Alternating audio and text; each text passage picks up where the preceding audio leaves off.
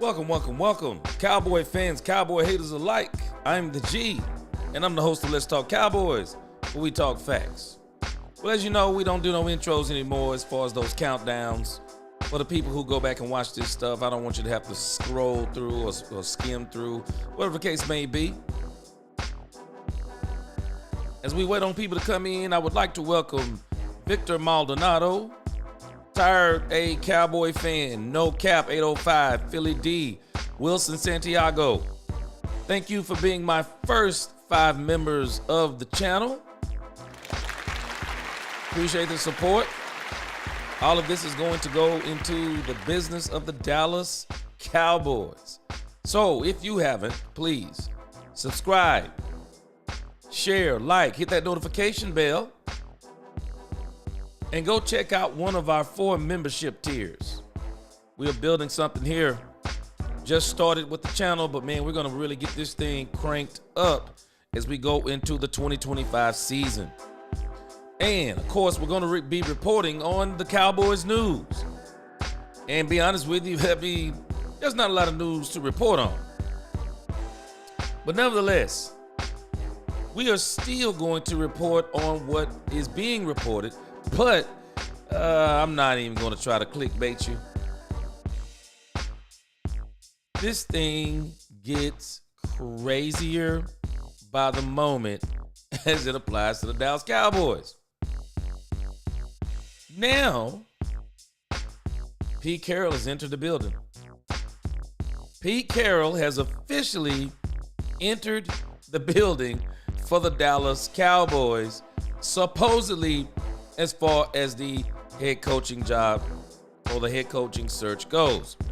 And again, I am going to give you my perspective on what's going on with this coaching search. Because at the end of the day, what everyone is doing is speculation. Even the people who are supposedly in the know, they're speculating. I keep telling folks, they don't believe me. Jerry has a plan. Problem is, number 1, we don't like the execution of the plan. And number 2, we don't like the plan. So let's get started. What's going on, Lord Nova? Victor Maldonado, appreciate you.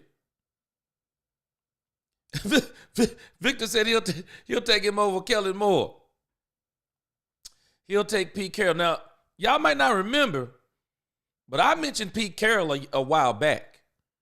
I had mentioned Pete Carroll a while back because Pete Carroll, the reason why I mentioned Pete Carroll is that Pete Carroll said he wanted to come back into coaching.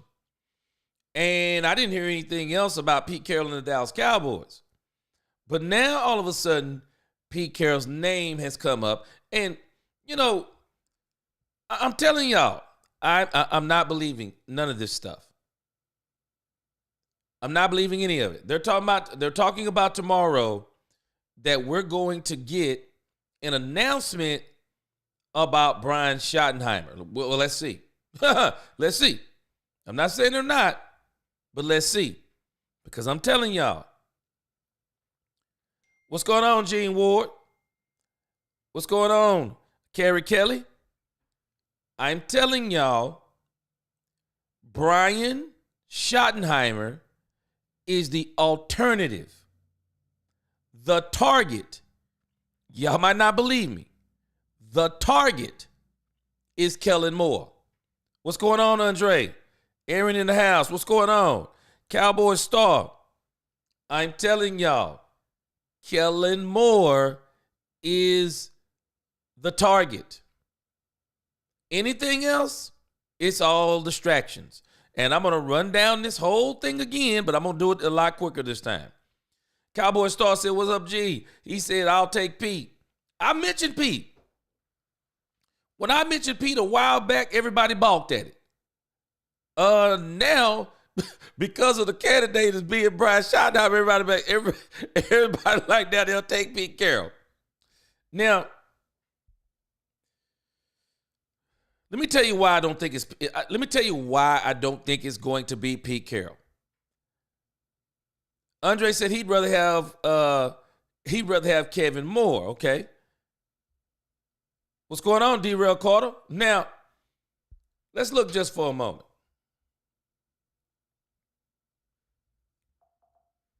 This whole thing with Pete Carroll, it's just smoke and mirrors. Now, the thing with Pete Carroll, what it does say, though, in the smoke and the mirrors thing, well, if Pete Carroll has entered the building, then how can they be serious about this thing with Brian Schottenheimer announcing he got the job tomorrow? I'm not quite buying the fact that they're going to announce that that Brian Schottenheimer has the job tomorrow, even though that's what some are saying, while at the same time saying Pete Carroll. Now, I want you to watch the headline about Pete Carroll from one Mike Fisher on Athlon Sports. I want you to watch the headline. There's something wrong. Now, the headline is sensational. Cowboys visit with Pete Carroll as coach assembles new staff. Now, there's something wrong in the headline. There's something wrong, y'all, in the headline. Gene Ward, Andre Mosley, what's going on? Timothy James.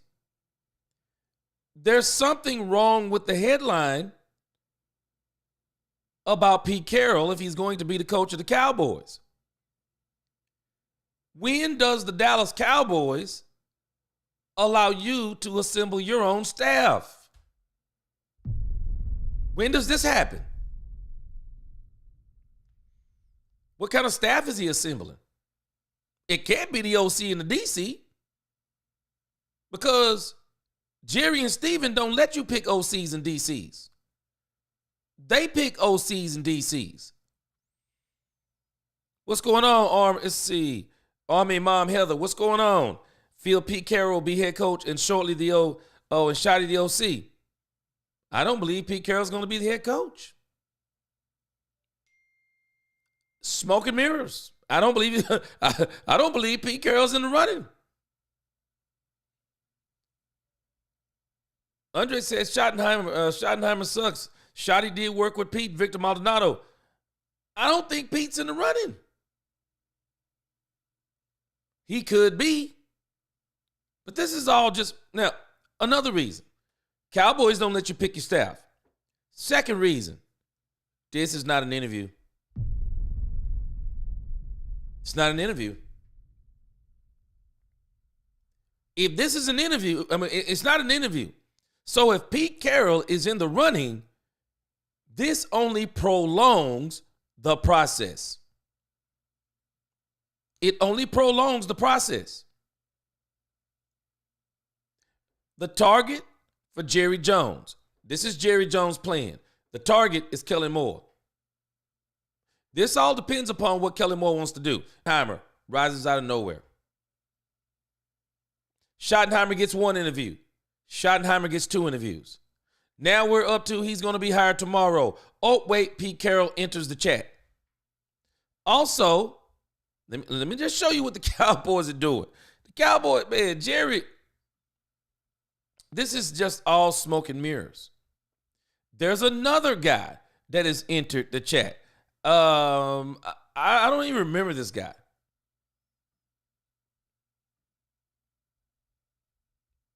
Now he's entered the chat. Let's see if we can pull him up.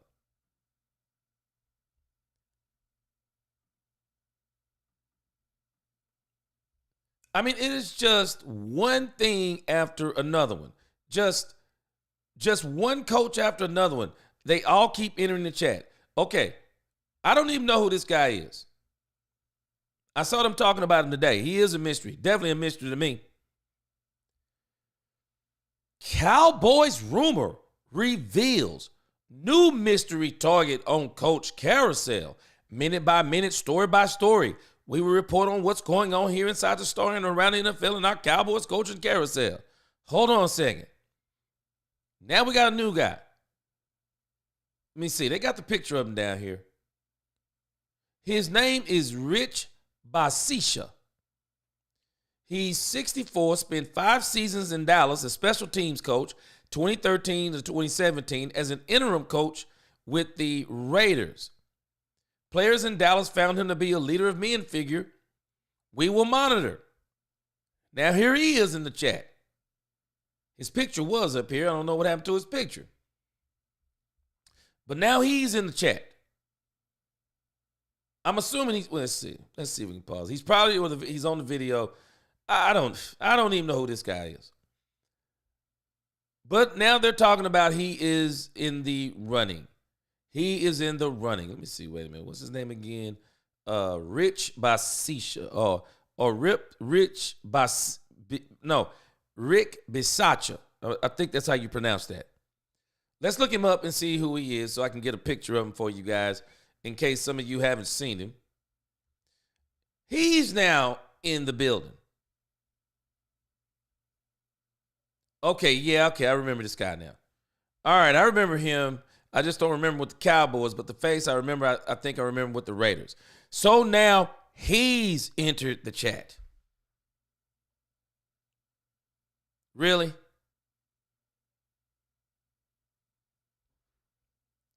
These guys are not a part of the discussion. All right, can everybody see me? Somebody said I'm cutting in and out. It's looking pretty clear on my end as far as the bandwidth goes. All right, let me close some of my tabs here.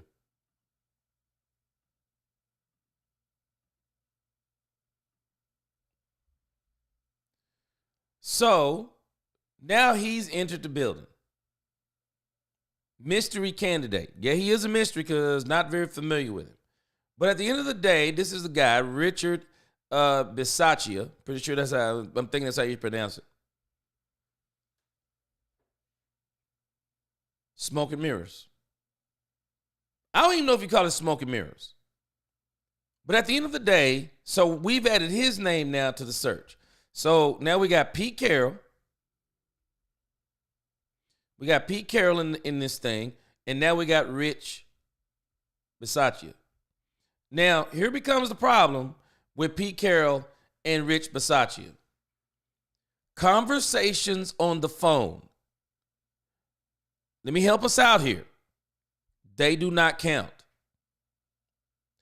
I understand why the media is reporting this stuff because Jerry has shut his mouth. And because Jerry has shut his mouth, nobody knows what he's doing. So all we're watching is speculation. And so now it's leaking. Who's doing the leaking? Who's doing the leaking? What's going on, Niecy? In the crib? Again, Jackie Smith. Cowboys store. Wait, let me read. Let me read what Jackie wrote. Hold on. Raymond Martin, what's going on? Troy Dudley in the crib. Hold on. Let me see what Jackie just said here. She got me already laughing. I didn't even see fully what she said. Aaron Deasy, what's going on? DJ Boss Wayne. Ron in the crib, what's going on with you? Let me go backwards on some of these comments.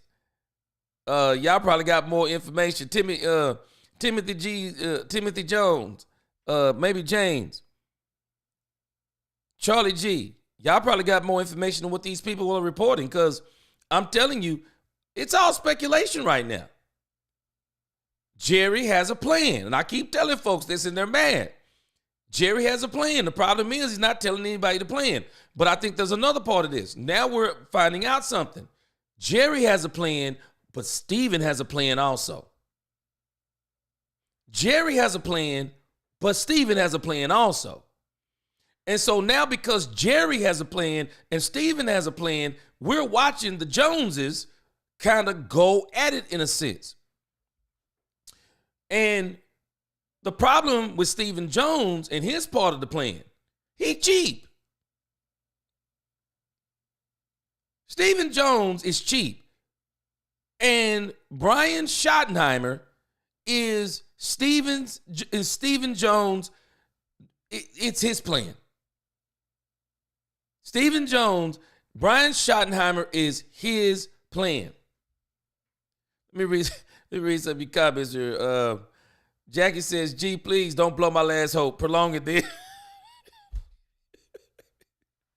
Yeah, because I can tell you, it seems like to me that's what they're going to do. I'm just not sure they're going to be as bold enough tomorrow to announce Brian Schottenheimer. I mean, they could. I'll be shocked if they announce Brian Schottenheimer tomorrow. I will. What's the rush? What's the rush? Unless you know he's your guy. But I'm telling you, there is something here about Kellen Moore. I'm wondering, what is Kellen Moore asking for?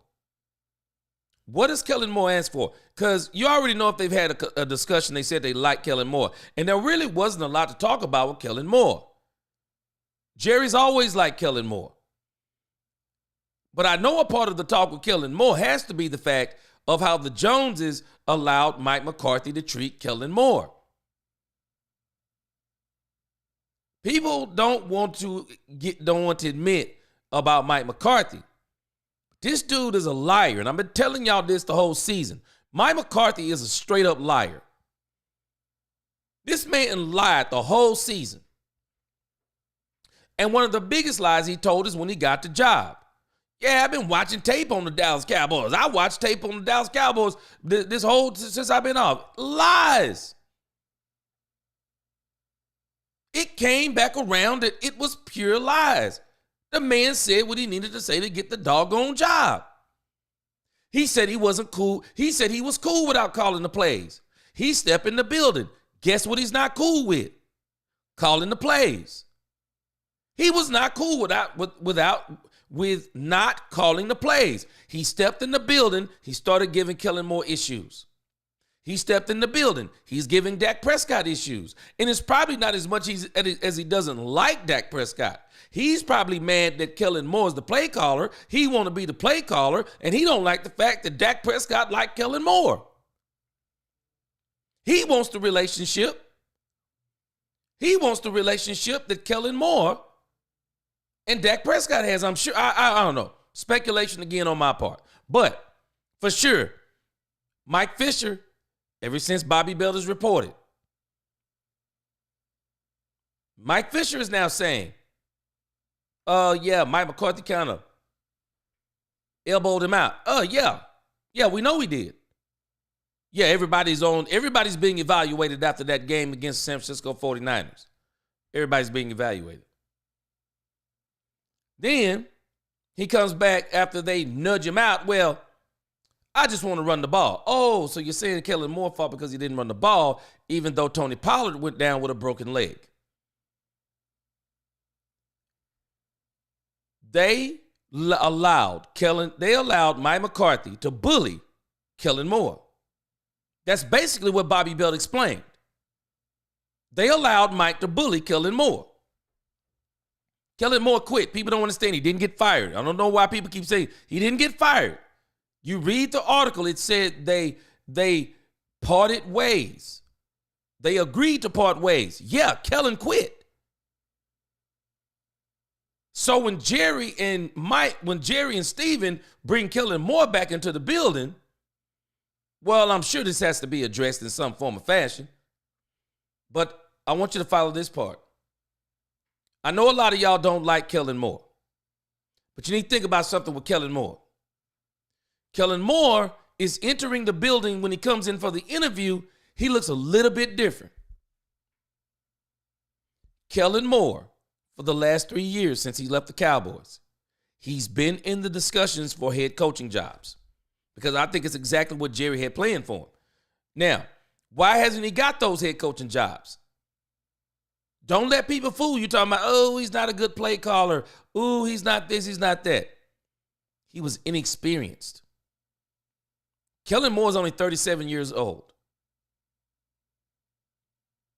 It would have been, I'm sure most people didn't want to bring him in at 34. But now he's entering that age of young guru coach we already got 13 teams that got these young coaches.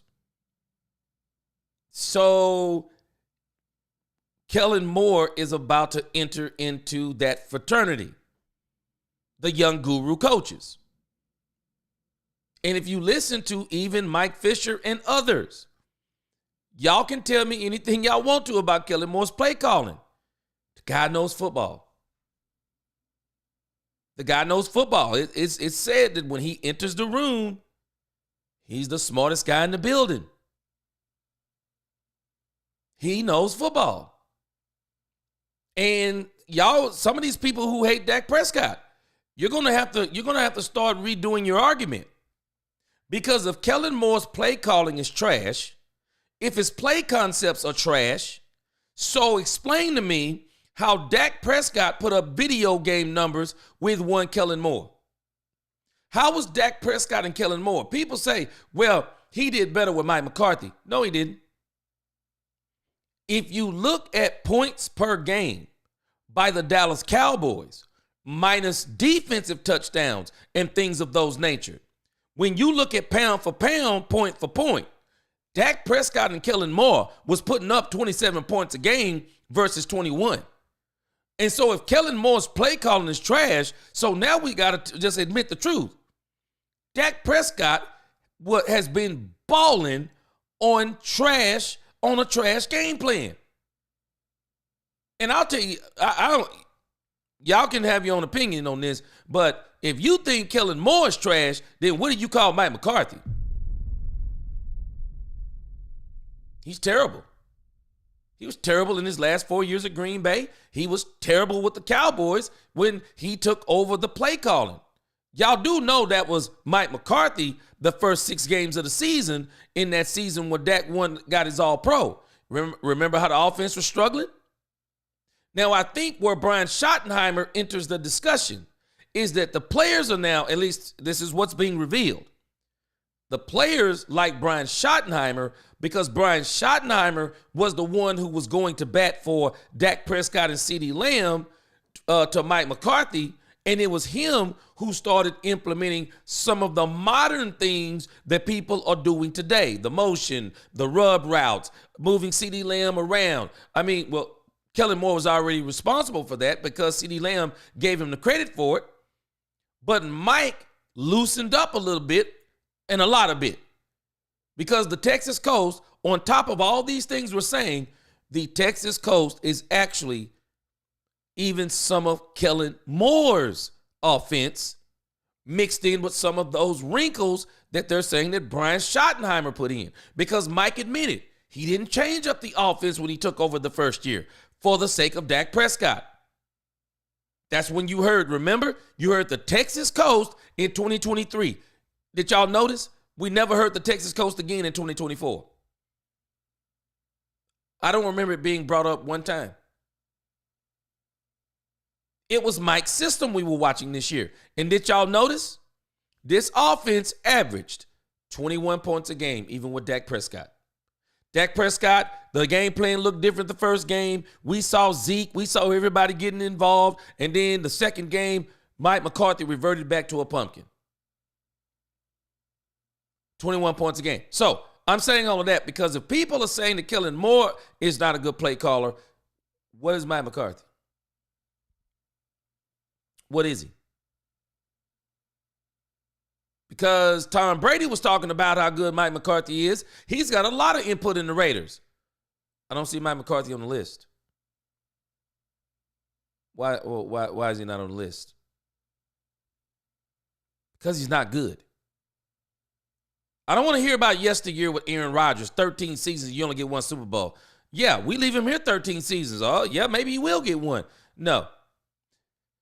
Stephen Jones and Jerry Jones, but I think Stephen Jones in particular was out on Mike McCarthy after the Green Bay loss because he took over the play calling. And as for much as people say Dak Prescott looked better under him, I've already shown this. Now, 2021, Dak Prescott balled pretty much the same with one less game.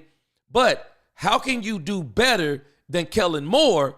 When Kellen Moore left in 22, we hating on Kellen Moore. Kellen Moore got 12 games with Cooper Rush, Dak Prescott. Dak Prescott, broken thumb, went to Tampa Bay, sent Tom Brady to the pasture, went to San Francisco. Tony Pollard broke his leg, 12-19 game.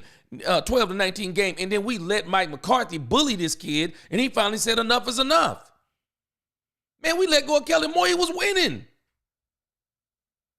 You can tell me his play calling was trash all you want to. Whatever that trash was, Dak Prescott liked it. So Kellen Moore out the door. Mike McCarthy out the door. I'm not mad. Glad he out the door. Cowboys need to change. Problem is, to me, Brian Schottenheimer may be more of the same. Because I think that's one of the reasons why Brian Schottenheimer is in such discussions with the Cowboys. Because he's the alternative. Why? Kellen Moore's the target. And it makes me wonder in the conversation with Kellen Moore, okay, everything went great. Everybody kind of kissed and made up. But let me tell y'all something about these discussions. The real discussion is not with the coach. We're talking X's and O's with the coaches. Yeah, we're talking X's and O's. Okay, Kellen, what would you do if you came back? Okay, what do you think about the team now? All the blase. This is the same old stuff you're getting from all the other coaches. Interviewing coaches, and the Cowboys are missing out on a great experience. You're not interviewing coaches just so you can hire them. You interview coaches so you can see what is the consensus about your team. What is everybody saying about your team? You want to hear this stuff. It's good feedback. You take notes on this stuff. And then you can kind of go back and critique what other people said about you. Compare what other people are saying about you. Ask other coaches, okay, I got a new question because they're saying this about us. So let me ask this coach right here. We were thinking about this. And really, you're prefacing this on what someone else said. Missing out on a great experience. But the real discussion is, You think Kellen Moore's talking to the Joneses about money? If you're smart, you don't talk about the money. You exit the door and say either my agent will talk to you now or my agent will contact you. That's the real discussion. So my question is, in the real discussion, what is Kellen Moore wanting? What is he wanting? Because I can tell you this, they're going to probably be able to get Brian Schottenheimer on a $4 to $5 million deal. Maybe even 3. He fits everything Steven likes. Cheap, cheap, cheap. This is why Brian Schottenheimer is really in this discussion. I got 3 C's. I got a video I did today, but I'm going to give you the 3 C's. I'll release the video later on tonight. Stephen Jones. There may be a part of Stephen Jones that likes what Brian Schottenheimer is talking about. And if you listen to Brian Schottenheimer, and if you go back, I've already showed this. I was doing it before anybody. I showed people Brian Schottenheimer's history because no one else had even looked at what this guy was about.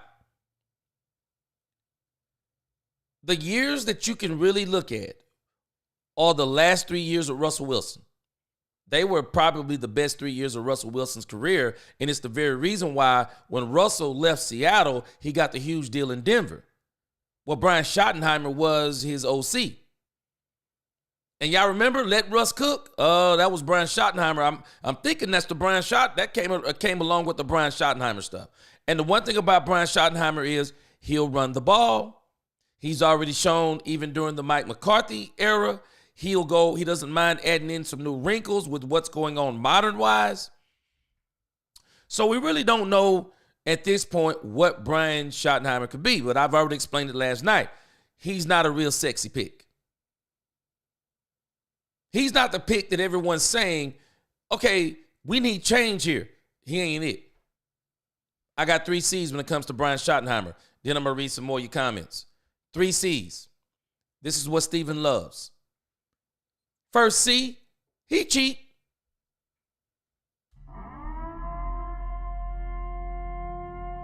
He cheap. Bottom line, Stephen Jones, this man is not concerned about winning. Let me say it like this. It's not that he's not concerned about winning because they all want to win, but they want to do it their way and they want to do it. And Stephen, the way he wants to do it is cheap. When Jerry Jones in 94 brought in Deion Sanders, it was Stephen Jones who pushed Jerry Jones up against the door. Stephen Jones did not want Deion here. The money.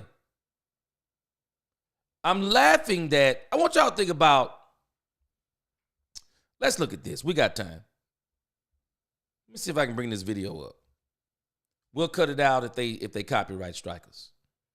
But I want you to see something that was said in that story that is absolutely insane.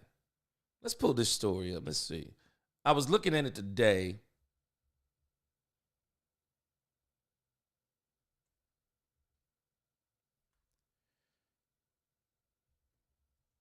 Stephen did not want Deion Sanders.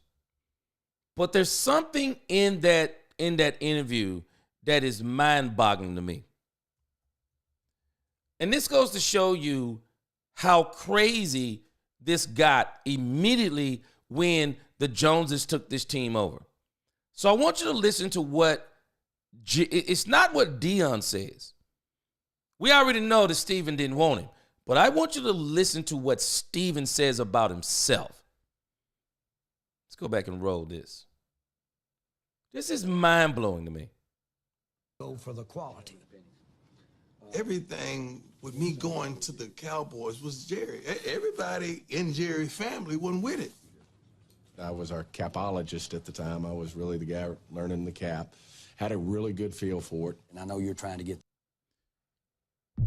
Wait a minute. Stop the press.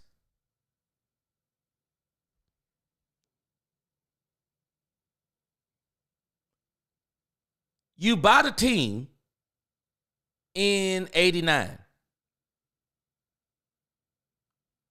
It's about 94. Stephen Jones is the capologist? What? Stephen Jones is the capologist. You see the problem? You see the problem? I'm not going to despise someone because of their youth, as the Bible says. I got a strange feeling. Stephen Jones was calling himself a capologist. And he's terrible at the cap even today.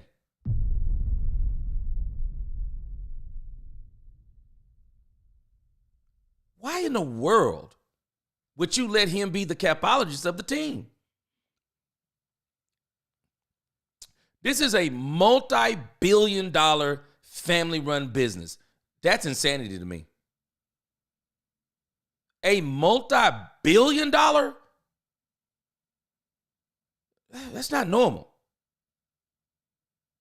I'm not saying you don't have your family around you, but there are certain things that you bring into your company and you say, nah, family ain't doing this. Your taxes. Oh, no, family, you're not doing this unless you are one of the top tax people in the state or the United States. You're not going to learn how to do taxes of a multi-million-dollar, which goes on to be a multi-billion-dollar business. You're not doing that for me. You're not doing my taxes. Number two, you're not running my cap. I need to get somebody who can really run my cap. Just like they got Jimmy because he could really coach. And Jimmy helped them with the GM stuff along with some other people. This is insane to me. Stephen Jones is the capologist? Stephen Jones, let me tell y'all something. Y'all think y'all hate Jerry? Stephen is way worse than Jerry. Stephen is going to put this team in a headlock you've never seen before in your life. All you folk who were talking about the Cowboys shouldn't have paid Dak, the Cowboys shouldn't have paid CeeDee Lamb, you better be careful what you ask for because Stephen Jones is going to put this franchise in a headlock when he takes this team over. This joker is stingy. He is stingy. And you think about Brian Schottenheimer fits the 3 C's. Let me give you the second C. The first C, he cheap. Shotty cheap. Shotty can't command any money. How can he? Do y'all know we're the only team in the league checking for Brian? We're the only team in the league checking for Brian Schottenheimer. All 31 teams are scratching their head like, Schottenheimer? How's he entered the chat? Schottenheimer's second interview? What? How is it? Are we missing something? No, I guess we're not missing something because no one's been checking for Shotty for a long time. Second C, controllable. He's controllable. Y'all don't forget the other part of the plan. The part of the plan that Mike McCarthy said, heck to the no to. There's another part of the plan that Mike McCarthy said, miss me with this junk. They told Mike McCarthy, yes, you can come back on these conditions. Who knows what the other ones are, but two of them we know what they are. Shorter years. What were they? There's no way I believe Mike McCarthy books. I don't believe he walks away from a 4-year deal. Don't believe it. 3-year deal, maybe? 3 years disguised as 2. 2-year extension, you do well, and then we'll give you another option, 3rd-year option. He didn't want to do the short years, but did number 2. The next thing is Jason Witten. I don't know why nobody's not talking about this. I don't know why anybody's not talking about this.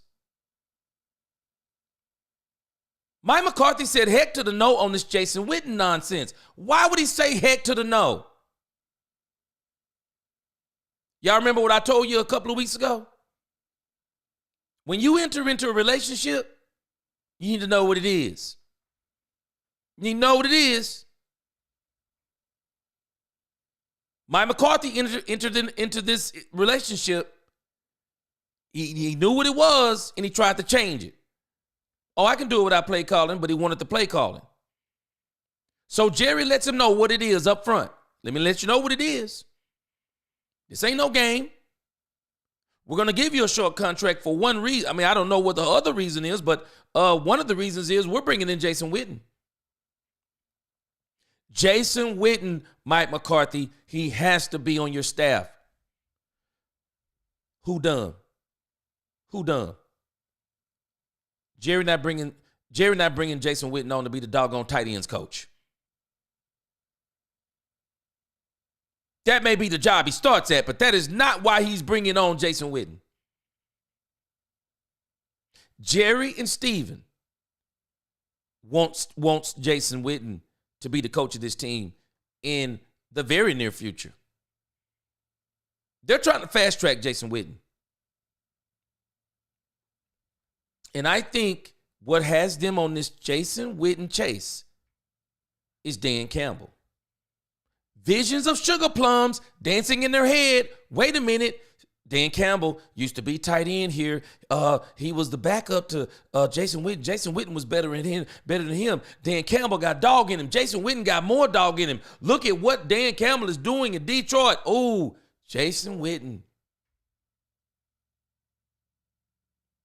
Dez Bryant tweets on X, tired of all the nepotism. Who could he be talking about? Okay, not talking about CD. He's not talking about Dak. In a joke, he could be talking about Micah Parsons, who calls himself Jerry Jones's nephew. But what's the nepotism he's talking about? Could it be the same complaint that Terrell Owens had when Tony Romo and Jason Witten was here? Because Tony Romo, T.O. said that when he was here, Jason Witten and Tony Romo were doing their own thing. Jerry loved him some Tony Romo. Jerry loved him some Jason Witten. That's the nepotism. Okay, bring him in. Bring in Jason Witten. Dez is like, well, I'm tired of this stuff. When are we going to finally bring in some new blood? Not happening this year, it look like. Brian Schotty, been with this team now, 2-3 years? He's kind of worked his way in, got some comfortability with the team, comfortability with the Joneses. He cheap, he controllable. What's Shotty going to tell you if you make him the coach? He going to tell you things about the change around here? Schottenheimer ain't telling you none of that. Shotty going to be the head coach as in the offensive coordinator, because that's really how Jerry runs these teams. He has a defensive coordinator and a OC / head coach. In reality, who is really just an OC for the most part. Because it's Jerry who's getting the game plans, like he's the head coach. It's Jerry who goes to the locker rooms immediately after the games. He wants to give some kind of, what is he talking about after the games? I think it's downright creepy that he does it. Comes out of the locker room, then he's giving the press conference. Outside the locker room, what other owner or even GM does this stuff? Schottenheimer's controllable. And then the third C for Brian Schottenheimer, comfortability. What do I mean by comfortability? Schottenheimer's not going to change anything that's been happening. Yeah, he may change a couple of things that Mike McCarthy's done, but for the most part, you don't have to worry about him coming in, making humongous changes or any of those things. You don't have to worry about it.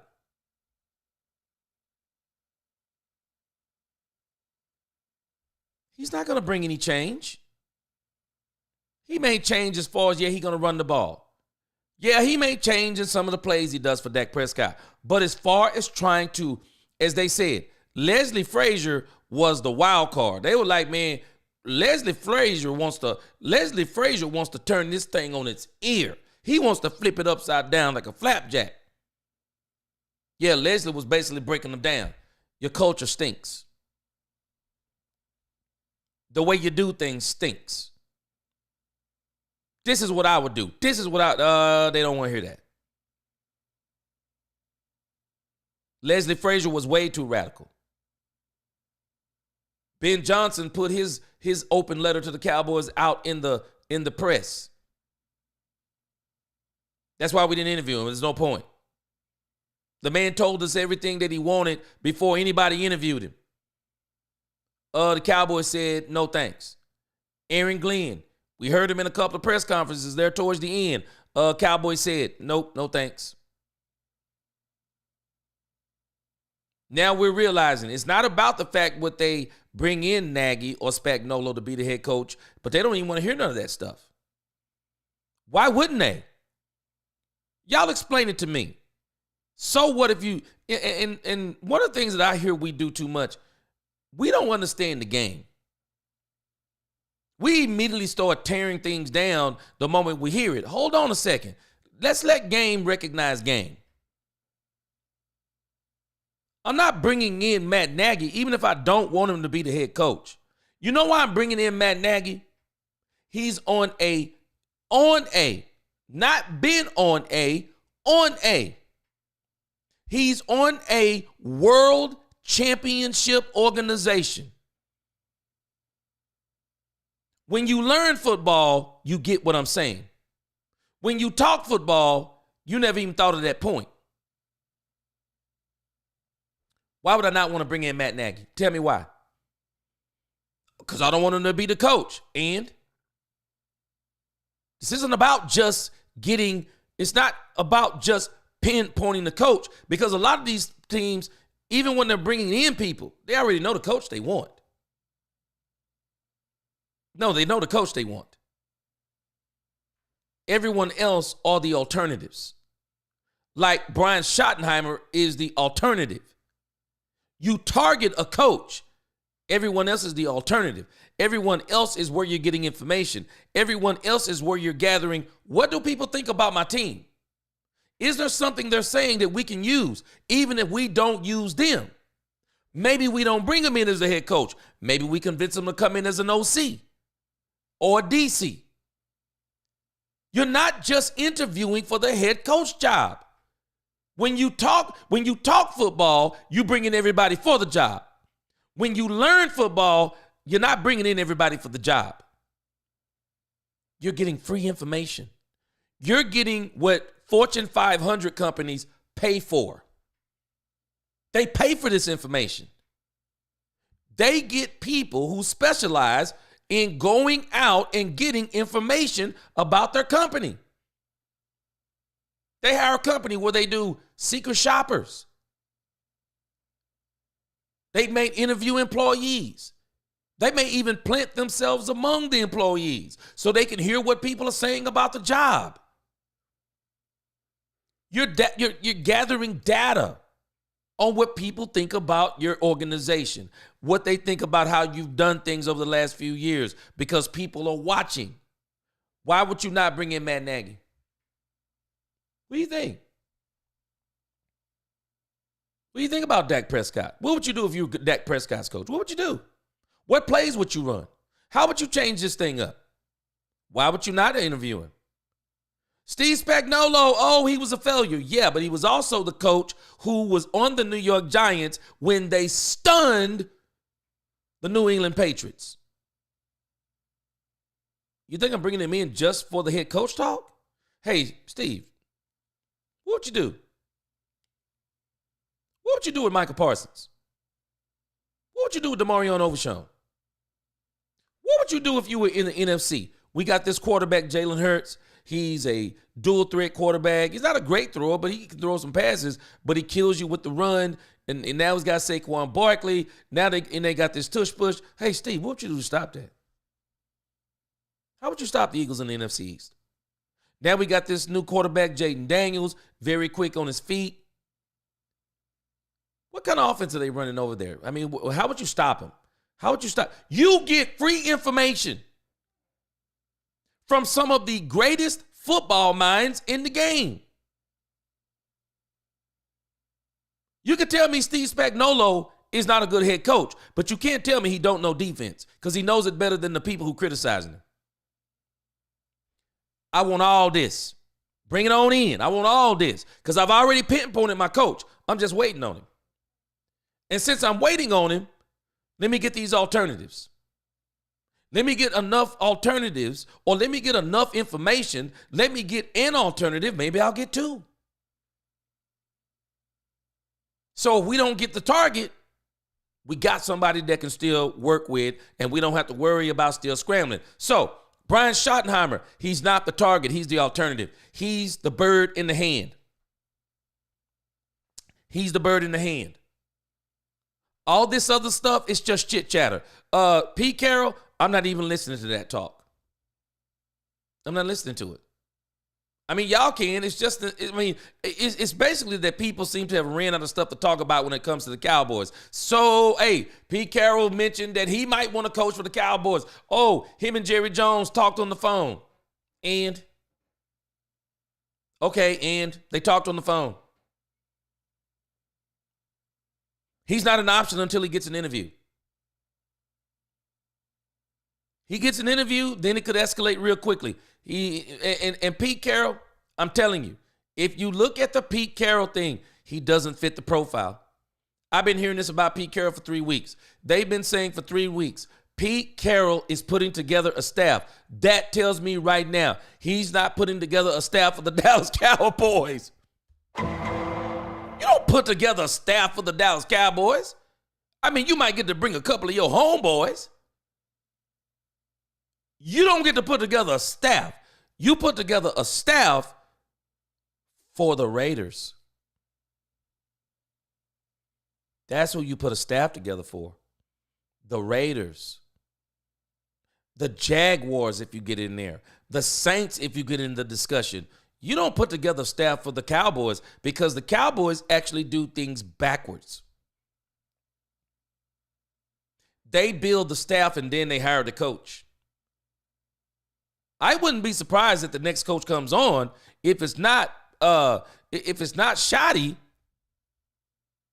Now the conversation may be, hey, we want you to be the coach. Would you mind taking on Shoddy and Jason Witten? Yeah, Shoddy gonna be your OC. Jason Witten gonna be your tight end. He's going to be your tight end coach. This is the Dallas Cowboys. You don't have to be a genius to know this stuff. I mean, we've been watching this stuff for years. This is the Dallas Cowboys. You don't pick your staff.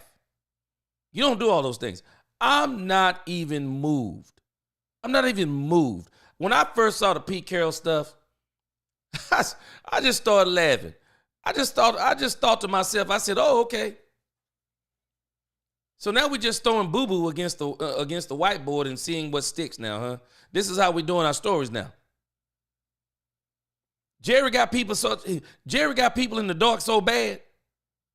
I mean, they're just throwing anything out there. Jerry meet up with somebody for coffee. Somebody says, hey, man, they're a candidate for the coach. Stop this stuff. Jay Recruiter, people were hating on Kellen Moore, now begging for him. I'm telling you, I'm laughing at the fact people hating on him as if the teams are winning in spite of him. I just can't get down with that kind of stuff. You got somebody who's a part of a team, but you're saying that the part they play ain't good. The part that they're playing, that they're not even doing anything good, that everybody around them is doing it good except for them. He's a doggone play caller. I don't have to know what Kellen Moore's system is called. All I can tell you is Dak Prescott ate in it. He had 37 touchdowns one season, 36 touchdowns another season. 37 touchdowns. I'm sorry, 37 touchdowns. That was one more than what Mike McCarthy got with him with one less game. That's all I can tell you. All I can tell you is top 5 with Kellen Moore. Every statistical category almost. Top 5. That's all I can tell you. But you're going to tell me he ain't no good. Okay, you can tell me what you want to, but you're not really giving me the proof. I mean, you can give me all the breakdowns you want to, but you're going to have to explain then how is he winning these games? So you're telling me it's all Dak Prescott? When Dak Prescott and CD Lamb both said Kellen Moore taught them game. Game. CD said he taught him how to play game. 2, the 3, and the 4. Game. Kellen Moore taught him that. Dak Prescott said it. Kellen Moore taught him game. Man, we just got to stop trying to knock people so hard sometimes, because if we that good, we need to be the coaches. Now, I can tell you a few things about football, but I can tell you this, I don't know more than Kellen Moore. That's why I was saying early in the year, it's a shame at how bad Mike McCarthy is in situational football, because I know Mike McCarthy is better than me at football. I know he is. Mike McCarthy sit down and talk to you, I bet he'll blow your mind talking football. He can't coach it. He can't coach it well, though. Charlie G, I think Dallas already have head coach now putting their staff together. Charlie G, I think they've already decided who the coach is. I think the question is, though, Kellen Moore. Is Kellen Moore? Because if it's not Kellen Moore, because I think the target is Kellen Moore. But I'm not sure Kellen Moore wants the job. So if Kellen Moore doesn't want the job, I think it's probably Brian Schottenheimer. Tomorrow and the rest of the weekend will tell us everything we need to know. And I don't base this on Brian Schottenheimer and what they're doing with him, because he fits the 3 C's. He's cheap, controllable, comfortable. There'll be no change under him. They can do whatever they want to do with the staff with him. What is he going to tell anybody? Who is his staff? He ain't going to bring in no staff. He ain't going to he might have 1 or 2 people, but who does he have? He's cheap. And that's why Stephen Jones is pitching him so hard. He's cheap. He really is. He's cheap. I'm telling you. Pete Carroll don't fit the profile. You know why he don't fit the profile? They're not bringing Pete Carroll in here for breadcrumbs. They're not bringing Pete Carroll in here for no doggone breadcrumbs. This man, you want to talk about credentials? This man's a Super Bowl winning coach. This man was killing college. This man was doing NIL. This dude was doing NIL stuff before this NIL stuff was even legal. Pete Carroll been doing this stuff. Pete Carroll has had some great teams in college. Had a great team in Seattle. He knows what winning looked like. He's more of a heavy hitter than Mike McCarthy. And the thing I like about Pete Carroll, I like the coaches who coach rather than being an OC or DC. I like the coaches that coach. But he don't fit the profile. Everything they're saying about him, he don't fit the profile. He doesn't. Kellen said, y'all chose Mike over me. I made it to the NFC Championship. I won at least $10 million. I agree. Nisi, I 100% agree. See, I said this the other day. You mess around and cheat on somebody in a relationship, and they said they're going about their business. And you begging and you begging and you begging and you begging. Okay, you keep on begging. Because when they get back in that house, you better believe, unless their minds have been changed by the Lord, they're going to run you through the ringer. Now you're going to be bending over backwards to please them. Y'all do know Kellen Moore got options, right? I'm laughing. People acting like Kellen Moore is trash. Okay, you can tell me he's trash all you want to. This man got options. This man is about to go to the Super Bowl. I don't think the Commanders beat him. This man is about to go to the Super Bowl. And the further he gets, the more the price goes up. The more the price goes up. I think this is about Kellen Moore either wanting the job or not. So if he doesn't want the job, it's going to be Brian Schottenheimer. At least that's what I think, because I'm not believing Pete Carroll, and I'm definitely not believing the whole Versace guy. I'm not believing that. I'm not believing that for a second. Yeah, Ron, they're going to have a hard time, but I think hell going to freeze over in 2026. It's all true, G. But more importantly, this is a bad. Appreciate you, my brother. Yes, sir. Appreciate you. Yeah, appreciate you on that jacket. My Midnight Cowboy said, you breaking in and out, G. I don't know what's going on. This was about how many minutes ago? Y'all let me know if I'm still breaking in and out. Ron says, when Jerry changes his ways and tells the truth. Yep. Let me go back. I think I was about to read. Yeah. I'm telling you, I think Kellen Moore popped him between the eyes when they brought him in. I think Kellen Moore popped him between the eyes. I think his agent did. I think they thought Kellen Moore was going to lay down, but Kellen Moore said, nope. This is what I want if I come in. Kellen Moore is the target. Brian Schottenheimer is the alternative. And everything about Brian Schottenheimer is showing he's the alternative. Oh yeah, Willie T, 1%, but I'm still not there. 1% ain't good enough for me. And it wasn't, and I'm telling you, it wasn't good enough for the Joneses, because that joker wound up, the one thing he didn't do was win a playoff game. He got the play call and he didn't win the playoff game. I'll take that playoff over that 1%. But I get what you're saying, but I'll take that over that 1%. More not good situational play calling. Well, what do you call Mike McCarthy? He's terrible. Mike McCarthy was absolutely terrible. Now, the thing about Schottenheimer, he could be a wild card. One thing I'll tell you about Schotty, he'll run the ball. Kellen comes back here, he might revert back. Stay in Philly and go somewhere else so the Joneses won't sun you, because it's going to be a constant battle. Not to mention there could be an issue. Now, Jalen Hurts is kind of forcing the hand of Kellen Moore. I told y'all, Jalen Hurts can throw 3 or 4 passes a game that'll make your head spin. That's 3 or 4 throws. Or he might have one game out of every 5 to where he comes in and do what he did in the Super Bowl. He's due for one. Kellen Moore can't resist, I believe, if he gets with Dak Prescott. I don't know if he'd be able to resist, because Kellen Moore, if anybody knows, Dak Prescott can throw it all over the park.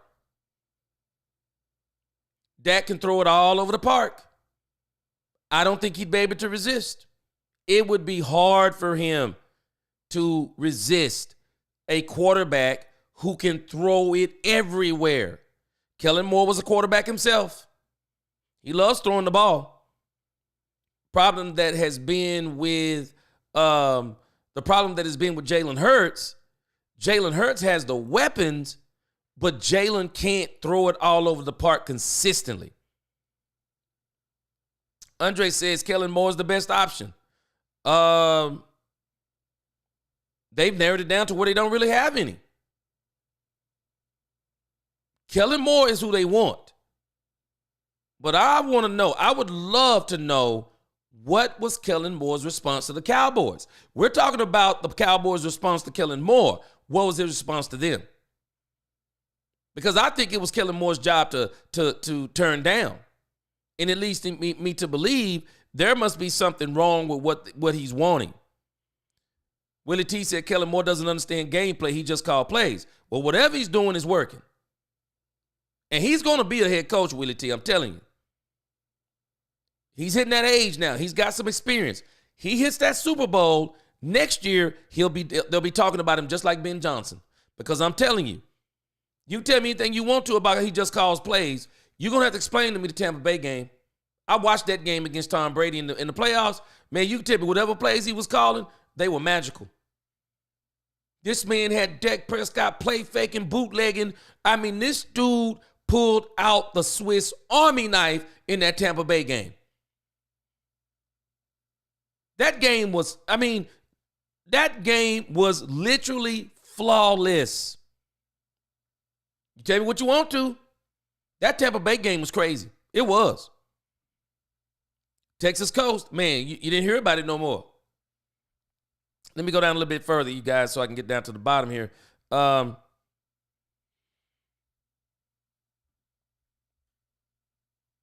Nisi said they don't want to hear what they already know. I guess sometimes the truth hurts because they could get a lot of good information. That's why all these teams, man, that's why these teams put these people on to interview. They're not interviewing all these coaches because they know they're going to hire them.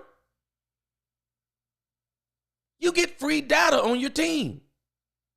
You get some of the best coaching minds in the game. And they get to tell you about yourself. And if you listen, you can grow. You can learn. Reginald Trudeau, what's going on? The fans are Jerry Jones and Stephen Fools because they complain and rent, but in the end, they buy the tickets and fill up their stadium. Reginald, it was funny. I was talking about this during the season because something strange happened after the Washington game. Everybody was done with the Cowboys, fired Jerry Jones, boycott all this old crazy stuff. But the Cowboys, man, we beat the Washington Commanders. Boy, they burnt them signs. Everybody all of a sudden started buying the tickets and everything again. And it was like, oh, we on the playoff run with Cooper Rush. No, we were not. But people went crazy. Army Mom Heather said the Joneses act like they're about to sell the team. Bizarre way to run the team. It's what they've always been doing. It's crazy work, but this is what they've been doing. Tony Simmons, what's going on? He said, Gerald Cowboys, the Alzheimer's Cowboys, 3 senile amigos. Man, I'm telling you, it is what it, we're going to have to make a decision on whether we're riding on them. So I'm riding with the boys, but what they're doing right now. But what gives me the hope is, despite all of this, we got some players. And we know we can still win some games. We're still going to win games. Problem is, can you put together a team that can win the big games? And that's what we're not doing. Wilson says if Jerry does get Pete and get Pete to make Brian the OC, Pete wouldn't go for that. I highly doubt he would work with Brian again. Oh, yeah, that's right. Nah, he wouldn't work with him. You just gave me something else with Santiago. You're right. That's why I say Pete Carroll doesn't fit the profile. The Pete Carroll talk to me is null. It's null and nil. he doesn't fit the profile. He's putting together a staff. He's not going to be a yes man. He ran Brian out of town. Why would he want to work with him again? No way. No way. You're right. No way. I don't think he'd want to work with him again. You're absolutely right. Troy Dudley said, wonder if all these coaches being interviewed keep telling Jones is the same thing. Oh, yeah, I wonder too, Troy. I wonder what they're telling them. I would love to know what Kellen told them. Because I'm telling y'all, this all turned on Kellen Moore. It was like they were ready to stop everything with Kellen Moore. Now we hear Kellen Moore got a second interview. See, Jerry and Steven keep losing these negotiations. See, they try to create these scenarios to where they can like bully somebody. But like I've been explaining to people the whole season, you don't come to the negotiating table without something to negotiate. Hey, Kellen, we want you. Kellen's agent says, okay, we want $10 million, like Niecy said. Oh, okay. Hold on a second. We got options. Kellen Moore's agent's like, okay, what's the options? All of a sudden, 105.3, the fan Sharif is reporting Brian Schottenheimer. That's strange because none of the insiders have heard about Brian Schottenheimer. Even they're taken aback. Oh, wait a minute. Not only does he report it, Vegas has Brian Schottenheimer as the favorite. Really? Y'all do know that when Vegas do these things, they get inside information. You think Sharif was the inside information? Because I don't. I don't think he's the inside information. Where'd they get it? Where did they get the inside information? The Joneses do this stuff all the time. If any of y'all, if y'all live up here in DFW, we know this all too well. Jerry does this same bull junk in DFW. Whenever one of these players' contracts come up, man, you start hearing all kinds of stuff on the radio about these players. You start hearing all kinds of stuff. You start hearing all kinds of stuff about options and players and problems. Oh, they want you. They just want the price to come down. Kellen Moore? Oh, okay. All right, that's what you want me to do? Okay, yeah. Watch me work. I'm just going to keep winning. Oh, by the way, the Saints have me now for a second interview. Didn't even know he did the first one.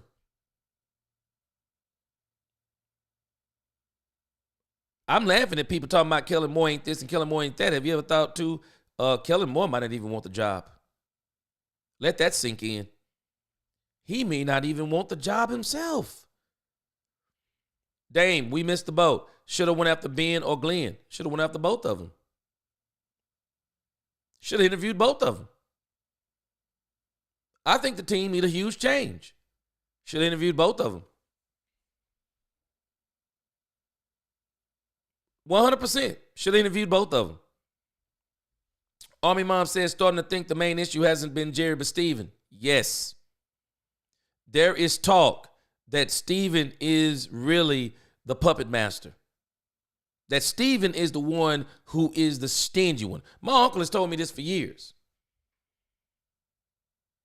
And some of the players will tell you, Steven is the one you don't want to fool with.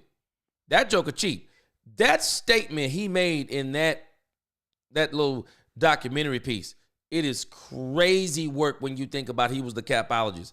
And the way Jerry did the contract was genius. I remember when they did that contract and everybody was talking about it because it was so large and it was more than some of the other players were getting. But everyone needs to understand, everybody knew who Deion was. Number two, everybody knows what happened in 94. The Cowboys didn't three-peat. The Cowboys and Jerry Jones wanted that third Super Bowl. Bringing in Deion Sanders helped solidify that third Super Bowl. And that's how we got the third Super Bowl against Pittsburgh when we just had Barry Switzer standing on the sideline chewing gum. So, Stephen Jones, though, everyone knew what Deion was. And he didn't want Deion Sanders? That's crazy work. Lee says at this point, Jerry is mostly just the face of the ownership. I'm starting to think so too.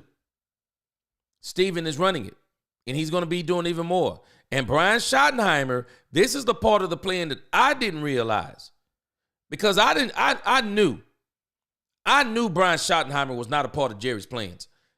There is no way Brian Schottenheimer was a part of Jerry's plan. It's Kellen Moore. Now, let me add another wrinkle.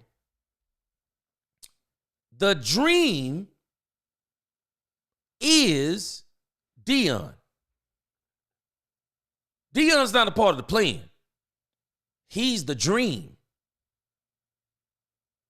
Jerry knew he wasn't getting Deion. That's why he hadn't been pursuing that either. Jerry knows, no, I'm not getting Deion. Jerry and Steven would literally have a knockdown, drag-out fight. They would be moving furniture and knocking out windows.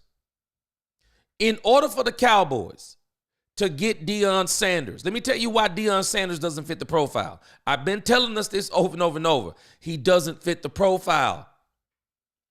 Deion Sanders would make this team change. Keep telling y'all, you can love him or hate him. This man ain't playing about losing. This man don't believe in losing. Deion does not believe in losing. The show with Deion Sanders is based on winning. This is why he's shaking down Colorado right now. Oh, no. The contract y'all got on the table for me, I said this weeks ago. I'm waiting on Deion to sign the big contract with Colorado. Joel Klatt has already made it clear. The contract is on the table. But Deion Sanders, listen to how he thinks. Okay, the money you have for me is fine. Now, what are you going to do for my staff and my players? I need more NIL money because I want to compete on the national level. I want Colorado to be a national powerhouse. That's what Deion is trying to achieve. And in order to do that, he's going to need more NIL money. Deion now has got to get the interior lines fixed on both sides. Because Deion, when they played the really good teams, they could not dominate on the interior line. They couldn't. I mean, he's getting sacked more than almost every quarterback in college football. The interior line was broken on both sides of the ball. And if you want them hogs in the middle, O-line and D-line, just like in the pros, man, you got to spend the money. The big programs are getting those guys. The Georgias, the Texas, the Ohio States, any of the big teams. They're trying to get them hogs in the middle. So in order for him to get them hogs in the middle, he's going to need that NIL money. Because, see, you spend that mostly on the skill positions. But Deion is saying, hey, man, I'm going to need something for them hogs now. I'm going to need something for them hogs. So Deion is trying to get his players paid. He's trying to get his staff paid because he wants to keep the top staff around, guys like Warren Sapp. I guarantee you, the reason why he wants more money for the staff, he wants to bring on more pro players to the staff. There was talk about Ocho Cinco, talk about T.O. He wants to bring on more pro staff around there. Deion is not a circus only. I don't call Deion a circus, though. I call Deion a show. This dude's not a circus. He's a show. You better believe when Deion comes to your team, he shows out. He gives great speeches. He says a lot of arrogant things. And then he puts his money where his mouth is. I come to win. And we're going to win. Deion will tell you in a minute. So, he don't fit the profile. He's the Jerry dream. Jerry is looking at Deion today like he looked at Deion back in 94. I need to win another Super Bowl. Let me call Deion. I need to win another Super Bowl. He called Deion. They're just having conversation. It's the dream. That's why I say Deion's not a part of the plan. He's the dream. He only becomes a part of the plan the moment he interviews. Nobody's a part of the plan, y'all, until they interview. Y'all do know that, right? They're not a part of the plan until they interview. Deion's the dream. He would require the Cowboys to change their entire philosophy. You have to buy him out of his contract. You have to make him one of the highest paid coaches. You have to get him a high-paid staff. And you got to get him a show-enough OC, a show-enough DC. He's going to want to play in free agency. He's going to want to play in the trades. He's going to want to do all of that. Why? Because that's the exact thing he's doing in Colorado. Why would he come here not to do it? Why would he leave a system to where he can get the players that he wants, get the coaches that he wants, get the money that he wants? Why does he leave that system to come to a system to where he can't get any of that? No, he's not coming here without changing, and Steven knows it. Steven didn't want that kind of change with Deion then, and he don't want that kind of change with Deion now. Man, you got to pay to play. Jerry's staff during those Super Bowl years, they were some of the highest paid highest paid staff in the NFL, and those players, a lot of them had really big time contracts for back in those days.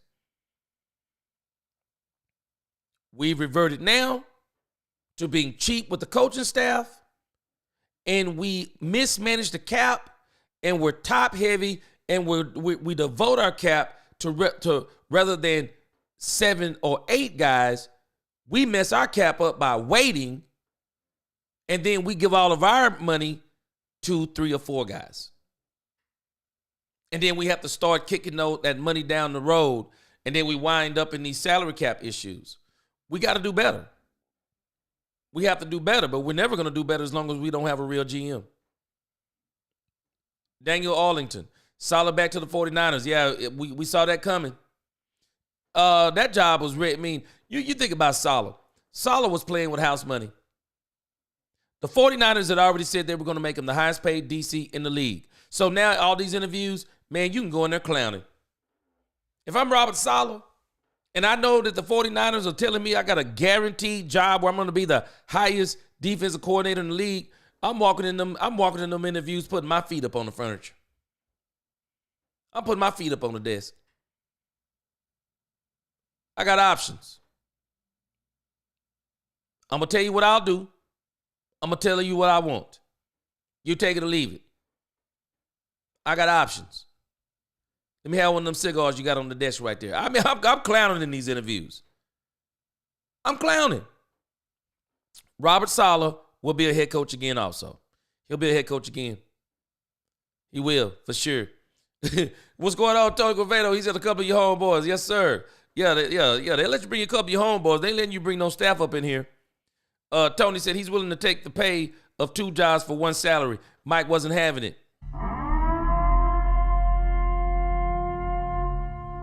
Now, Tony Simmons, you know Mike played himself, right? Mike played himself. See, Mike took that job with that pay as the head coach only. Mike McCarthy crazy to me. I'm not taking over the plays and you paying me to be the head coach. When I take over them plays, I want you to pay me like a head coach and an OC. Mike played himself. He took over the plays, and I guarantee you they were not going to offer him any more money and probably wanted to take the plays from him again. I was actually shocked they didn't do that during the season. And I was even more shocked that they didn't let Brian Schottenheimer call plays this season. I don't know about y'all. I was shocked. I was shocked they didn't say, hey, Mike, let Shotty call plays. But people give credit to Mike McCarthy. But what really turned the Cowboys around was Mike Zimmer.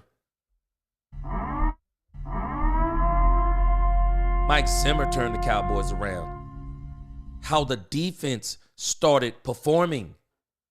How they were holding teams. I mean, they couldn't hold them all the way, but they were keeping the game so manageable. They were keeping them manageable. And Zimmer were the secondary was failing him early in the season. When they got healthy, secondary started making some crazy plays. You think about the Tampa Bay Buccaneers game. You think about all the turnovers they got in the Carolina Panthers game. What did they sack him, like, 6 times, something like that? I mean, Mike Zimmer's defense was responsible for that end-of-season renaissance. I think Zimmer is in the plans, too. He's quietly in the plans. Breaking news, yes, solid back to same. Oh, Andre said it's all about. I know. That's why, for me, I said this last night. Man, just everybody, Cowboy fans, let's not be anxious. I'm just watching the show now. I'm just listening for what new story are they going to cook up next. So tomorrow we're going to get to see if everything is true what they're saying, because they are saying it is imminent that Brian Schottenheimer gets signed tomorrow. We're going to see. It's going to be a big deal. It's not going to be a big deal. I mean, they've already warmed us up to it. So nobody can truly just be upset out of their minds if it happens. But you look at what they're saying over here in San Francisco. Hold on just a second. Let's look at that. Bet they're ecstatic. Let me see if they got it up yet. Okay, they haven't updated it as far as on this side about Saleh. But I'm sure if y'all are reporting it, it's probably being reported on the NFL.com. But I bet the 49ers are ecstatic about Saleh coming back.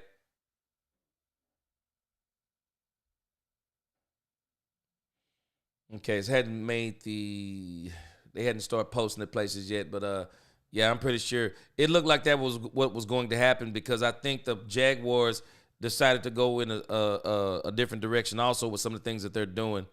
Yeah, you're talking about Brian Schottenheimer. I think this thing with Brian Schottenheimer happens simply because there's something with the Kellen Moore thing. And I think it'll come out later on, but I think this is something about the Kellen Moore thing. And then number 2, I still don't understand where Fish said Jerry and Dion, but there's nothing else. There's no evidence. For all intents and purposes, Dion, they're saying the AD is caved in. There's no interview scheduled for Deion Sanders. So Jerry and Dion thing, I'm telling you, that was not a part of the plan. That's the dream. You ever had somebody ask you, okay, man, what's your dream job? Why do you call it your dream job? Because in order for you to achieve it, what it would require, it's the dream for a reason. If it's attainable, it's not a dream. If it's attainable, you make a plan. If it's a dream, you just talk about it. You just talk about dreams. You just talk about dreams. Things that are attainable, you make plans to do it. I think what's the name was the plan, and they're not getting him. I think it was the plan. I think it was the plan. Czar, what's going on, bro? He said, I don't know why any team, the Cowboys, or anyone else was seriously. Wait. Hold on a second. I'm going to tell you one place, Czar Todd, because I agree with you, would seriously consider Pete Carroll. He's in his 70s. He's too old. Hold on. There is one place where Pete Carroll fits the profile for the Cowboys and possibly for the Raiders. He's a bridge coach. You're not bringing in Pete Carroll for 5 years. That's what you're bringing Pete Carroll in for. You're probably bringing in Pete Carroll for what? Maybe 3 tops? Would Pete Carroll not be perfect for Jason Witten? If you really want Jason Witten to be the coach, is he not perfect for the job? Pete Carroll is the one coach you don't have to worry about, hey, man, 5 years and then give me an extension in the next, after that. Nah, man, Pete Carroll probably 3 tops. You bring him in, he would easily mentor Jason Witten. Because I'm telling you, This is the part of the plan. Y'all, please stop ignoring this part. This is the part that ticked off Mike McCarthy. And I wonder if even Kellen Moore, being as young as he is, I'm just wondering, what is his thoughts on it? I'm wondering what his thoughts are. Now, everybody don't respond to this the same way. Because you can't tell me that if Witten, with no kind of experience other than high school, is being shoehorned onto your team, and it's starting to be a stipulation of the job that, regardless of what you say, Jason Witten is coming on. And I know someone said, well, why would somebody not want Jason Witten? Well, my question is, why would they? Y'all tell me. Why would they want Jason Witten? Okay, he was a dog as a player. Michael Jordan was a GOAT as a basketball player. He was terrible as an owner of a team. This doesn't guarantee you anything. Okay, Jason Witten was a dog of a player. Doesn't mean he's going to be a dog of a football coach. And how you going to be the dog of the team and you the tight ends coach? Hey, man, hold on a second. You the tight ends coach. Get over there and coach them tight ends. We don't need you trying to take the lead on the team and all of a sudden now you the leader. Oh, hold on. You new to this. But if somebody telling you you're going to be the heir apparent, you might walk in there with a different type of swag. Somebody says, why wouldn't they want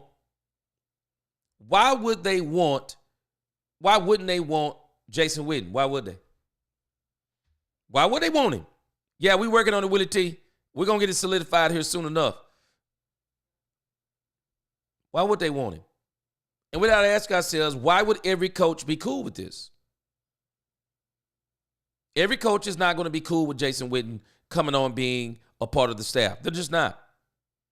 So Pete Carroll could actually fit the profile from that perspective.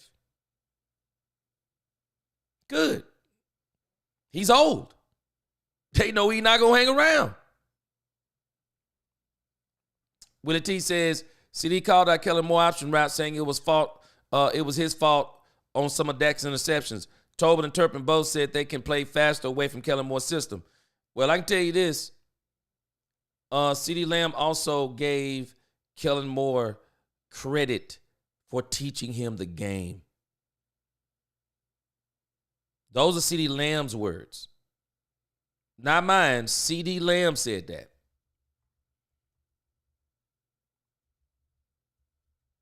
You know, two things can be true. You know, about the option routes and all those things. But CeeDee Lamb, I mean, he straight up said it. He said that Kellen Moore taught him the game, man. He did. He said he expanded his game. So did Dak Prescott. He expanded the game for him. Taught him the game.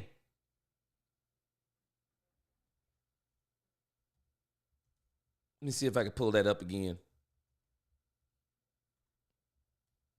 I'm telling you, man, Kellen Moore is smarter than people are saying.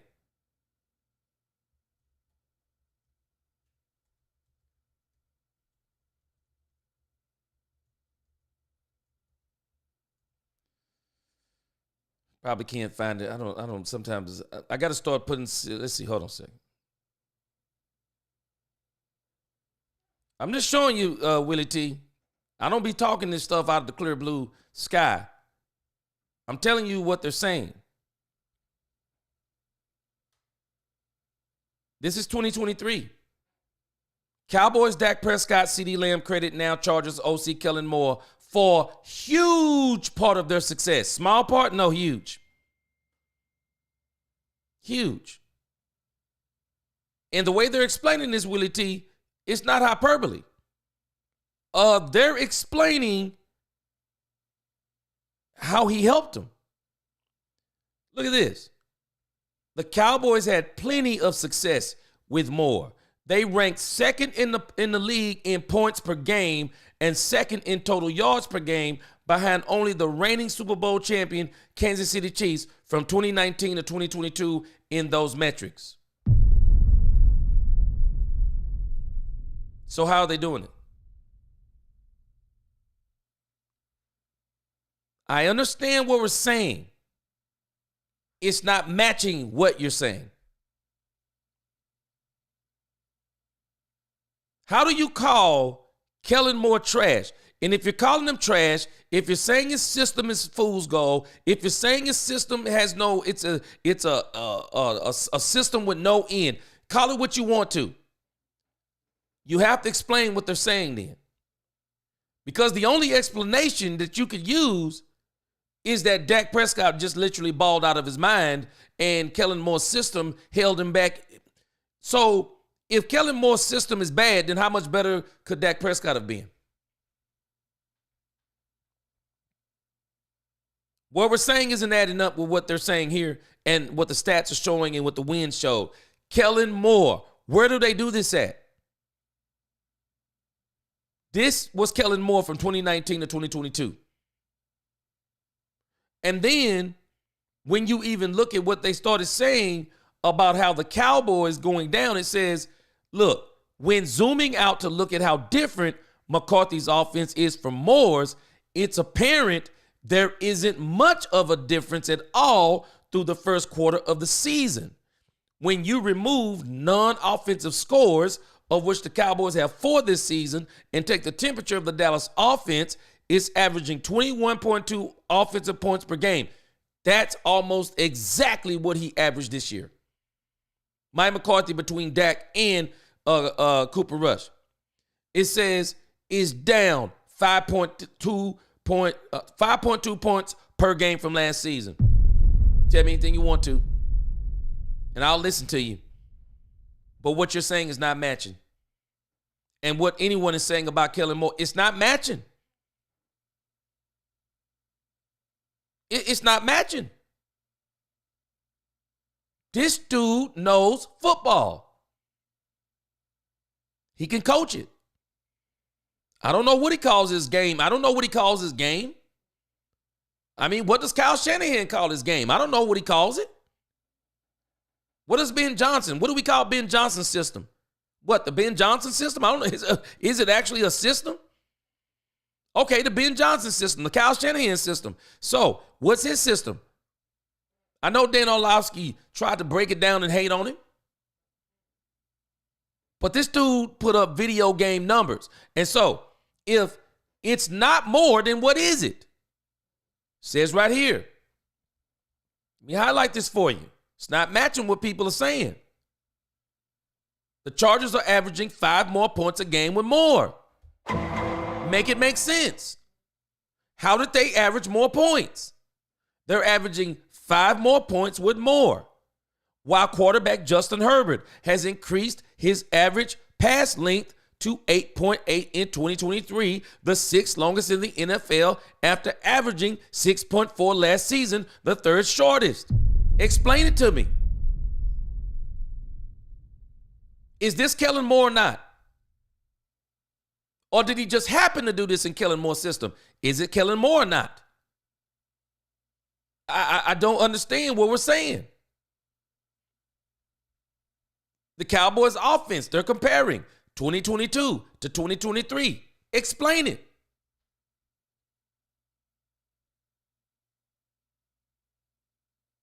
What you say has to, we have to understand. I've said this when I first started this channel.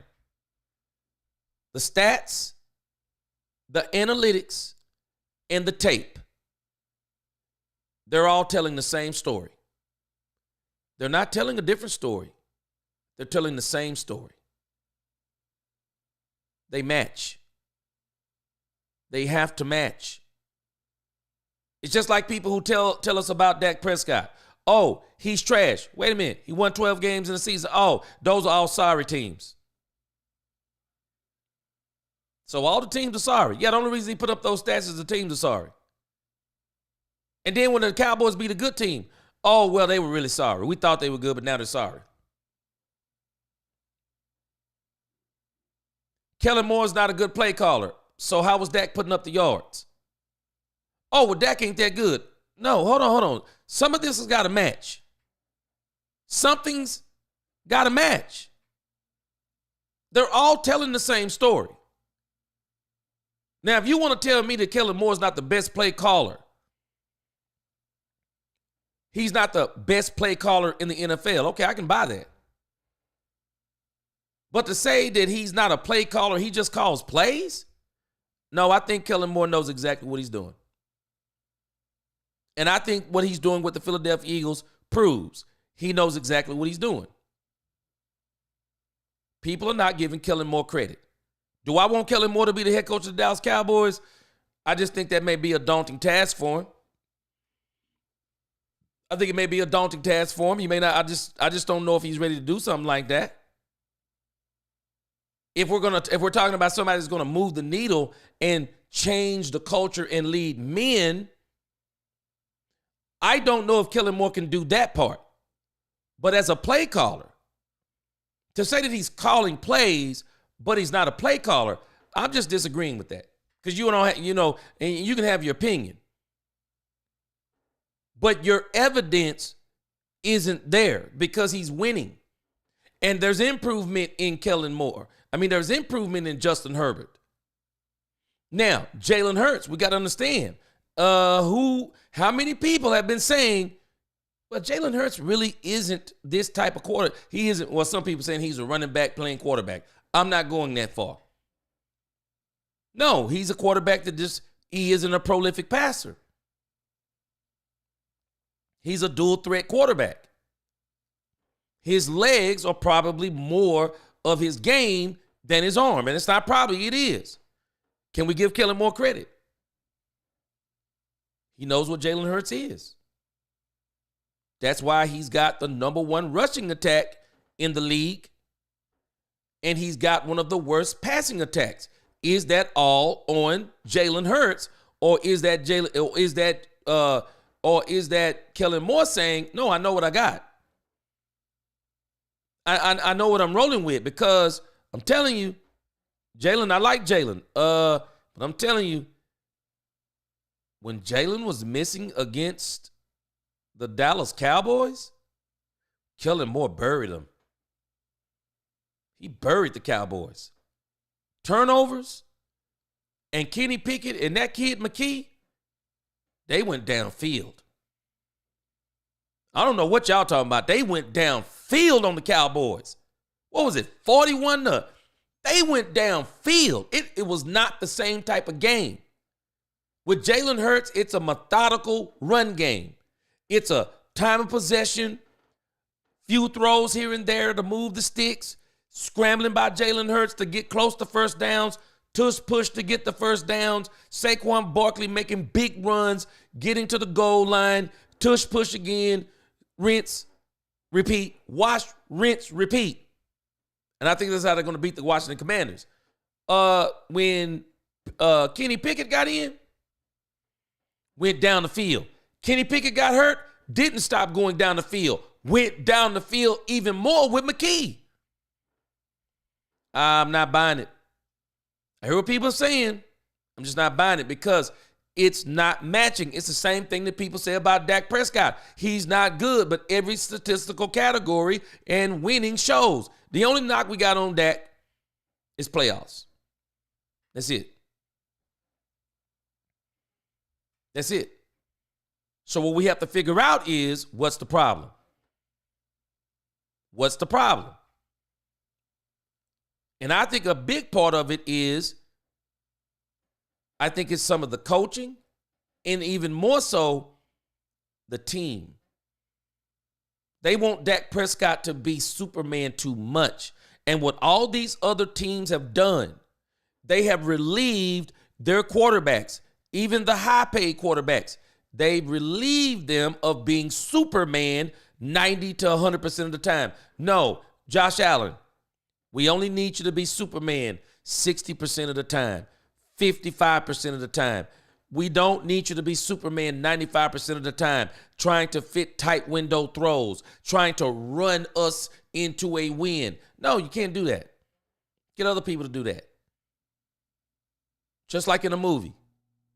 You don't get to see Superman 40. You don't get to see Superman 50% of the movie. You don't get to see Superman until almost the end of the movie. They got to build a story with Clark Kent. It's the same thing with Batman. You don't get to see Batman from the onset of the movie. Okay, we got to see, okay, we might see him early. But then we're going to see a long period of Bruce Wayne. And then he comes back at the end, and then he starts doing all the action stuff. Okay, let's do it like that then.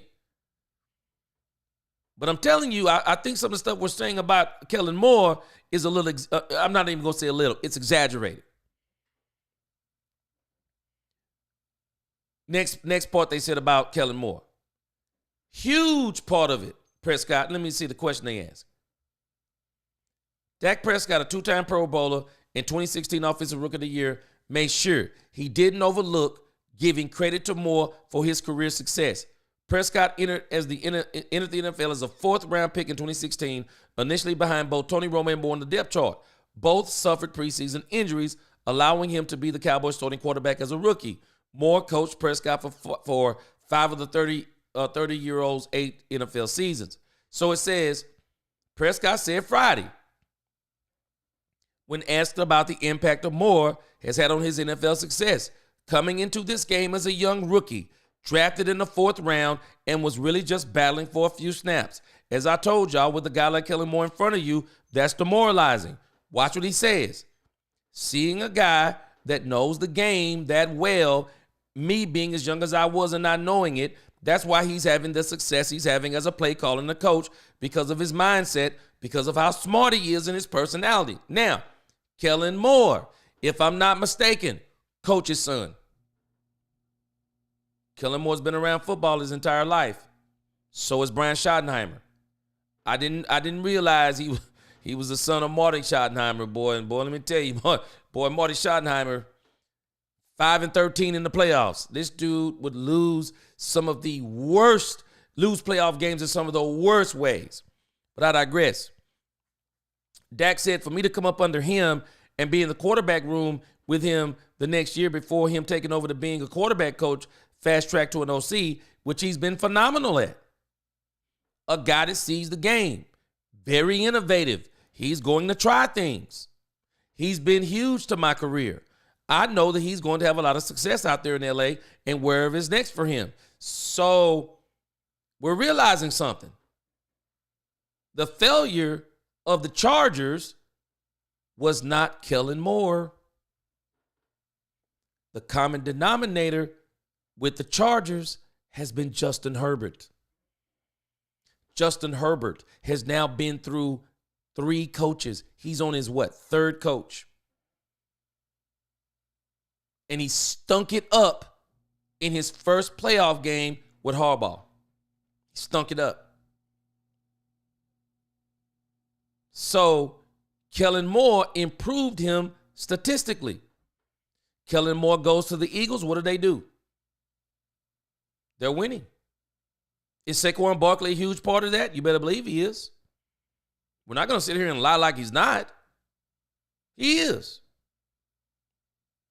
But regardless of what we're saying about Kellen Moore, it's obvious he's making it his business to run the ball. And to run the ball, those plays have to be designed. He knows the strength of the team. They're winning. They're winning. I don't understand how we argue against someone so hard when his results are in opposition of what we're explaining. And you can break down plays all day long for me. I'll be doing that in the near future. We can break down plays all day long. So if we're going to break down plays all day long, you're going to have to admit something then. You're either going to have to admit he's a terrible play caller and Dak Prescott has literally balled out of his mind and did the same thing that Aaron Rodgers did with Mike McCarthy in those trash plays. Mike McCarthy was going off script. It is noted that Aaron Rodgers would go off script all the time on Mike McCarthy. I haven't heard anybody saying that about Dak Prescott. A lot of people wish that Dak would call his own plays. People have wished that Dak would go off script more, but it doesn't seem like he does that. It doesn't.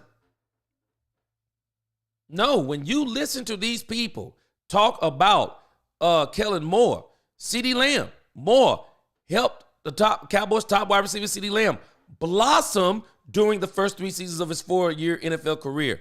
The 17th overall pick in the 2020 NFL Draft, had his best season in 2022, breaking out for career highs in catches 107, receiving yards 1359, and he surpassed those the next year and receiving touchdowns 9. A critical component of that campaign was Moore having him line up in the slot 52.7% of the time. Guess what Mike McCarthy did after the 6th game of the season, which I believe was the change was after this Chargers game. He went back to doing some of the same things Kellen Moore was doing. He went back and started doing the same stuff. I'm laughing at, I would literally be laughing at people who would be criticizing me and I'm getting results. There's a reason why you're arguing so hard. Because it doesn't match what you're saying. So you have to explain it hard. I don't have to explain Kellen Moore hard. All I have to do is look at the stats. All I have to do is look at the wins. Even a playoff win. I've been giving you every single fact of why Kellen Moore does not deserve all of the teardown that people are giving him. If you don't want him to be the coach, fine. Say it. I've said it. I don't want Kellen Moore to be the coach. But to say that he's not a good offensive coordinator, I'm sorry. I would be lying to myself and lying to y'all, because then you could go look and say, this dude crazy. Look at these teams he's been the OC on. Look at Dak Prescott's stats with him. Look at Justin Herbert's stats with him. Now look at the Philadelphia Eagles with him. You got to understand, Jalen Hurts, you can't have it both ways. Jalen Hurts ain't Dak Prescott. I've said it before. Dak is a better quarterback than Jalen Hurts. There is nothing Jalen Hurts does better than Dak Prescott other than throw the ball. That's it. Run the ball. Only thing Jalen Hurts does better than Dak is run the ball. Nothing else. Nothing else. Agree or disagree. And you can argue all you want to, but you know where the difference is going to be? The stats. Quarterbacking stats, he's better. Jalen Hurts is better at the run. And if you look at how Jalen has carried teams is through what? Not the pass, the run. Through his legs. I told y'all Jalen Hurts is lethal. He can make some good throws 3 or 4 times a game, maybe even 5 or 6. But that dude is lethal with his legs. He bench presses almost 600 pounds. He's lethal. He dices teams up with scrambling. He broke a 40-yarder last week. This dude is lethal, and people don't give him credit for it. He's lethal. He'll kill you with his legs. He's one of the main reasons why that tush-push play is so lethal. Why doesn't it work for a lot of other teams? The Baltimore Ravens started letting their tight end do it because they know, no, we're not going to let Lamar Jackson do that. He's still a little too light.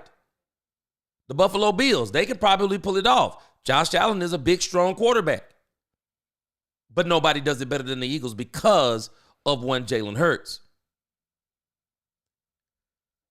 And when you look at what CD is saying, absolutely being comfortable in the slot, Lamb said Friday when asked about Moore, helping grow his game. He did a great job of moving me around at the 2 and then the 3. Then also my second year, I was on the outside. So he got me comfortable with each position. That's coaching. That's not just play calling, Willie T. And anybody else who want to drag on this man. This man is doing more than calling plays. He's coaching. And Mike McCarthy benefited from what Kellen Moore taught one Dak Prescott and what he taught CeeDee Lamb. Mike McCarthy benefited. Let's stop acting like he took over plays from a team that was chop suey. Kellen Moore had already won 24 games. He comes in and wins 12. We give him credit for the 36. No, Kellen Moore, between Cooper Rush and Dak Prescott, won 24 games. And the stats all back it up. He said, and I would say the slot is far the hardest position to learn. So he helped me throughout the process. Kellen's a great OC. Now, I don't know, Willie T. I like you a lot. I just got to go with CeeDee Lamb on this. Two things can be true. Maybe he didn't like the option routes. Okay, that's true. But he said Kellen Moore's a great OC. That can be true too. Because if you're telling me he's lying on this, I'm going to tell you he was lying on that. Which one is it? Two things can be true. He didn't like the stinking option routes. He didn't. But if you ask Dak Prescott about the option routes, he liked them. They asked Dak Prescott, do you want the option routes removed? He said, bleep, no. He didn't agree with Mike McCarthy. So again, am I going to take your word or Dak Prescott's word? Two things can be true. They can. Two things can be true. And Kellen, he said he's a great OC. As you can see what he's doing with those guys over there. Love to see it and happy to see him back doing what he does best. And so I think the issue is, in the grand scheme of things, at the end, it didn't quite translate because they wound up going through another coach and coordinator, and now they got Harbaugh. And so I'm just saying all of this to say, man, everything we're hearing about this coaching stuff, I can't even listen to hardly any of it no more. All I'm doing is just waiting now. I'll report on it, but nothing's changed. Schottenheimer is the alternative. He is not. I'm telling y'all, Schottenheimer is not the target. And everyone's saying this, and they don't even realize it. If Schottenheimer was the target, he would have been one of the first interviews. But why is it after the Kellen Moore issue? Not the Robert Saleh. Why is it after the Kellen Moore interview? It changes and it escalates. It sounds like Stephen Jones is getting his plan in place. Cheap, cheap, cheap, cheap, cheap. Cheap, controllable, comfortable. Hey, Jerry. Hey, Jerry. All the players, why change? They like Brian. Why change? You heard all these guys coming in talking about Jerry. We don't have the time. I mean, Jerry, Jerry, you're 83 years old. I mean, how many years do you have, Jerry? I mean, you really want to wait on the guy, Jerry, to come in here and flip this thing over on its ear? I mean, you might not live to see it. Oh, wait, let me get my main point. Jerry, you bring in Deion and those guys, man, Jerry, you bring in Deion and those guys, it's going to heavily affect the bottom line. We're going to have to buy him out, make him one of the highest paid coaches in the league, Jerry. We're going to have to bring in the staff that he wants. You know he's going to have stars all over and up and down the sideline. I mean, all of this stuff we have to take into account, Jerry. That's money. We can get Brian for a box of Cracker Jacks. And at the end of the year, that bottom line that used to be $11 million went down to $10.1 million. We can get that thing back up to around $10.5 million. Don't worry, Jerry. They're still going to buy the tickets. Even if we hire Brian, they're still going to buy the tickets. That's Stephen Jones. Jerry, the dream is Deion. That's the dream. The target is Kellen Moore. And I'm telling you, I think Kellen Moore must have told him something they didn't like. Because nobody checking for Brian Schottenheimer. That's another reason why you're going to be able to get this man dirt cheap. Nobody's checking for him. They're not. Gerard Griffin. Well, you can tell me what you want to. But those were plays. No, that was not the 2-minute offense. Those were plays.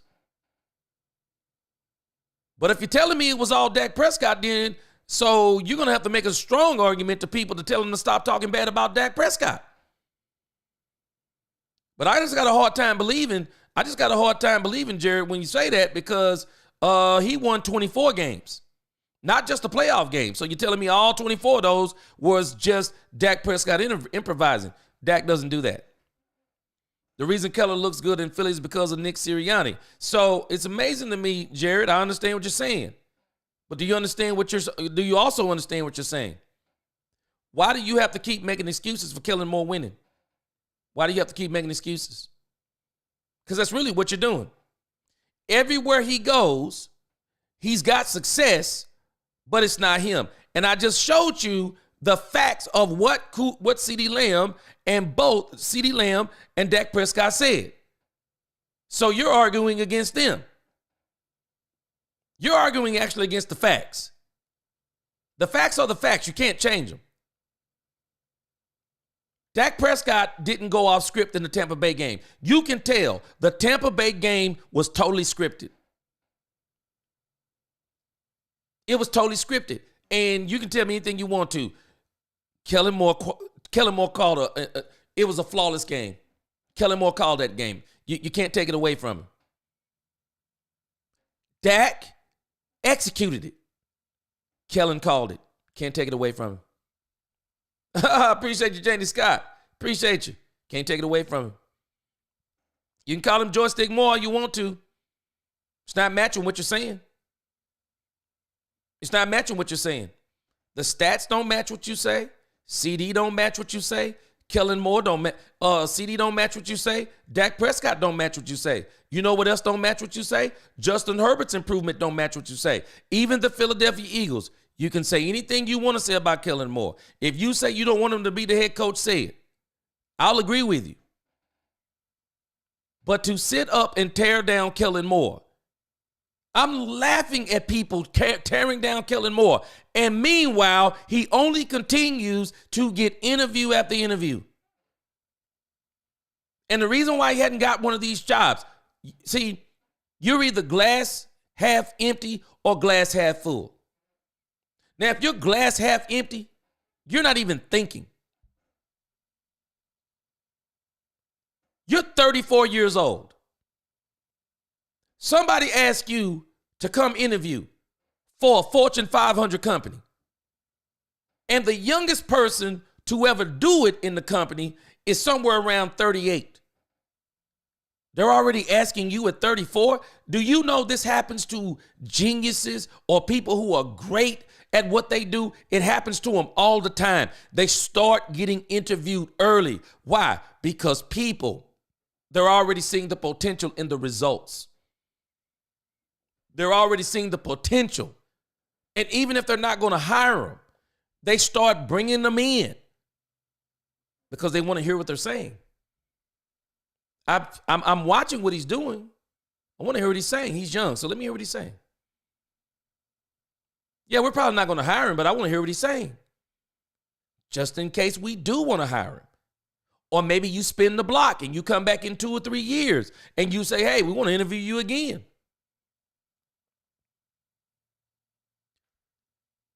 I just want us to understand sometimes we're not thinking, and I've told us before, hatred will blind you. We're not thinking, well, why does he keep interviewing? I can ask you the same question, but in a different tone. Why does he keep interviewing? He can't be that bad if he keeps interviewing. If he was bad, he would no longer be interviewing. Why does he keep interviewing? He's gaining experience. He's gaining experience. And eventually, and I guarantee you, if it's not this year, he won't last another year. Kellen Moore is going to the Super Bowl. Unless the Commanders just play out of their minds and beat them.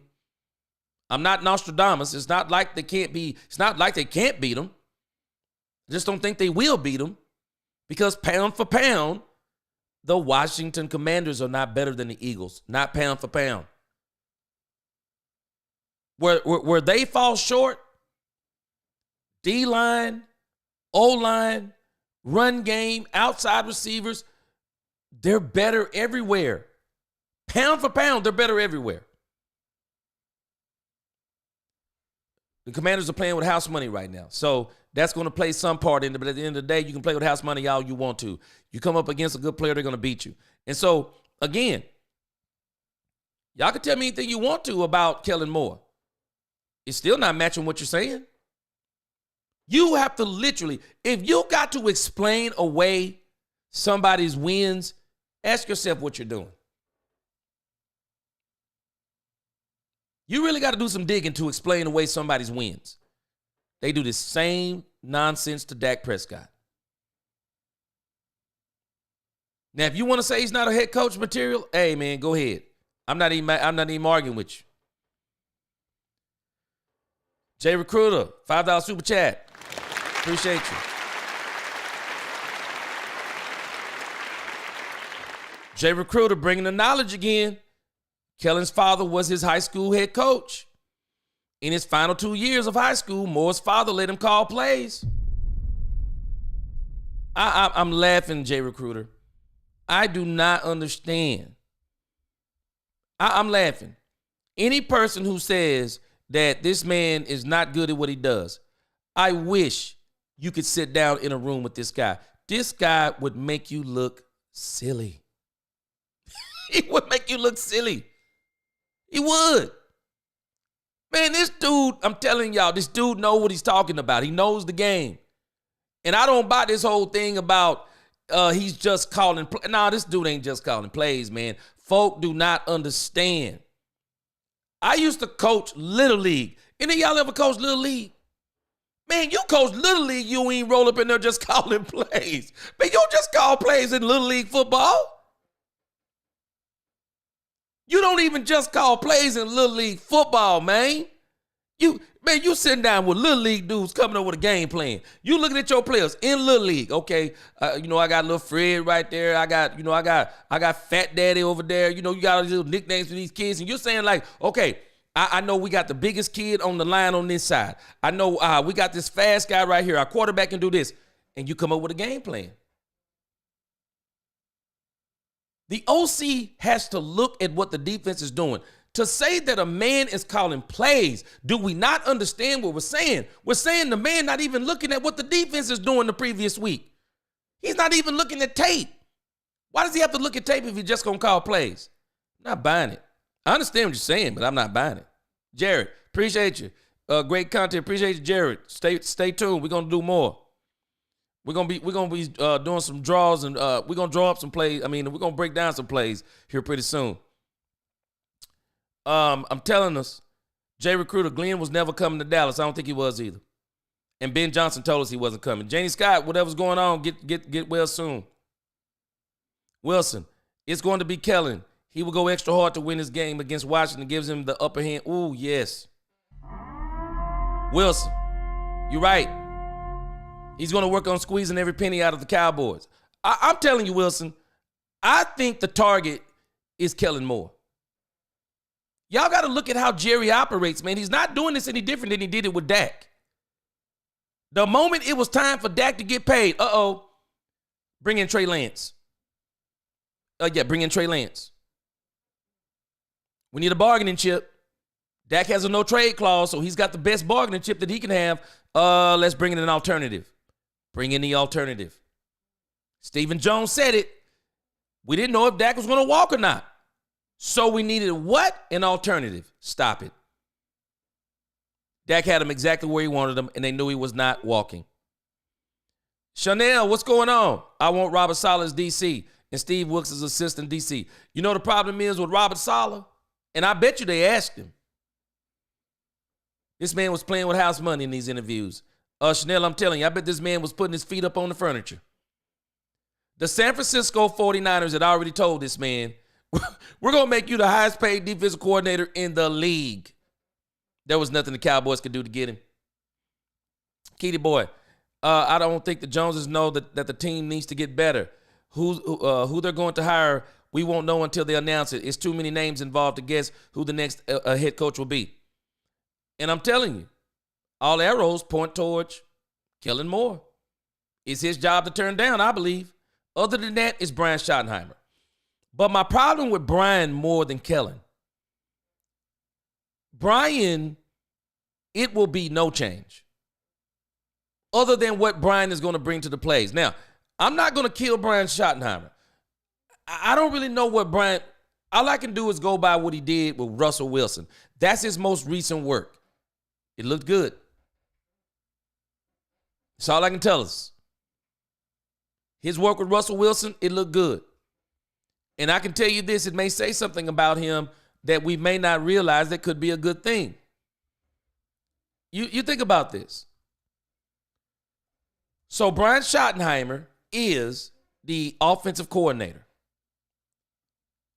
He's the offensive coordinator for the Seattle Seahawks. So let's pull up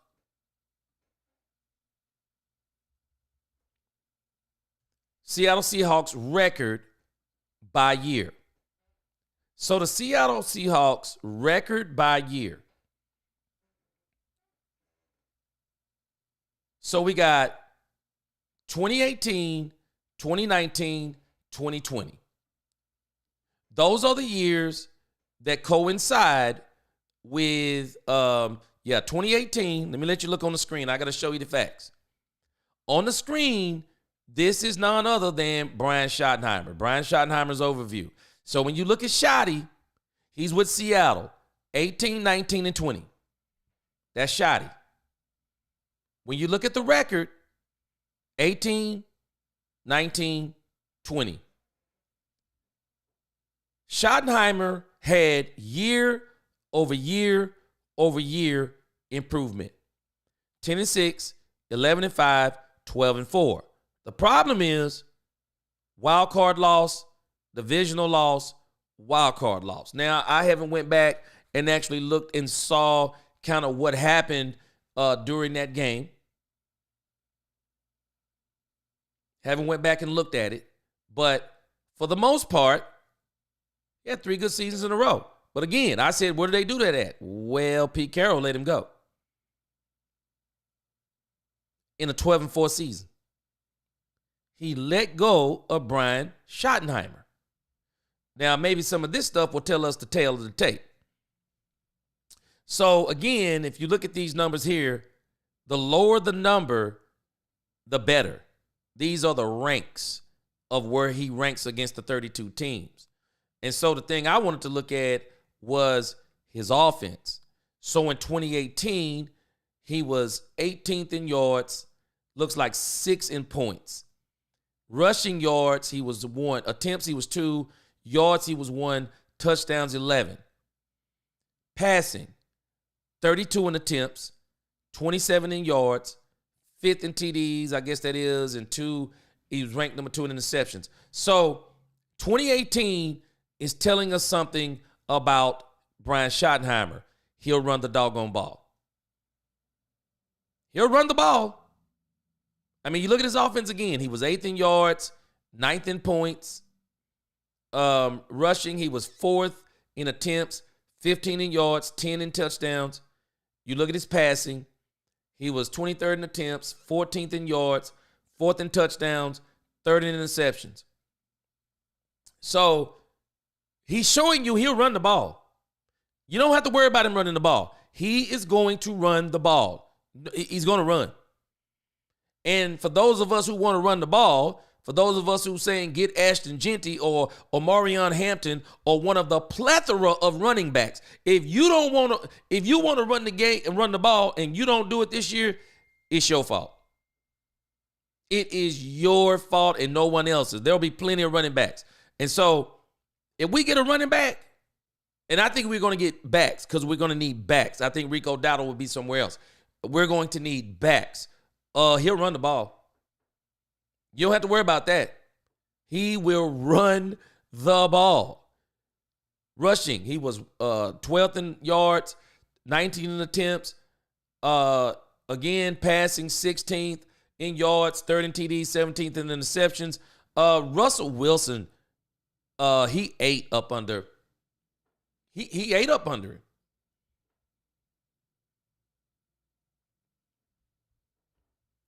But Pete Carroll let him go because he said they had a difference of philosophy. And I just wonder because I think it was right after that, Russell was traded to the Denver Broncos. Let's see, when was he traded to the Broncos? Because I bet you it coincided. So he was traded to the Broncos in 2022. So you think about, he let go. He got traded. Wait. Broncos released him in 2022. I'm trying to see when he got traded, because I bet you it coincides with the 2020 season. That's what I'm trying to look at. And some of y'all might know this right offhand, but I got a feeling that he was traded right after that thing with, I got a feeling he was probably traded right around the time that they let go of Shoddy. So just kind of doing this off the top of my head, he was NFL, he won the Walter Payton Award in 2020 season, Bart Starr in 2022.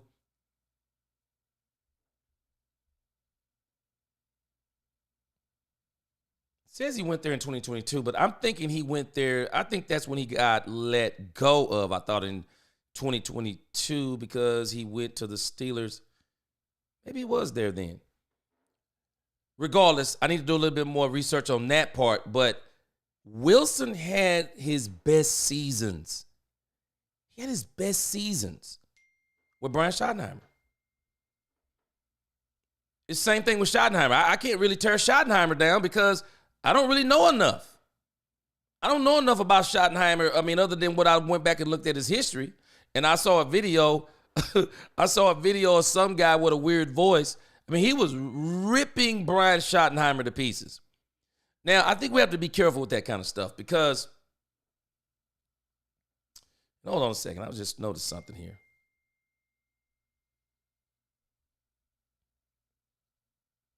Okay, so, yeah, they released, okay, so, look at this. I'm sorry, I can answer my own question by looking on the stats. Slap myself in the head. Look at this. Pete Carroll let goes of Schottenheimer, it looks like in 2020, right? They go 12-4. So I'm pretty sure what ticked him off is the same thing that ticked off Jerry Jones and Stephen Jones. Mike McCarthy losing the wild card game, even though they can partially be blamed for that by not giving them any linebackers. That's one of the things that Dan Quinn was ticked off about. They didn't get him Bobby Wagner, and then letting us go into the playoff game with only one wide receiver, and also not getting us a running game with Tony Pollard coming off of a broke leg. Wasn't quite running the same. But look at this. You let go of Shoddy. Russell Wilson is there one more year. Look at what happened. 10-6, 11-5, 12-4, drop off. 7-10. Now, Dak did something that Russell didn't do. Kellen got out of town, and Dak still thrived. Shoddy got out of town, Wilson fell off a cliff. Wilson fell off a cliff. And then that's when they wound up letting Wilson go. And then you got to ask yourself, well, what do you expect if you're going to let go of the guy who's been a part of his success? So now you're going to let him go and you expect him to continue to be successful. Doesn't work like that. Doesn't work like that. And so Shoddy, of course, now he's been with the Cowboys. Now this is 2 seasons. I don't know what Shoddy's going to be. I really don't. At this point, all I can do is if they pick Shoddy this coming Friday, which I'm still going to take that with a grain of salt because I still think they're waiting to see what Kellen Moore does or says. Because I'm going to tell you this. If Kellen Moore interviews with the Saints and it comes out that the Saints want Kellen Moore, and then Kellen Moore's agent can come back to Jerry Jones and say, the Saints want Kellen Moore. Kellen Moore won't be the quarterback. He will not be the head coach. He will not be the head coach in Dallas. Because the one thing that they don't want to do, Brian Schottenheimer is the clear indicator. The one thing they don't want to do is pay a coach. I think Mike McCarthy is the indicator. They don't want to pay a coach. Mike played himself.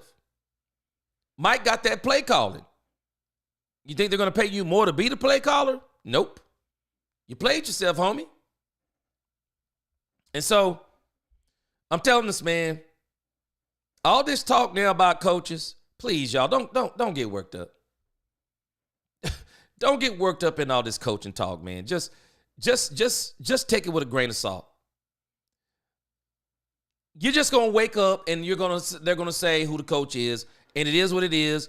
We're already Cowboys fans. We're already mentally prepared. It's either going to be Kellen Moore or Brian Schottenheimer. We're mentally prepared. We're mentally prepared. There's nothing else to say. At the end of the day, we're mentally prepared. Sanders wanted to hire his own staff. Them wanting to hire Whitney and others is the problem. This may be a problem for everybody. And I was laughing because, Fish is saying this so matter-of-factly, like, why would anybody have a problem? Why wouldn't they have a problem? This is backwards. The coach typically hires his staff. That's how it's done on every other team, not in Dallas. Staff gets hired. Then the head coach don't win. He's on the hook. He's on the hook for the staff he didn't hire. It's crazy. Deion Sanders has Warren Sapp on the staff. I think that's cool. And he's going to get some more players too. He would have hired Ocho Cinco, but he said that Ocho Cinco is not responsible enough. He's going to get more. And I'm telling you, he wants to put some more on that staff. Man, I'm telling you, you got to imagine. Could you imagine being a kid playing on a college team? What it's like to play with Deion Sanders? You're already playing with a Hall of Fame legend, legendary prime time. And then you come down on Saturday. You got all kinds of ex-players on the sideline, stars on the sideline. Man, these people, you know how exciting that has to be. I'm telling you, it's crazy. Johnny Green, say it. Say it. He needs a GM bad. Bad. Because Stephen Jones, capologist. Now Stephen Jones, general manager. Stephen Jones, VP. They wear too many hats. They wear way too many hats. I think Jerry would do better just being the marketer for the team. Get you a GM and get you a coach and let them do the thing. Man, I bet you this franchise would be way more successful. Way more successful. Ron said, another C. Jerry is playing you all for a chump. Not me. I'm just sitting back waiting. Because I know the plan was Kellen Moore. This stuff didn't start going haywire until after the Kellen Moore interview. I've already done the video on it. I'm going to release it this in the morning. January the 17th, Kellen Moore gets interviewed. Interview goes well. And then on Tuesday morning, Philadelphia Eagles win. Tuesday morning, Brian Schottenheimer comes out of nowhere. Sharif is already reporting something that not even the insiders know. It's already went to Vegas. Vegas doesn't get this information by accident. Stephen Jones is working the cap. He needs to take a walk off a short pier. I'm telling you, if this man is the capologist, is telling you everything you need to know. Mike Rowe, Schottenheimer should definitely have been calling plays this season. Mike Rowe, I was shocked that he didn't get to play. I was shocked they didn't turn him over because there was really no reason not to turn him over. People do not realize Jerry and Stephen were lying to us. They were not lying to me. I was watching these games closely. Mike McCarthy was terrible in these games. He was terrible in these games. They blamed the Cincinnati Bengal game on that kid Amani. No, that's not the problem. Midway through the fourth quarter, Mike McCarthy decided, I'm putting the ball in the hands of Cooper Rush. Rico Dowdle ripped off a 14-yard run. The Cincinnati Bengals had no answer for Rico Dowdle in that game. The Cowboys could have ran them out of their own stadium. What did we do? And wait a minute, I can't even remember if it was here or there. But what did we do in the Cincinnati game? Midway through the 7th, he rips off a 14-yard run. We stop running the ball. Incompletion. Why? Why did we do that? Buccaneers game. It was a tale of two halves. Cooper Rush lit it up in the first half. He went dark in the second. They held on for dear life, and the defense started making some insane plays. Washington Commanders game. Got bailed out. Cavante Turpin returns a kick. Washington comes back, scores what? 83, 86-yard touchdown. Misses the extra point, changed the whole game. Forced them to have to do an onside kick. We wound up getting that and running it in for a touchdown. Man, we don't realize how we were winning some of these games. It was great defensive efforts, great special teams efforts, but if you look at the play calling, lackluster. Very lackluster. I was surprised they didn't let Schottenheimer take over the plays. And I would not be surprised if they were talking to Mike McCarthy even on this go-round. If we bring you back, shorter years, Witten's coming in, and you're not calling plays. We didn't even get that info. But why would the Joneses, if they didn't want him calling the plays in the beginning, looking at what they saw the last 2 years, why would they not say, hey, man, we don't want you calling plays again? I wouldn't be surprised. I would love to hear the details on this stuff. Chanel, I was just looking at that. I was saying it hadn't come across the wire yet. Saleh has not signed to be DC yet with San Francisco. Yeah, I was looking at I noticed it hadn't came across the wire. I kind of got it up over here and I don't see anything. I do think one of the things that happened is, okay, plot twist. Because one of the things that happened is the Jacksonville Jaguars GM resigned because from what they're saying, word was no coaches wanted to work with him. So he resigned. So now it says there's been a plot twist in this year's hiring cycle involving Liam Cohen.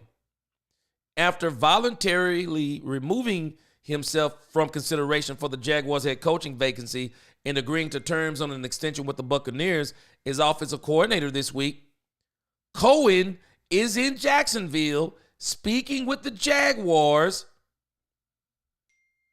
about their top job and has emerged as the front runner for the position. NFL Network insider Ian Rappaport and Tom Pelissero reported on Thursday. Here it is. I'd already kind of heard, though, even this morning, that Saleh was probably not going to get this job. But you're probably saying on the other side, he could be an option for the Cowboys. Only reason why I don't think he's going to be an option for the Cowboys, too much money. Too much money.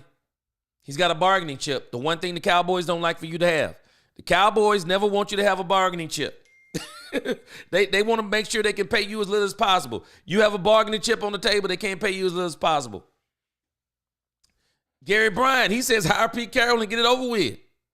Dallas dropped the ball on Saleh. He should have been the coach of the Cowboys. And you know why? I'm going to tell you, I think the reason why they didn't pick him, they don't want a defensive coach.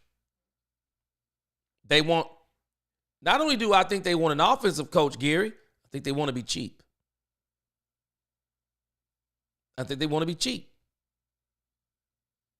Head coach, because Schottenheimer will more than likely be head coach and OC if he gets the job. Defense woke up late in the season. Yep. Playoffs are over by then. Now, if they bring him back, it would work. And I think that Zimmer is a part of this plan. He's in the back pocket right now. He's waiting in the wings. It doesn't look like anybody's checking for as far as I've seen, nobody's checking for Zimmer. So if Jerry wants him back, if he can't get what he wants, I wouldn't be surprised, especially if they bring in Shotty. Why not bring back Zimmer? You obviously don't want to change. Troy Dudley. He said Mike Fisher makes up headlines for hits and views. Man, you know what? I be listening to Mike, and he be talking sense, but then he starts saying stuff, and I'm like, well, it ain't matching what you're saying on your site, because you even think about the Deion stuff. Man, the Deion stuff, that's a dream. That's not a part of the plan. That's a dream. That's Deion and Jerry playing Colorado. That's a dream. And I'm telling you, Steven told that joker to change. You're going to have to make to bring him in. Dame said Jags are interviewing Bucks OC. Yeah. Yeah, after he agreed to a new deal with the Bucks. Yeah. See, Dame, that's what you want. See, you know, when you got that bargaining, man, when you got them bargaining chips, man, you put them chips on the table. People want to play hardball, show them you're willing to walk away. I think Mike tried to play hardball with the Cowboys. I think Mike tried to play hardball with the Cowboys, but not realizing that if you weren't going to get the Cowboys what they want, they didn't want to deal with you. Schottenheimer is a placeholder coach for Prime in 1 or 2 years. Hey, Ice Wall, appreciate you. Ice Wall. Here's what I think on Prime. It all depends on where Shedeur Sanders goes. Whatever team Shedeur Sanders goes to, you're on notice. Because if you don't win, they're not getting rid of Shedeur Sanders. They're getting rid of you. I think Shedeur is the pathway for Deion to get to the NFL. I think he's the pathway. Because I do believe, I'll be shocked if we don't get Shiloh. Jerry loves Deion. I will not be surprised if Jerry Jones gets Shiloh Sanders. He's the Sanders, I believe, that's going to be playing in Dallas because he's going to be right there for the picking. Just like they got Deuce Vaughn, his dad is on the staff. Jerry loves Deion. I will not be shocked. Hey, go up and get Shiloh for me, Jerry. 5th round, go get him. He's got a 5th round grade. And I'll tell you, I've seen him play in college. I wouldn't be opposed to giving him a shot at safety. I think he's a little smaller. And it's funny that Shedeur is the quarterback, but Shiloh actually has the speed. He ain't got Deion's speed. But Shiloh is a 4.5 40 guy. I definitely wouldn't mind him playing with the Cowboys if you get him in the later rounds. Jay Recruiter.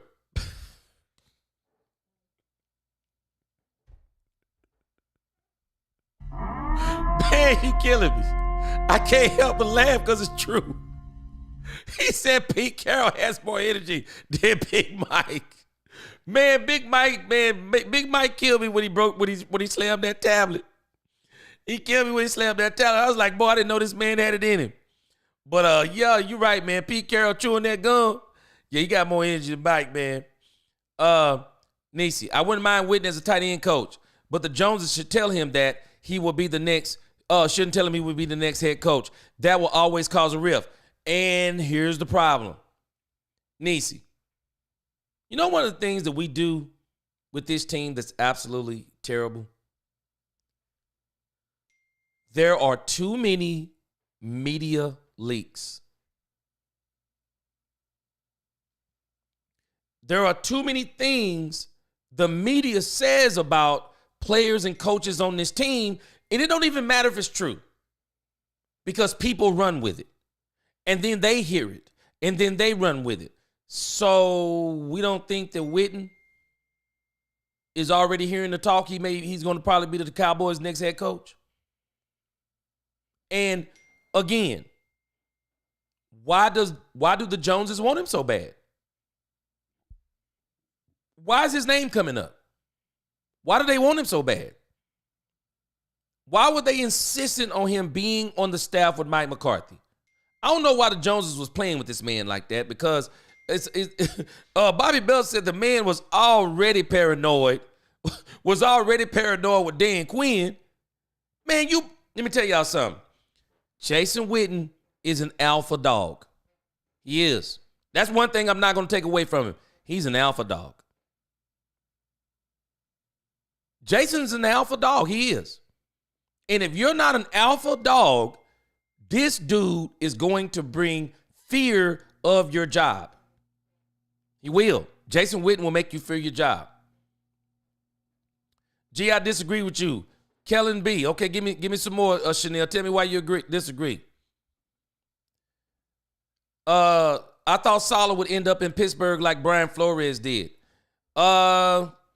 He needed some rehabilitating in a sense. Saleh just got a bad deal. And I think one of the things they did wrong with Saleh, I think they tried to put too much on Zach Wilson too fast.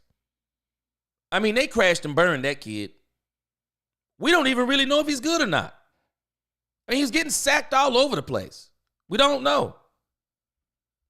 Kellen Moore's system is an identity offense, is a no identity offense. I'm really confused. Y'all going to give me some clarity on this whole. Y'all must be hearing this from the same person. Because what do you mean, like, no identity as in run, pass, play action? What is his identity? Because I can tell you this. You can call him a no identity offense if you want to. He's got one now. He's running the doggone ball. That's his identity. That's his identity. He's running the doggone ball. I don't know what else to tell us on Kellen Moore. I mean, everything we're saying, I get what we're saying, but it's not matching. Identity or not, the dude put up video game numbers with Dak Prescott. He did. And he didn't put up video games numbers necessarily with Justin Herbert.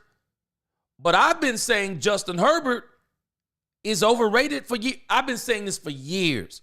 Justin Herbert is overrated. And with Justin Herbert, if you don't come in, because I remember Colin Cowherd, oh man, if Kellen Moore did that with Dak, what is he going to do with Justin Herbert? When are we going to start saying that Justin Herbert is the problem? He's with Harbaugh now. We keep giving him every excuse. He's the problem. You don't be on your third coach and they're all losing. He's the problem. Mike said he might be the smartest guy in the room, but most of the time he acts like the dumbest coach on the sidelines. That's the problem. I hear what you're saying, Mike Rowe. I'm just struggling. He's got the wins that people gave Mike McCarthy credit for. He got the wins. We're doing the same thing to him now in Philadelphia. He's winning. I don't understand. He's winning. I mean, for me, y'all could do. I wouldn't let nobody turn me down with that stuff. I'm winning. Is that not the name of the game? Even Mike McCarthy accused him. Yeah, he wants to put up video game numbers. He wants to run up the scoreboard. Yeah, of course he does. He's the offensive coordinator. Why wouldn't he? Willie T said, G, you want to argue stats? No. Stats, analytics, tape. Not stats. I just told you. Stats, analytics, tape. They all tell the same story. They all tell the same story. Now, if you want to say he does what I've seen him do in the past, I think where he needs to learn, where I think he may have improved, let's give him some credit. Is he the same Kellen Moore now that he was with the Cowboys? Some of the things I did see with him with the Cowboys, bad situational football, as in ill-advised. I can give you an example. Now, I can go both sides on this, but I'm also still looking at the results. But I can remember in the season where Dak had a lot of the interceptions. It was not just the option routes that were the problem. Kellen Moore had Dak Prescott on coming off of a thumb injury. The one thing I couldn't get with was, why did Kellen Moore have Dak Prescott throwing those out routes? Now, anybody who's ever played football, and some of you ladies, y'all just know this stuff. You don't necessarily have to play. But as a cornerback, one of the things that a real good cornerback, one of the throws he can really take advantage of are out routes. Kellen Moore would have Dak Prescott throwing some of those deep, like 15-yard outs. That requires some serious velocity. You gotta put that ball before they even make the turn. The ball gotta already be going, because if you even hesitate for a moment, the good and great cornerbacks, the moment you make that turn, they turn too. And if that ball isn't already in the air, if it's delayed by a millisecond, they get it and go to the crib. Now, Kellen Moore was doing some of that stuff, and I didn't understand it. Now, where I push back on this whole thing with Mike McCarthy, so let me push back on this part. So you got to ask yourself, Mike McCarthy is watching some of this stuff. He's already giving him a hard time, so he couldn't tell him, like, hey, maybe we need to go away from that stuff, or he couldn't tell him. I don't know. I understand what you're saying, that there were some times that he would call some ill-advised plays. We see that, though, with coaches all the time. I'd have to go back and look at a lot of the tape and see when was he doing it, because I do remember some of that stuff. Even in the San Francisco game, he called a crucial play, and I think it was one of those same types of plays where Dak Prescott threw the interception, and we were driving to where we could have got the field goal at the half. I think we could have went in ahead, and then we wound up throwing in. I think we wound up throwing an interception right there at the half. And people were saying that was a bad call. I was saying the same thing too. I remember screaming at the television. But you can learn from that stuff. I just wonder, has he learned from the error of his ways? Has he grown? I don't believe the Kellen Moore that we would get now would be the same Kellen Moore then. I don't think it would be the same one. He's been through Justin Herbert. He's been through the Philadelphia Eagles. Experience, along with knowledge, is a great teacher because it gives us application. If you're the same person you were yesterday, you're not growing. How you thought even 3 years ago, you may look back now. Let's say you're Kellen Moore, and you know some of the things you were calling with the Cowboys. You may look back now, and especially being with the Philadelphia Eagles and seeing what they're doing with the running game, you may look back now and go, man, if I could go back and do this differently now, I would have did that different. Because now I see where I could have did this and I shouldn't have done that. That's called experience. And that's one of the things, Willie T, I was saying even about his age. He's interviewing for these head coach jobs. People understand this dude gets it. But now he needs some experience. This is why what they do with assistant coaches before they become head coaches, they let them keep building up. They let them keep building up experience. Game situations. Kellen Moore is fully aware, I believe, of who he is and what he's doing. To call somebody just a play caller and knowing this guy's knowledge is an insult. No, this guy would literally run circles around you, Willie T, talking football. He would destroy you. I bet you he could show you stuff on tape that would make you think even differently of how you think now. This man is a genius. He's been doing this his whole life. Me and you, we doing this. We ain't even doing this part-time. It's this man's life. If you want to say he's not the coach, I can dig that part. But when we start tearing this man down with the results that he's getting, and we have to keep making the excuses in everything that he's doing, no, it's not him. I can't get with that. I can't get with that. I can't get with that. They make these same arguments with Dak. They make these same arguments with Dak Prescott. I can't get with that. Kellen Moore's system fails. Jared, I wonder though, does his system fail or does the team fail? Because we've seen this before Kellen Moore. We've seen this after Kellen Moore. We've seen this with Dak Prescott. We've seen this before Dak Prescott. So which system are we talking about? I think Kellen Moore's system is good enough to win. I do. I think his system is good enough to win. It is. And I think he's proving it. Look at the game against the Cowboys. Kellen Moore, you may not be thinking and giving him the credit. Go back and look at the second game against the Cowboys. Kellen Moore was two different coaches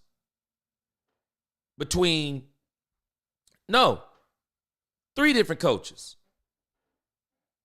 He called the game different between Jalen Hurts and Kenny Pickett.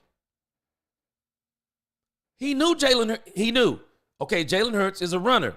He's not going to make every throw. He can make some great throws. He's not going to make all of them. He's calling the game, and people can be mad at him all they want to, but I think he's calling the right game for Jalen Hurts. Why do what the Baltimore Ravens did? I would not want the Baltimore Ravens offensive coordinator. This man, you want to talk about bad situational football? This dude committed a sin. He committed a football sin. You have Derrick Henry. And because they stopped Derrick Henry early in the game, you stop running the ball? What are you doing? You keep running the ball. He stopped running the ball. And because he stopped running the ball, it's the very thing that got him in trouble. It's the same thing that got them in trouble the year before. Trying to turn Lamar Jackson into a pocket passer. No, that's not what he is. It's not that he can't do that from time to time. That's not what he is. He's a running quarterback. And the reason why you brought in Derrick Henry is because all of these teams started saying the same thing in the playoffs. Take away Lamar Jackson's ability to run, and he's an average to below average quarterback. I think he's better than that now. But even then, he's still not he's not Patrick Mahomes when you take away his legs. Why would they go away from the run? That's terrible as an OC. Why would you do that? Look at what Kellen Moore's doing. He's sticking with the strength. Whether he's listening to Sirianni or whoever, he's being taught to stick to the strength. Keep running the ball. I don't care. If it was me, I wouldn't care how much A.J. Brown is complaining. Hey, man, you're going to stick it out. There'll be a game we're going to need you guys to be. We're going to call a game eventually to where it's going to be passing. But until someone can prove to us they can stop the threat of Saquon Barkley home run hits and Jalen Hurts breaking out of the backfield. Jalen is hurt. This may be part of the game gone away, but they still got Gainwell. They still got things they can do. Go back and look at the game he called against the Cowboys. He adjusted the game. That's why they beat the Cowboys worse the second time than they did the first. Stu went downfield on the Cowboys, man. He did. He went down the field on them. I can't buy this thing with Kellen Moore. I just can't. I'm agreeing with you on this point, Jared. Dak made Kellen look good. I'm not going to disagree with you on that. I've already proven the point. Dak Prescott looked good with Jason, Kellen, and Mike. Yeah, he made him look good. I'm not going to take that away from him, but I'm not going to take away from him the fact that the system that he has, Dak was able to be successful in it. And I mean very successful in it. The system that he actually couldn't be successful in was the one when Mike McCarthy took over fully, and it was terrible. Yeah, I do believe, though, I agree with you on that. Dak could call his own plays. We saw what he did with Will Greer. Kellen's system fails when the number his number fit with the number ones. Well, we're about to see. He's in the NFC Championship game. We're about to see. Because Kellen Moore is going to prove all of y'all wrong if he wins. He's going to prove you wrong. And I'm going to disagree with you, Gerard. So were the Rams a bad team? No. The Rams gave the Eagles everything they could handle. Everything they could handle on defense. They gave it to them. The Rams are not a bad team.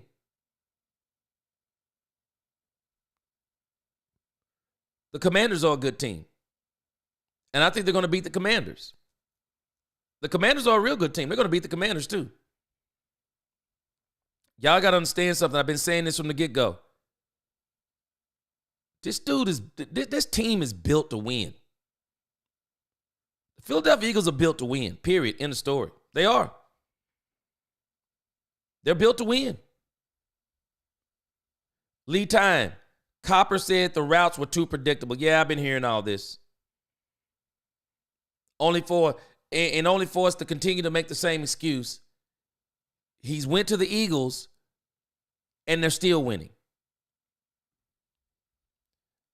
Charlie G, stats are stats. That's why I didn't want Ben Johnson.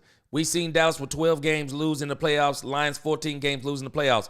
And Charlie G, the thing with Ben Johnson, again, they're all capable of doing this stupid stuff. Ben Johnson, tell me the halfback pass wasn't dumb. Man, that was one of the dumbest plays in the game.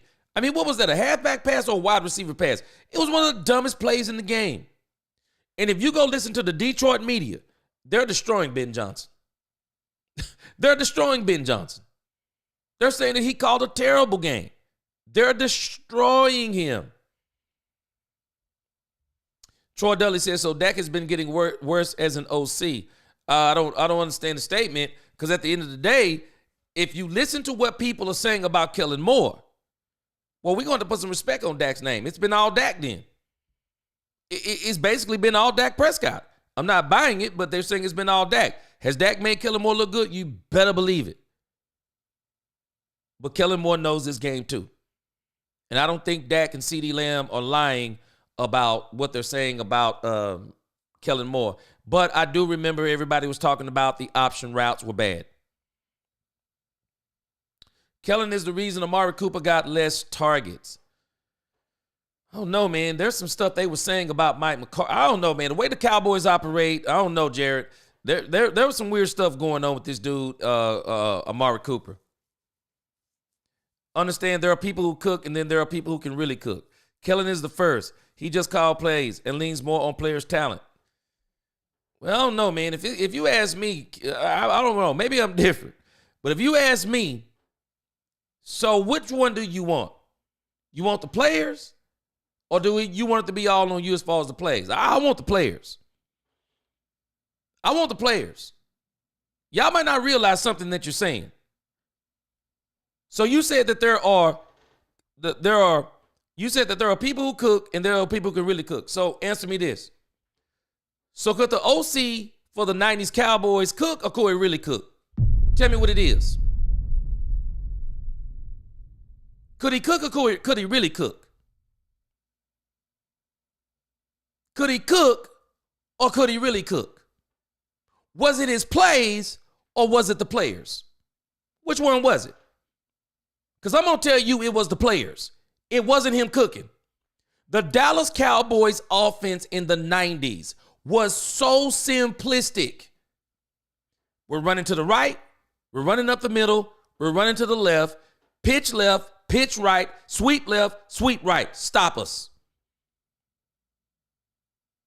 No, we don't have to get fancy. Stop us. And if you try to stop the run, play action. Michael Irvin slants, Michael Irvin goes. Explain it to me. Could the offensive coordinator for the Cowboys cook, or could he really cook? Do we understand what we're saying?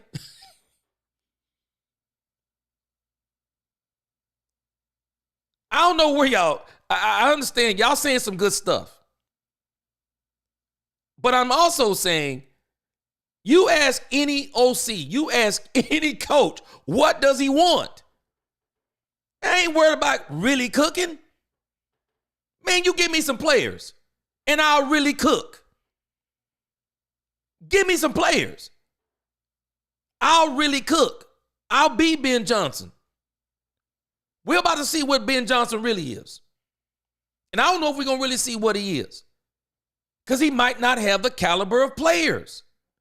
So if he don't have the caliber of players, are we saying that Ben Johnson can't really cook? And we've been seeing this man really cook. What has he been doing? He's been putting up 40. Before the defense got injured, this man was putting up 40-something points on teams. Ben Johnson's team limped into the playoffs with an injured defense. And then Jared Goff betrayed him because they couldn't afford the turnovers with a battered, beat-up defense. And Jared Goff sold him. People saying Ben called a bad game. Go back and look at those interceptions. Overthrows, bad throws, bad decisions. No, that was Jared Goff. He made those bad decisions. He made those overthrows. Are we saying that Ben couldn't really cook? The 90s offensive coordinator, I'm telling you, could he cook or could he really cook? Man, if you're a coordinator with players, you may get a lot of credit, but when you got players, man, the simple stuff look good. The simple stuff look good. The Dallas Cowboys in the 90s, the simple stuff looked good. Go back and look at Troy Aikman's stats. I've already done it on this channel before. Go back and look at his stats. Pedestrian. Not because he was terrible. Troy Aikman was great. But we saw what he looked like before players, and we saw what he looked like after players. We saw it. He needed players. And when he didn't have players, we knew what he looked like. And so the question becomes, could the offensive coordinator between 92 and 96, could he cook or could he really cook? Because you said the ones who can cook, they rely on the players. I guess the ones you saying that can really cook, or you saying it don't matter who the players are? Because I'm going to push back and say, no, it matters. It does matter who the players are. Don't hate the player, hate the game. If you just happen to have a whole lot of players, it don't matter what anyone says. If you're winning, you get credit. Do we dare give the OC for the Cowboys credit in the 90s? How easy was his job? I just wonder how easy was his job. Because with the logic we're using with Kellen Moore, he getting penalized because he's relying on players. So he need a system that can overcome the deficiencies of players. What are we talking about here? What are we talking about? What was the identity of the OC in Dallas during the 90s? What was his identity? Or was it the team's identity? Now, we've seen Norv Turner. Norv Turner can do it all kinds of ways. Norv Turner was the offensive coordinator for the Dallas Cowboys in 91 through the 93 seasons. He was 36-12. He was the second most successful offensive coordinator in Dallas Cowboys history. The team made it to the playoffs 3 times. Now, I'm going to show you how what you're saying is very deceptive, Willie T. Now, I understand the argument you're making, but it's very deceptive. Excuse me. Watch this. So, now watch how this reads. He's the offensive coordinator from 91 to 93. The team made it to the playoffs 3 times in 91 through 93, had a 7-1 record on the coach turning the playoff games. In 92, the Cowboys faced off against the Buffalo Bills in Super Bowl, is that 37? And the Cowboys, under the direction of head coach Jimmy Johnson, won 52-17. In 93, the Cowboys faced off against the Buffalo Bills in the Super Bowl 38. And the Cowboys, under the direction of head coach Jimmy Johnson, won 30-13. So was North Turner cooking, or was he just a cook? Because if you read this article, he was cooking. But I watched those games, and my eyes tells me a whole different story. Can you tell us who the players were on the team? Because that's the part I'm really interested in. Who were the players from 91 to 93? Oh, can you also throw in the context of the Herschel Walker trade and how many players they yielded, and then the players started to materialize 91 through 96? Can we use that context? Can we use Troy Aikman as the quarterback? Can we use Daryl Johnson as the fullback? Can we use Emmitt Smith as the running back? Can we use the offensive line, which was literally the best offensive line in history? Can we name off these Larry Allens, Russell Maryland? Can we talk about Michael Irvin? Can we talk about Alvin Harper? Is he cooking, Willie T? Is he cooking, or is he a cook? Which one is it? Is it his system, or is it those players? Which one is it, Willie T? We got to be thinking about what we're saying. This man is 7-1. Why? If I read this article right here, you know what I'm saying? Hey, man, let me get North Turner. This dude got to be the best offensive coordinator in history. Hold on a second. You know what I'm going to come back and say? Hey, hold on. Who were the players? Because both of these are going to tell the tale. The players and the coach, they're going to tell the tale.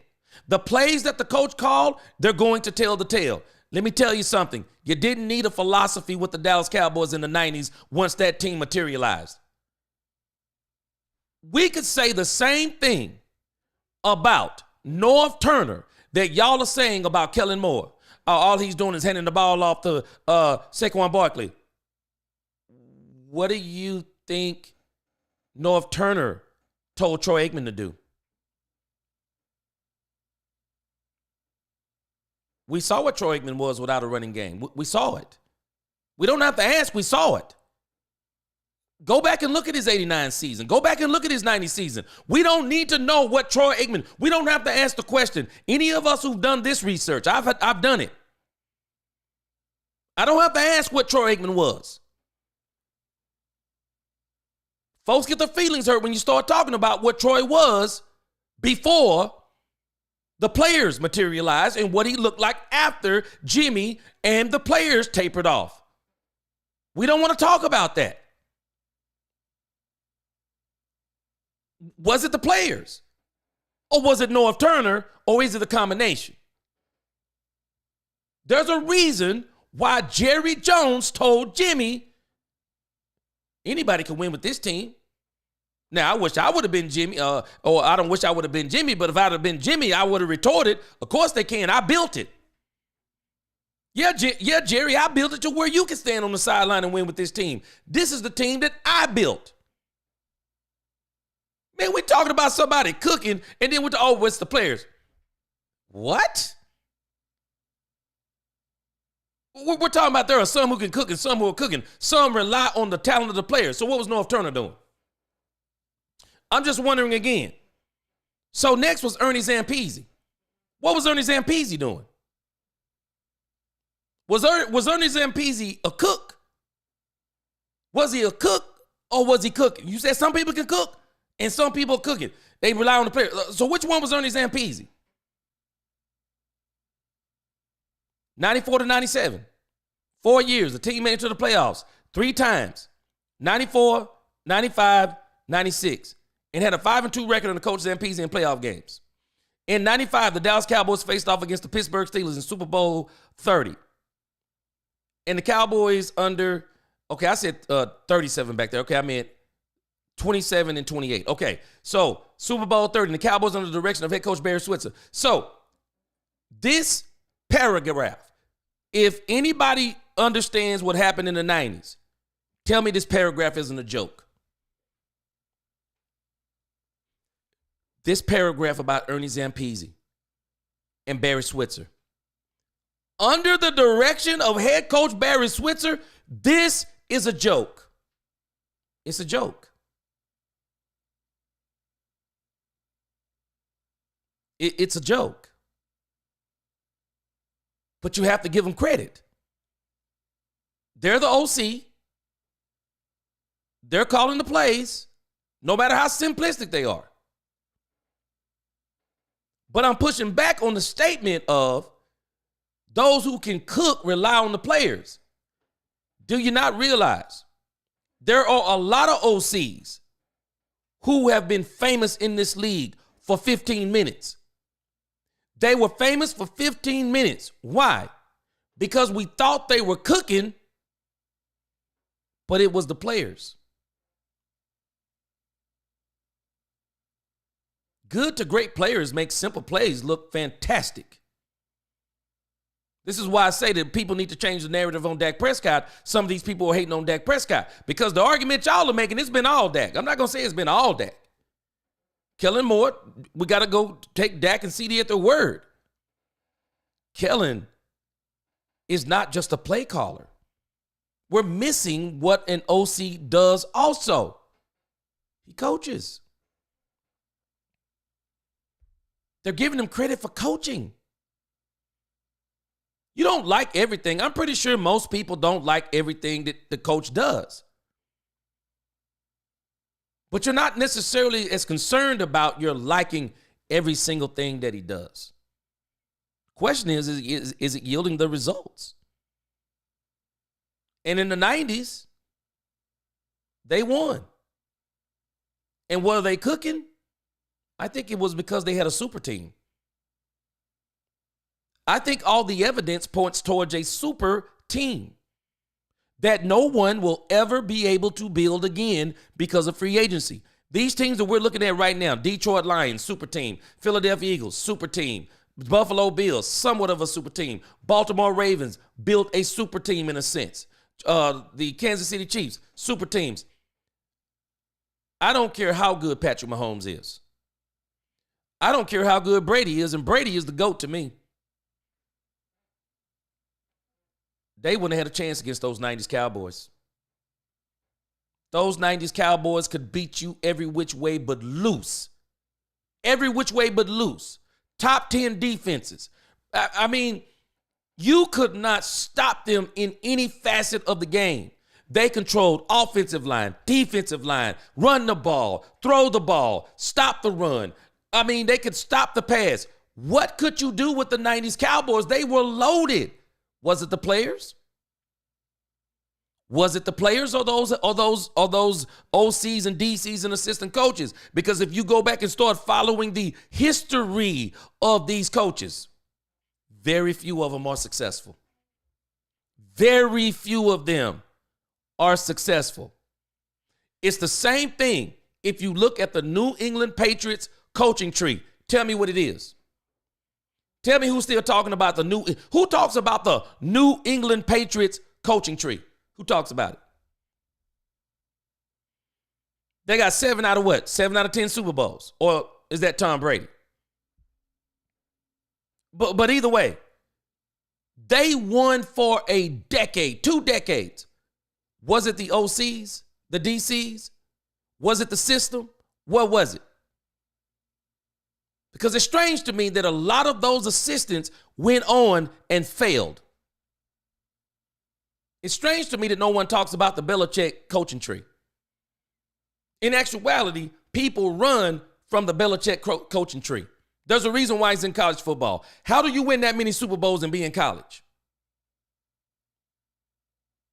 It's strange that the coaching tree we keep talking about is the Shanahan coaching tree. Now, do I think Kellen Moore is on the level of Sean McVay? Heck no. Heck no. Is he on the level of Mike Shanahan, Sean McVay, Matt LaFleur, guys like that? Heck no. But what are we saying? Is he number 32? Is he number 15? What is he? What is he? Players matter. And when you compile a lot of great players, are you cooking because you got a system that's out of this world? Or are you smart and you're cooking because you know I got players, so rather than me making it complicated, why not keep it simple? Norv Turner in particular. No, well, actually both of them. Norv Turner and Ernie Zampese. I'm not going to insult them and say they didn't do their homework. I can tell you this. I bet you their homework was easy. They look at a team and can come to one conclusion. They can't stop us. They can't stop us. That was the 92 through 96 Cowboys. You can't stop us. Oh, yeah, our formation is going to show you we're running to the right, but you can't stop us. Oh, we're going to run to the, you can't stop us. We're running to the left. We're running up the middle. You can't stop us. Oh, yeah, we're going to throw this ball down the sideline to Michael Irvin. Play action. You can't stop us. They were that good. So were those guys cooking? I'm telling you, we make these arguments, man. We can make these arguments all kinds of ways. I'm telling us. Those 90 Cowboys, they debunk your argument. Norv Turner's a good OC. But Norv Turner was benefiting from elite players. Elite. Oh, I know Fat Meat Grease. I tell my sons all the time. You said Kellen Moore's not a great OC. Do you have to be? You do realize that once you get great players, you don't necessarily have to be a great OC. You need to know what you have, and then you play to those strengths. And when you got great players, you don't have to do all that trickery. You just keep it simple. Keep it simple. The Cowboys in the 90s had players. They didn't have to do exotics. They didn't have to do all this stuff.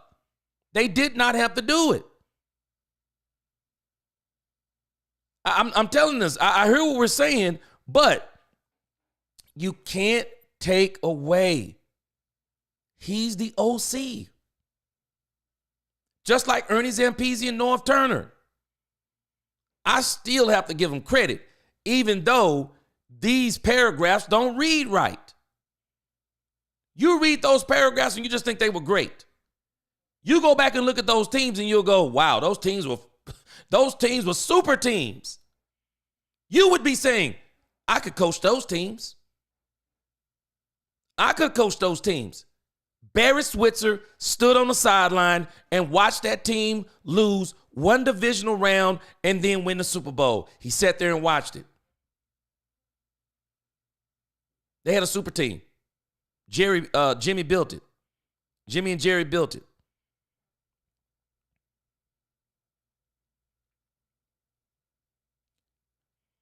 I don't have a problem with that, though. I don't have a problem with that. Okay, that's what you do. You're the head coach. If your OC isn't calling the games right, you look at what you do well. I told y'all this before. The Philadelphia Eagles know who they are. It's perfectly fine. Remind Kellen Moore of who this team is. They're built to beat teams, not by throwing the ball. They're built to take advantage of Jalen Hurts' running ability and Saquon Barkley's running and home run ability. Kellen Moore, get with the plan. Shouldn't you do that as a head coach? What's wrong with that? You think because you're a great OC, you don't get corrected? The greats get corrected.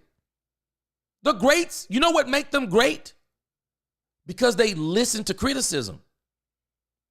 They listen to when someone says, hey, you're approaching this wrong. Do this different. If y'all don't think Phil Jackson coached Michael Jordan, I don't know what else to tell you. Yeah, I haven't heard anything about Amari Cooper, and I'll have to look that up. I haven't heard anything about Amari Cooper and Kellen Moore. But again, if y'all want to say he's not a head coach, I'm with you. But I'm not giving you that this dude is just chop suey. And when you talk about good and great, man, that's a fine line. It's a fine line. And if you're telling me he's a good OC, on what level? So what's your grade? Your grade is 80 to what? So if your grade of a good OC is what? Your grade is what? 80 to 90. What if it's 75 to 85? Where does he lie on the scale? Is he 75 or is he 85? I don't have no problem with Kellen Moore as far as an OC. I don't, because he's winning. I don't have a problem with it. Yeah, Kellen didn't have a chance in LA. Harbaugh bought his own people. I'm telling you, the dragging of Kellen Moore is insane to me. We're actually saying that everybody around Kellen Moore when he wins is good except for him. I'm not buying it.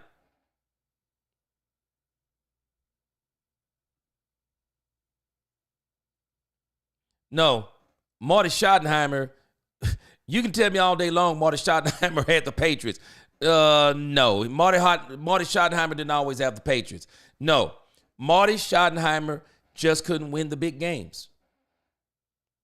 You get to the playoffs 18 times, and you're telling me that 18 of those times, you're telling me of the 13 losses, Willie T, Marty Schottenheimer came up against the come on, man. Man, you telling me that 13 of Marty Schottenheimer's losses, I don't know, maybe you're right. maybe you're right. I haven't looked at it. But you telling me that Marty Schottenheimer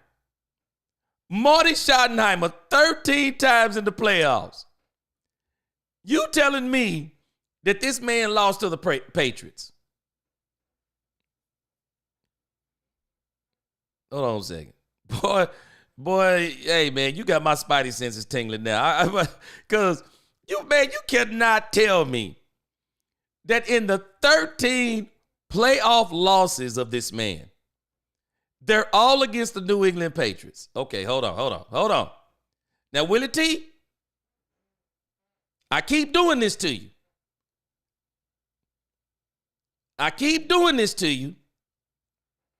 And you never come back and say, I'm right. You keep saying stuff that's not true. And then you'll say that I'm saying stuff's not true, but I'm showing you the facts. And then you say something like, you got to think about when you say, if we want to argue stats. Well, how do you not argue stats? You got to look at the stats, the analytics, and the tape. They're all three telling the same story. Now, Willie T, you said this. I didn't. Now, let me put what you said up on the screen. Marty Schottenheimer had the worst nightmare, the Patriots, in the playoffs. Okay. Let me make sure. I might be wrong here. Maybe this article is wrong. Let me see. Let me put you up again, Willie T. You said this, not me. You said Marty Schottenheimer had the worst nightmare, the Patriots in the playoffs. Okay, Willie T, this is what you said. He 5-13 in the postseason, right, Willie T? 1985, he lost to the Dolphins in the divisional round. 1986, he lost to the Broncos, AFC Championship game. 1987, he lost to the Broncos, AFC Championship game. 1988, he lost to the Oilers in the wild card round. I mean, I'm just trying to make sure. Maybe this is wrong. Schottenheimer's 200 wins are the most by a head coach with a losing playoff record. And he's also the only eligible NFL head coach with at least 200 career wins that has not been inducted into the Pro Football Hall of Fame. I wonder why, Willie T. Now, based on what you said it's been the New England Patriots. 13 of these losses. We're already up to what, number 5 or 6? Unless this is wrong, where are the Patriots? He lost to the Dolphins in the wild card round in 90. He lost to the Bills in the divisional round in 91.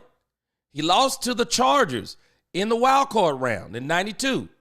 He lost to the Bills in the AFC Championship game in 93. He lost to the Dolphins in the wild card round in 94. He lost to the Colts in the divisional round in 95. He lost to the Chiefs. He lost to the Broncos in the divisional round in 97. He lost to the Jets in the wild card round in 2004. Hold on a second.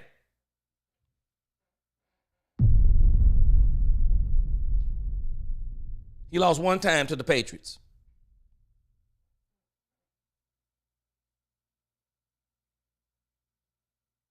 He lost, unless this is wrong, this is why I'm telling us, you have to go to stats. You can't throw stats in the trash and say they're not true. You can't. You can't throw them in the trash and say they're not true. They're telling the story. Lost to the Patriots in the divisional round, Willie T. I'm waiting. Let me put your comment back up again. His worst nightmare was the Patriots in the playoffs. So you're talking about the last playoff appearance by Marty Schottenheimer in 2006. So the other 12 playoff losses, those didn't count. How could the Patriots be his nightmare and they only lost one game? He only lost one game to him. You got to make this make sense to me. I'm telling y'all, you tell me, y'all can argue anything you want to. You're entitled to your opinion. But the facts are the facts. We're killing Kellen Moore. We're killing Kellen Moore. And unexplaining wins. And we're even discrediting him for being coachable. You're the OC. I just said this before. Let me go back to the statement. Let me go back to the statement. Who made this statement? So Mike Brown said, at Jared Griffin Facts, Sirianni got in Kellen Moore's butt early in the season for throwing the ball with Hurts and almost throwing games away. So you're criticizing him for being coachable. Make it make sense.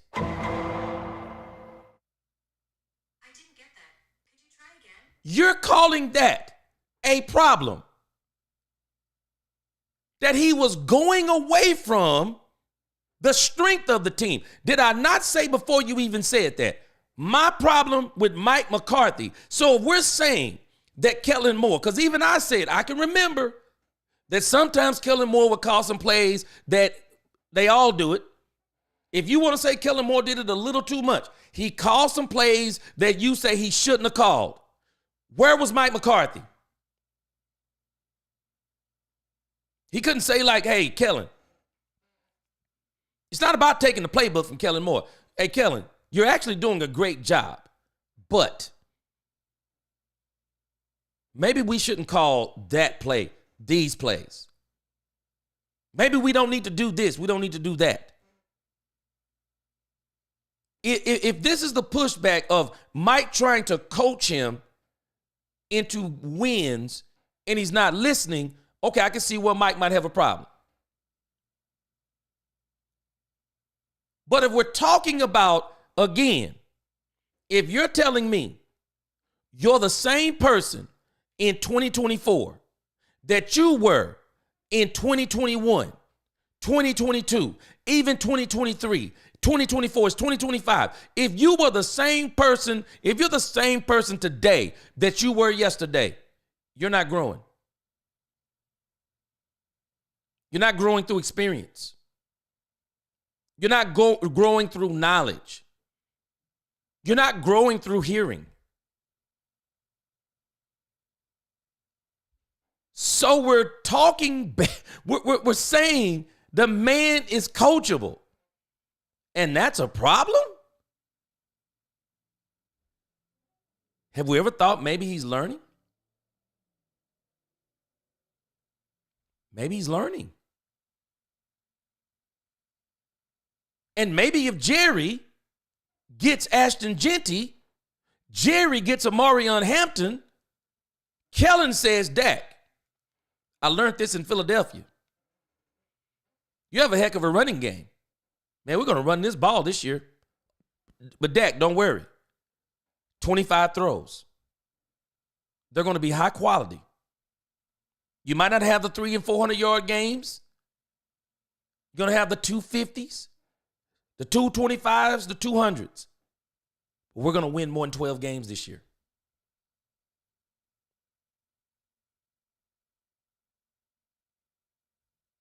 We're saying some crazy stuff.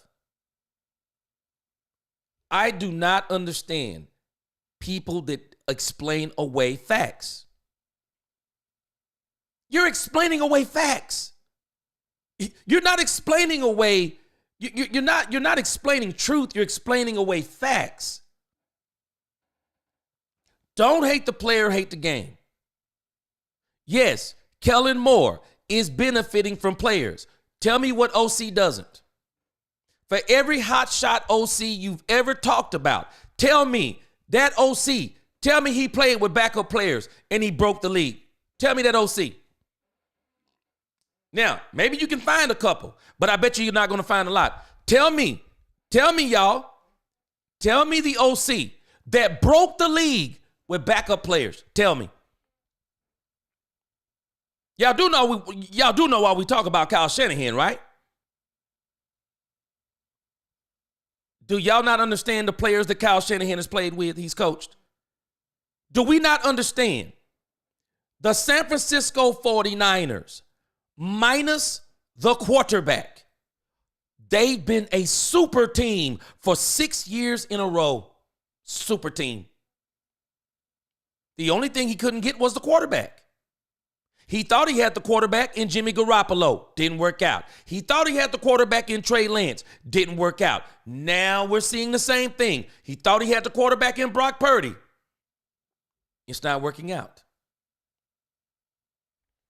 Every last one of those quarterbacks, Kyle Shanahan called the best games he could call, it seemed.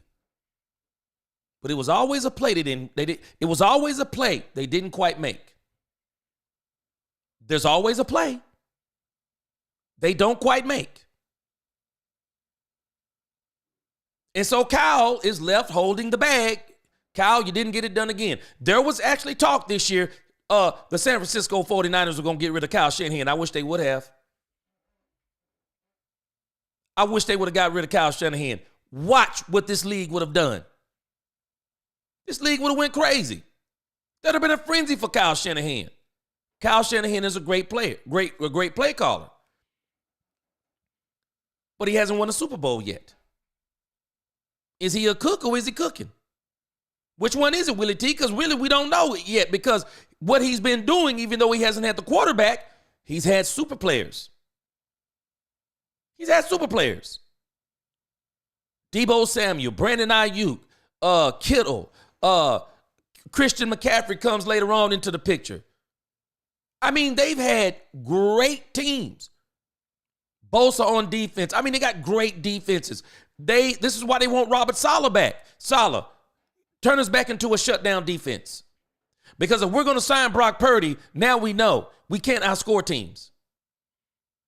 We're not going to be able to outscore every team, especially if McCaffrey is not going to come back the same. And I don't think he's going to be the same. What are we saying, man? I'm telling us. I don't think we understand how insane this is. We're explaining away facts. And again, Willie T, I'm waiting. It's like the sixth time we keep doing this, and I keep doing this. You keep telling me something, I keep showing you what you said ain't true. You said Marty Schottenheimer's worst nightmare was none other than the New England Patriots. And I'm showing you, they only played the New England Patriots one time. Unless I'm missing something in this list, one time. One time. I mean, if there's any team that could be classified as their nightmare, let's see, they lost to the Broncos 1, 2, 3 times. But they lost to the Dolphins 1, 2, 3 times. I don't know who you really calling their nightmare. They lost 6 of the 13 losses, 6 of them were to the Broncos and the Dolphins. Other than that, 1 to the Oilers, 1 to the Bills, 1 to the Chargers, 1 to the Colts, 1 to the Jets, 1 to the Patriots. So the other 7 games, they were different teams. You said the Patriots was the nightmare. Why? I mean, what, is he dreaming about them back in 91? That in 2006, we're going to lose to the Patriots? Nah. Telling you, man, we're explaining away facts. I don't want Kellen Moore to be the coach. I'm not saying that.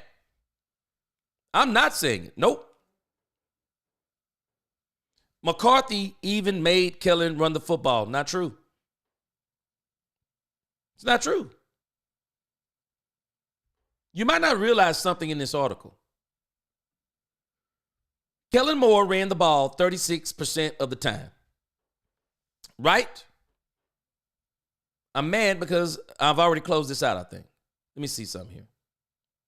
Let me show you a stat that's in this article. I'm glad I didn't close it out.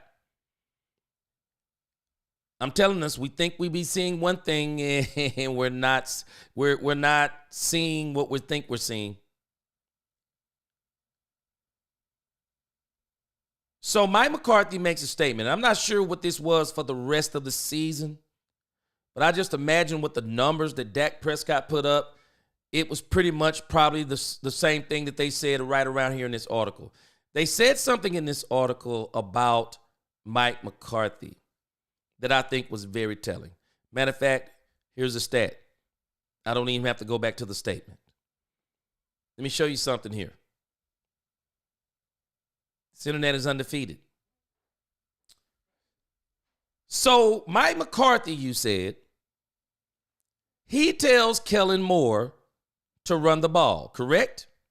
Kellen Moore was 2022, right, Jared? Or Gerard, right? The run percentage for Kellen Moore was 37.1% of the time.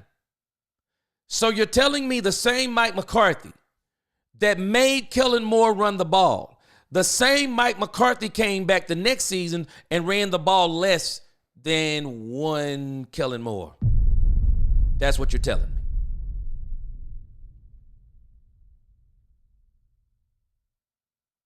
me. These facts are undefeated.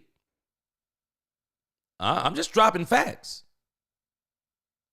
I hear what you're telling me. That's why I keep telling y'all when you're telling me about Kellen Moore. I hear what you're telling me. But what you're telling me is not matching the facts, just like what you just told me about Mike McCarthy. You said he made Kellen Moore run the ball. So why didn't somebody make him run the ball? I'm just telling us. If you're saying that you don't want Kellen Moore to be the head coach, I'm with you. But to say he's a terrible OC, can't go that far. Can't go that far. If you want to say he's not a great OC, okay, give me the measuring stick. Give me the measuring stick. If you're talking about playoff wins, okay, we got a measuring stick. If you're telling me about statistics, he did those things with Dak Prescott. I think that was Dak. I'm not arguing with you there. But at the same time, I think what he's doing, if you pay attention to how he's moved with these 3 quarterbacks, he's doing what he can based on their ability. He improved Justin Herbert somewhat, but I have been saying I believe that Justin Herbert is overrated. Jalen Hurts. He wanted to throw the ball with Jalen Hurts. Okay, Nick Sirianni did what's called coaching. Hey, Kellen, we're not built like that. What you mean, sir? We're not built like that. Jalen doesn't throw like Dak and Justin Herbert. And in particular, Dak Prescott. If you look at Dak Prescott's career completion percentage, for people who say he's not accurate, you do not understand what accuracy is. Yeah, he's not Dak Prescott, man. He's not doing, he's not throwing the ball 30 and 40 times a game, 70% completion ratios and stuff like that. He's not doing that. So, Kellen, get with the game plan. We don't want Jalen Hurts throwing the ball more than 20 times because we don't need to. It's not even about a want. You don't need to. I would love to be in that situation to where you don't need to throw the ball more than 20 to 25 times. You don't need to. Troy Aikman was in a lot of those situations. He didn't need to throw the ball like Tony Romo and Dak Prescott have been doing with these deficient teams. He had a complete team between 92 and 95. He didn't have to do it. He only did it every blue moon when they needed him to. He didn't have to do it consistently. And I'm not mad at him. It got him 3 Super Bowls. We roll up in the playoffs and we're throwing the ball a tremendous amount of times. And then we're wondering why we're losing. We need a run game. We need a run game. We do. Scotty says, did you know Kellen Moore is the winningest quarterback in college history at 50-3? I know this. He threw the ball all over the park. It didn't translate to the pros, but that joker threw the ball all over the park. All over the park, he did. Willie T, stop it. Wait a minute, let me go back. Willie T said, I'm talking. Willie T, stop it. ESPN and the FS1 ain't giving no stats. Stop it. Willie T, you just will not concede, but okay. You will not concede. But I've done this to you now. I'm counting almost at least 6 times. You keep saying stuff, and I keep showing you it's not true. And you want to throw stats out the window, but you can't. Because the stats are a part of the story. You can't throw them out the window. Just like you can't throw Kellen Moore out the window. Nobody gets to throw Kellen Moore out the window of two 12-win seasons. You don't get to throw him out the window. You don't. You don't get to throw him out the window this season. You don't get to throw him out the window. He's the OC. He's winning. It doesn't matter. Hate the player. Hate the game, not the player.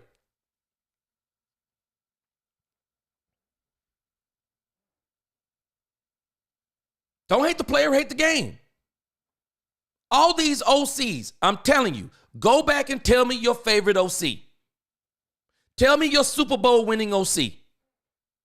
Show me the OC who won with all backups. Show me the OC who won with nobodies. Show me the OC who did it. They're either going to have something, they're going to have either a super defense or a super offense. You're not doing it without players. You're not. And a lot of these OCs, just like head coaches, guess what? They benefit from having players. I used to work in retail management. I used to work in the corporate, kind of in the corporate world. I'm a manager. Is my department successful because of me? Or was my department successful because of me training and them executing with some of their own natural ability?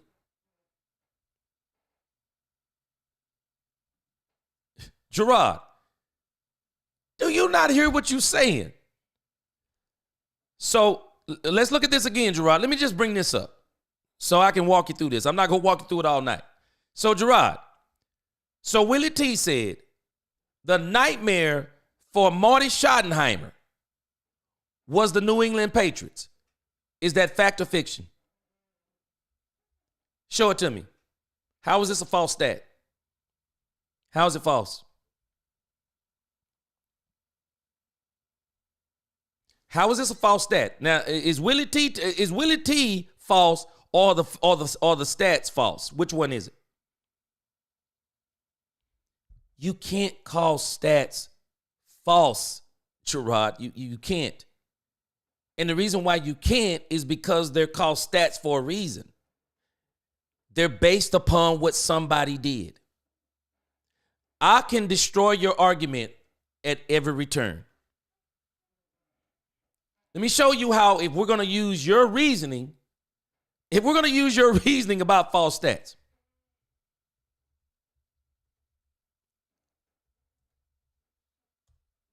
We can do this stuff. It's so easy to debunk this stuff. So let's go to this stat right here.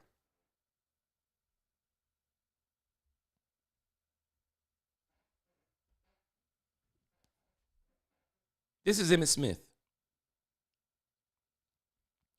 Emmitt Smith accumulated 18,355 yards. Is the glass half empty or the glass half full? Somebody says that's a false stat. Somebody says why? Do you not understand the offensive line that Emmitt Smith ran behind? You know what people have said in the past? You could run behind that line. They say that. So are these 18,355 yards because Emmitt Smith was the best running back in the league? Better than Barry Sanders, better than Thurman Thomas, better than so many other running backs. Was he better? Or does context matter? Do we need to go and kind of like, how did he get these 18,000 yards? I mean, wow, how did he do this? This is amazing. No one will ever do this again. He had one of the greatest lines ever. Two things can be true. Emmitt Smith can be a great running back. But Emmitt Smith also had, arguably, the greatest line ever assembled. Is this a false stat or a real stat? It can't be called false under any circumstance. Because at the end of the day, it doesn't matter what line he had. It does, but it doesn't. Why? Because he got the yards. Glass half empty, glass half full. The glass half empty, you give every excuse why this is a false stat. Glass half full, you say he had a great line, but he still ran those yards. So it's not a false stat. And it can't be a false stat. It doesn't make sense. Why? Because it was actually recorded. That's what stats are. They're recorded. If you're on the team, if you're the OC and the team is winning, you get credit.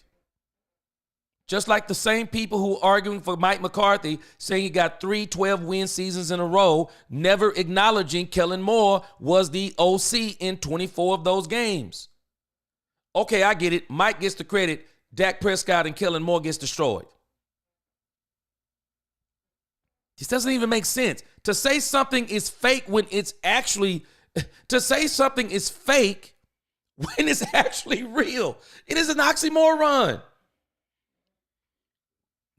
It's an oxymoron. You can't say something that's fake and it's real. Now, you said the option routes are horrible. This is not something unusual that teams run. You say the option routes are horrible. Okay, well. All right, I'm going to just let you tell it.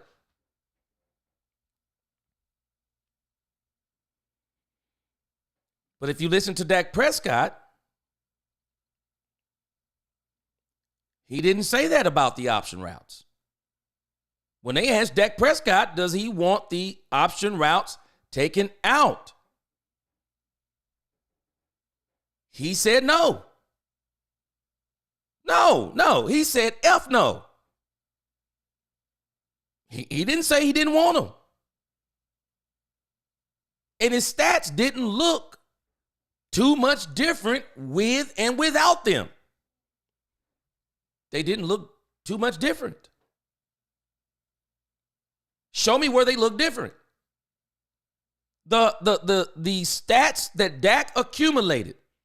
You late to the party, Gerard. I don't know. I already showed this stuff. If you look at 2021 versus 2023, Dak Prescott in one less game was 1% off of what he got in 2023 with Mike McCarthy and no option routes. Which one is it? Did getting rid of the option routes, did getting rid of those option routes yield better results? Yeah, y'all are arguing the wrong thing. I'm just telling you. You're arguing the wrong thing. Freddie says if Deion gets hired, let's go back to the coaching as I close. Freddie says if Deion gets hired, the sidelines will look like the red carpet of rap awards. I said the same thing. Deion gets hired, there's going to be stars on that sideline. And Jerry's going to eat it up. Jerry's going to eat it up. Robert said Trayvon Diggs surgery today. May not be ready for camp. Man, let me tell you something, Robert. Trayvon Diggs needs to sit out the entire 2025 season. Trayvon Diggs has a serious injury. When you start talking about running backs, cornerbacks, wide receivers, dealing with knee issues, cartilage issues, this is what took out Michael Gallup. Cowboys had Michael Gallup to come back too early. They'll never admit it. Michael Gallup came back too early. And Trayvon Diggs came back too early. Trayvon Diggs came back too early. Trayvon Diggs needs to sit down somewhere. This dude needs to sit down somewhere and get right. Let this dude sit out the whole season. I wouldn't even risk bringing back DeMarion Overshown. I know he would hate it. Still needs to sit out a whole year too. Cowboys be making these dudes with these contracts come back way too quick.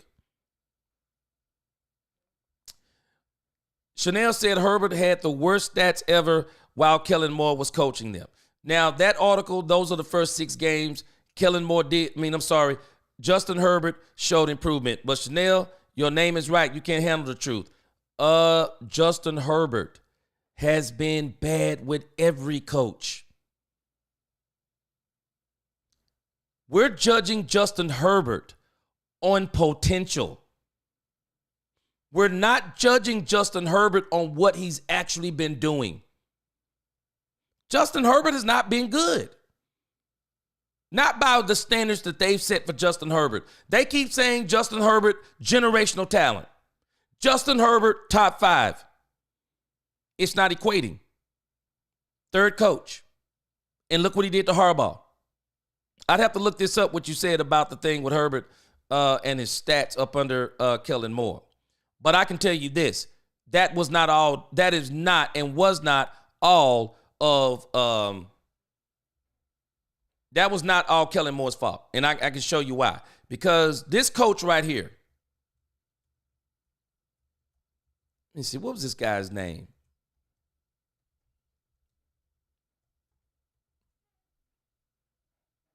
What was this guy's name? And I think his name has now come up in some of these coaching searches. Let me look at, what is this guy's name?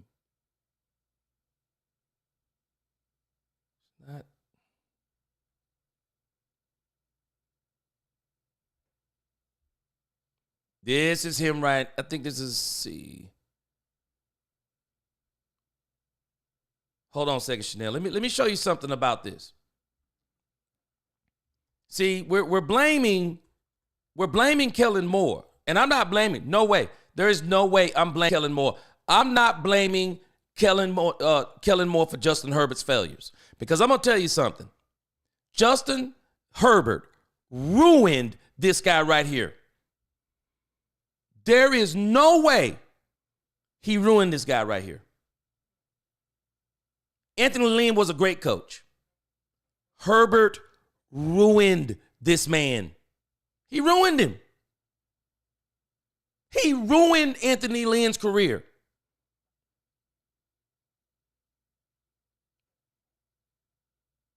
He hasn't got the chance since. From what my understanding is, I've heard a few people talking about him. Herbert did this man in. He did. He did Anthony Lynn in with terrible play. He did him in. I'm not blaming Kellen Moore for Justin Herbert because Justin Herbert is on his third coach. Why? Why is he on his third coach? He was only with Kellen Moore, 1 year? Why do they keep changing out coaches with one Justin Herbert? This man he ruined Anthony Lynn. They blamed Justin Herbert's failure on Anthony Lynn. The same thing people did with Kellen Moore. Hold on a second. Now we're realizing something. Justin Herbert is running through coaches. And if Harbaugh is not careful, hopefully it'll stop with Harbaugh. We saw the performance in the playoffs. Where was Kellen Moore? Where was Kellen Moore? If Harbaugh's not careful, they're going to be blaming him too. They're going to be blaming him just like they blamed Anthony Lynn. I'm not doing it. I don't know about the Nick Sirianni sheet. I don't know about that. I haven't heard anything like that. I think he is doing something. He's just got players. Don't hate the player. No, hate the game. You benefit when you have good players. That's how all these coaches, this is how they all succeed. Jay Recruiter, he's on there. Jay Recruiter will tell you. Same thing I'm telling you now. Show me Jimmy in Dallas with Jerry going all out. Show me Jimmy with Miami and that GM and owner not going all out, letting him trade Dan Marino. Show me Jimmy. We let these people live in our minds on small, and I'm not calling it small success, but a window of success. Where was Jimmy after the Cowboys? Where was he? Why didn't he go to another team and duplicate what he did with Jerry? Barry Switzer said something that I got to give Barry Switzer credit for.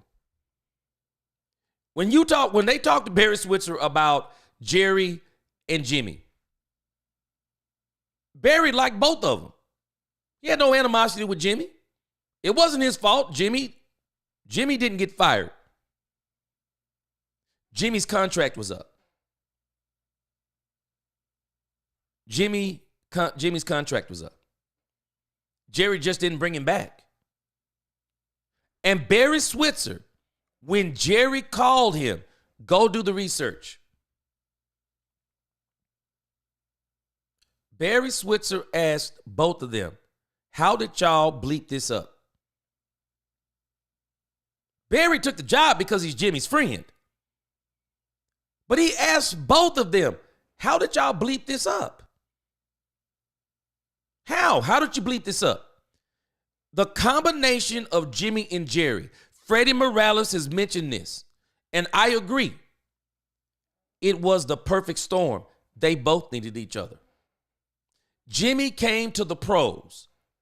Jerry wanted Jimmy to come to the pros at a time where Jerry needed to turn the Cowboys around and turn the Cowboys around quick so he could turn them into what he's turned them into now, a marketing machine.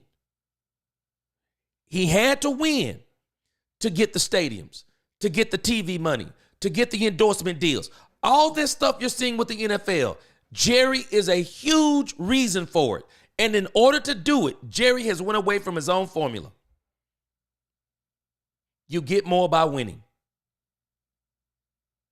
Jerry doesn't subscribe to that philosophy no more because he knows now the Dallas Cowboy fan base is so faithful and dedicated. All he has to do is win a couple of games. In a hopeless season like this season, had folk losing their mind talking about we're going on a playoff run with Cooper Rush. Stop it. Never was. Jimmy caught Jerry, and Jerry caught Jimmy at the perfect time. He caught Jimmy fresh out of college. Jimmy knows all of these players, the ins and the outs, sat in their living rooms, recruited them, got some of them, didn't get some of them, knew people who knew players. Jimmy knew a lot of strengths of players that people didn't even understand. Jimmy hit that ground running.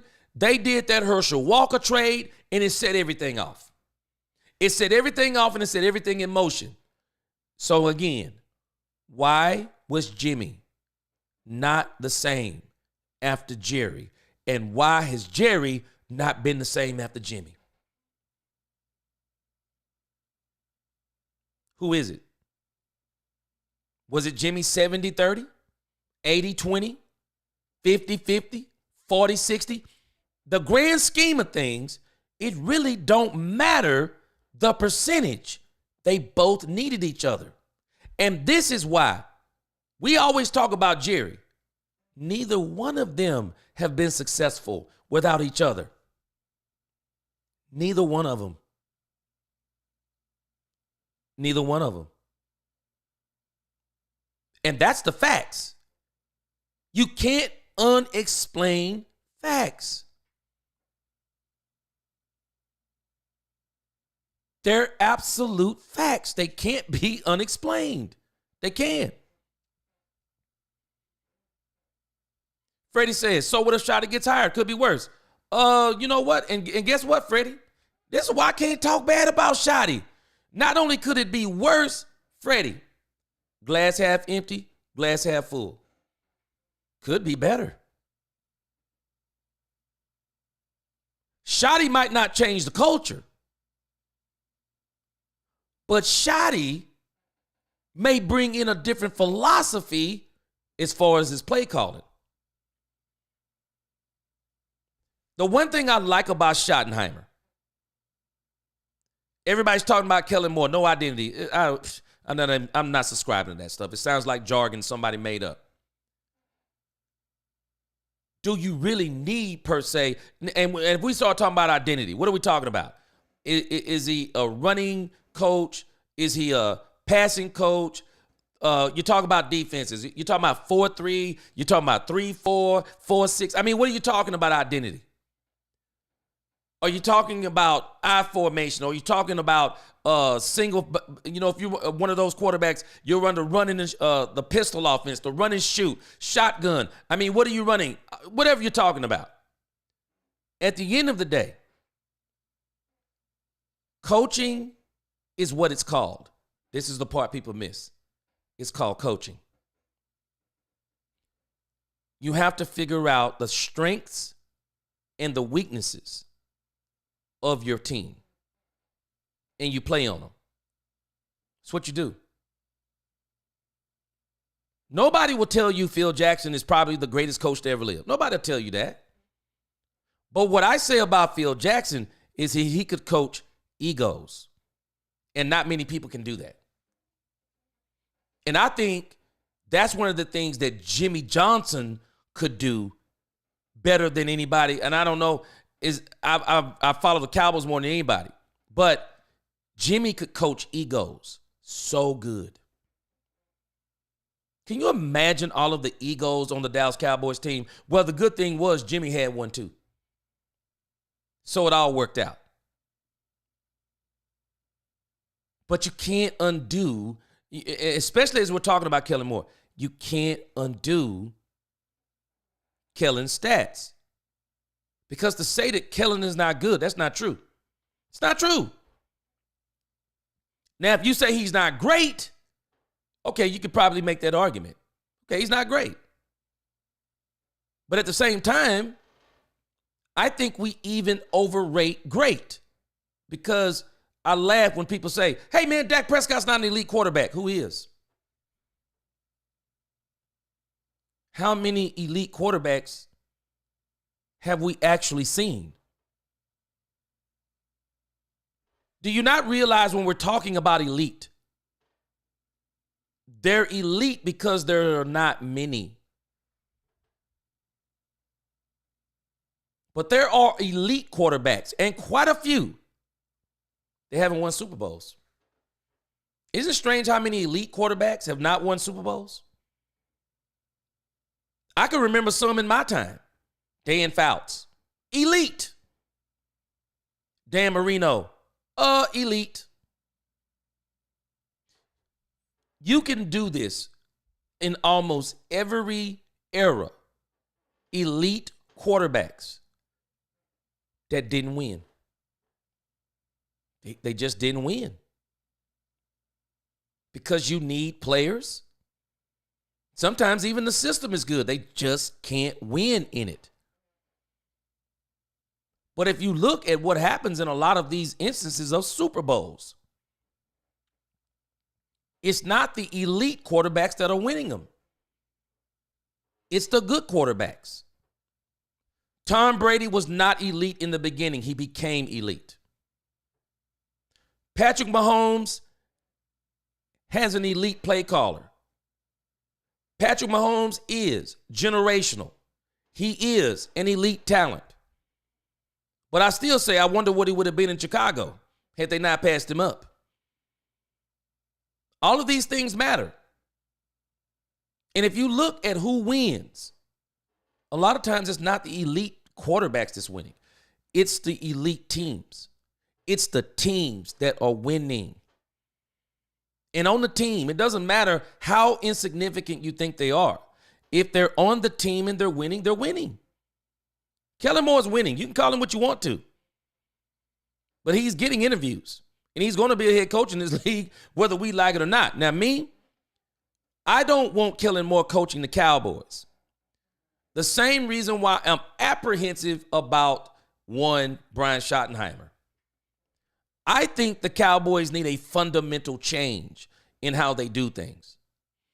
And Kellen Moore nor Brian Schottenheimer brings that. They're not going to bring the change that this team, I think, needs. And the fear that I have about this team is that this team doesn't seem to think it needs to change. This is why they're clamoring.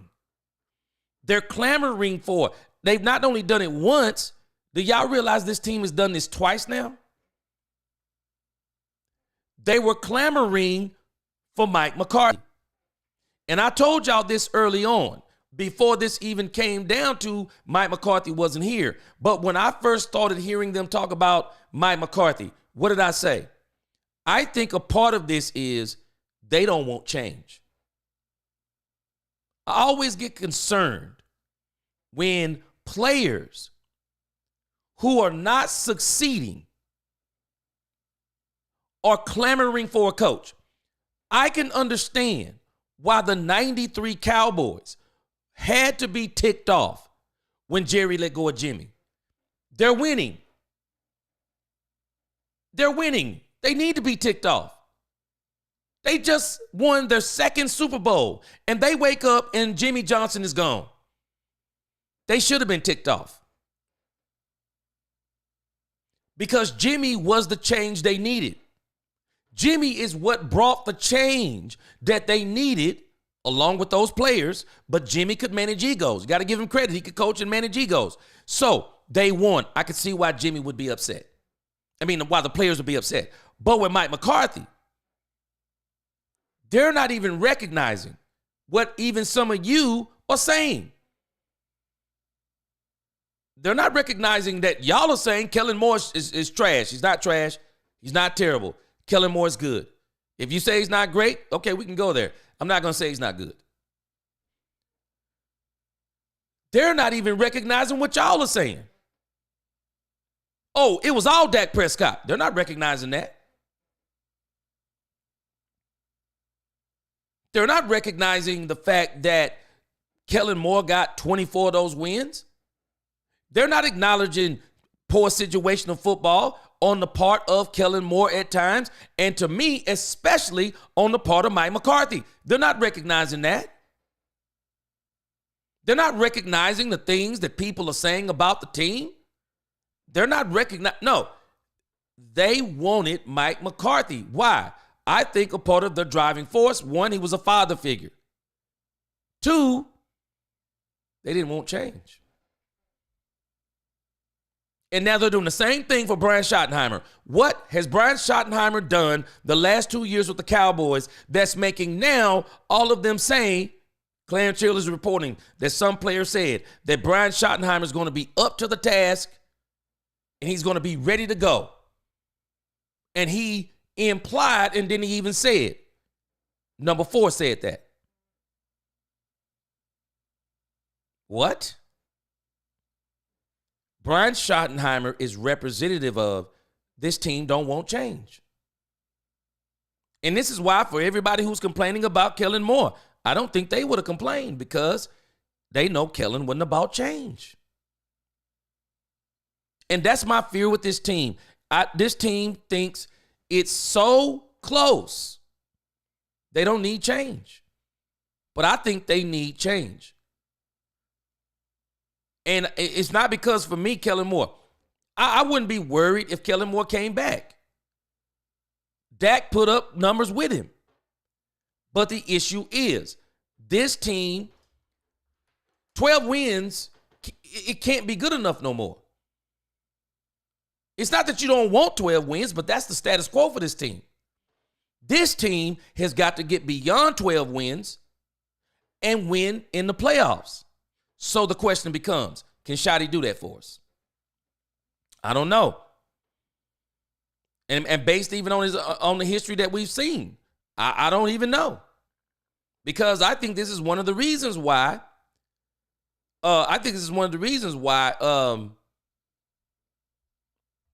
Pete Carroll wanted to part ways with him. Because in the eyes of Pete Carroll, the way Pete Carroll saw it is that, well, we can't seem to win. We can't seem to get beyond the divisional round. And so you think about Brian Schottenheimer. They let him go winning. I mean, they're literally winning. I mean, I don't follow them like that. I would have to go back and look at the context of how they lost. But they didn't let go of Schottenheimer because they were losing 10-6, 11-5, 12-4. Lost in the wild card, lost in the divisional, lost in the wild card. Pete Carroll is basically saying couldn't get over the hump. Couldn't get over the hump. And so because he couldn't get over the hump, they let him go. So I don't really know. We don't even know what shot he's going to be. And even for any coach that's left. Pete Carroll. One thing we know about Pete Carroll, he's won a Super Bowl. We knew the same thing about Mike McCarthy. Now, I do think Pete Carroll is probably one of these people that could coexist with Jerry. I do. I think he could coexist with Jerry. Because I think Pete Carroll got a little, I think he's one of these people that can kind of push back a little bit too. But what would he be? Don't know. Just don't know. Daniel M., he says, hey, G, I'm here. Boy, this Pete Carroll news is interesting, but something tells me that we're probably on going for Carroll. No. Now, I mentioned Pete Carroll long before anybody brought this up. I mentioned Pete Carroll about 4 or 5 weeks ago. No. I don't think they're going to get Carroll. Carroll is putting together a staff. That tells me that Pete Carroll obviously has his eyes on a team like the Raiders, because Pete Carroll is basically saying when he sits down and interview with somebody, Pete Carroll is an old dog. I like what he's doing. You dress for the job that you want, not the job that you have. So what is Pete Carroll doing? He's dressing himself up. He's not coming like Kellen Moore. He's not coming like a Robert Saleh. He's not coming like the Aaron Glenn's and the Ben Johnsons. No, Pete Carroll coming different. No, I'm buttoned up. I'm an elder statesman. I'm an old dog. When I want to come back and coach, I send the first thing he did a preemptive strike. He sent a letter out to all the teams in the league. I'm interested in coaching again. That's like throwing it out in the water.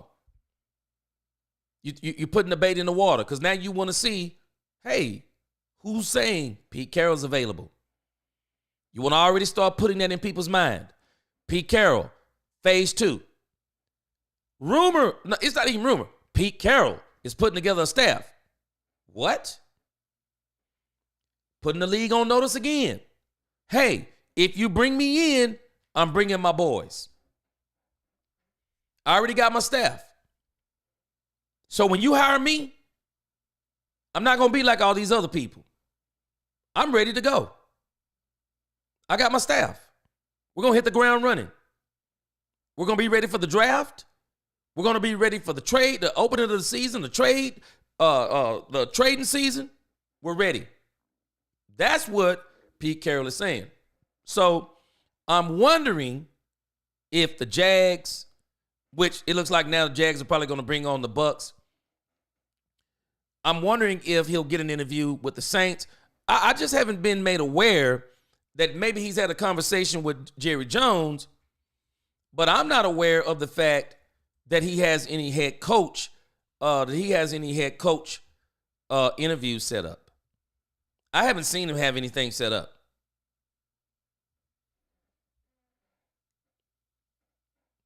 Now, it looks like they're reporting Pete Carroll. It looks like I'm not buying the whole thing with Jerry Jones. I don't want to hear this stuff about Jerry Jones. But they're saying that it looks like it may be the Raiders that he gets the opportunity to interview for. And if the Raiders can't find somebody, maybe they'll look at Pete Carroll. He's an older guy. They look at him as a bridge coach. Okay, Pete, come on in. We give you 2-3 years. Pete won't mind doing 2. Pete signed a 3-year deal. They fire him in 2. So what? He get to go and do television broadcast and get paid on the Raiders' dollar. But Pete don't fit what Dallas is trying to do. He trying to put together staff. Dallas ain't dealing with that. I heard Justin Herbert tried to run over Anthony Lynn. Do what? Do what? He tried to run over Anthony. Man, this dude, I'm telling you, Anthony Lynn's, maybe I'm wrong. I love the way Anthony Lynn coached. I thought Anthony Lynn was a great coach. They let this dude go because of Justin Herbert. There's no other reason. There is no other reason. They let Anthony Lynn go because of Justin Herbert. And Justin Herbert is way overhyped. I'm not going to disagree with you. Let's see. Justin Herbert is quoted saying he really believes in Anthony Lynn. Yeah, I bet he does. Especially once he's out the door, because he's the reason why he went out the door. Herbert is a good quarterback. Yep, but he's overrated. He's a very good quarterback. He's overrated. We don't need to throw around generational and elite the way people do. They're looking at Herbert as generational because of the way he looks, his build, his arm, quote unquote, supposedly arm talent. But it's strange how it's not translating. And now we're on the third coach. And it's not translating. That's why I'm not blaming Kellen Moore on Justin Herbert. It hasn't translated with Justin Herbert. It just hasn't. And here we are again. Harbaugh thought he fixed him. One of the things that Harbaugh wanted to do, take the ball out of Herbert's hand. It didn't work in the playoffs. Epic failure. Epic. Buddha, I'm trying to be positive. Well, Buddha, here's where you can be positive. We still have Dak Prescott. Dak Prescott has shown he can win under all of these coaches. He can win under 2 different systems. He came from Garrett's system, came to Kellen's system, did a little bit of Mike's system, went fully into Mike's system, and he can still flourish under those systems. But I don't think the West Coast, Buddha, I don't think that's for Dak. I don't think the West Coast is for Dak. Now, some people are saying that Shoddy is somewhat of a West Coast coach. But what I like about Shoddy,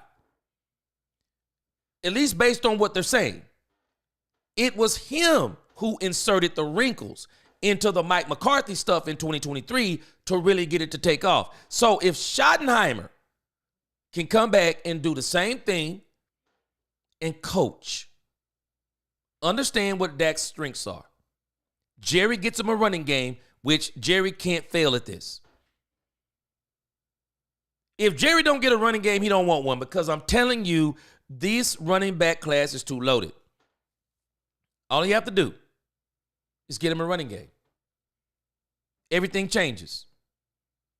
Dak Prescott with a running game, Colin Cowherd, neighborhood Dak Prescott hater, said, and I quote, Dak Prescott with a running game is Patrick Mahomes. And that's why Jerry, if Jerry was to get Kellen Moore, because I was saying the same thing about Mike McCarthy, because they both ran the ball the same percentage of times when Mike took over. If Mike was going to stay, I said, Jerry Jones, draft a running back in the first round. You send a message to Mike McCarthy, you're running the ball. I got a running back in the first round. No, you're running the ball. Period. End of story. No more talking. You're running the ball. Shorty has a good defense. He has a good offensive schemes to get wide receivers open. I don't know why people keep talking so bad about him. I mean, you start talking about tape.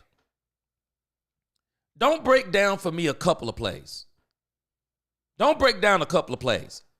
You go in and you break down an entire game for me.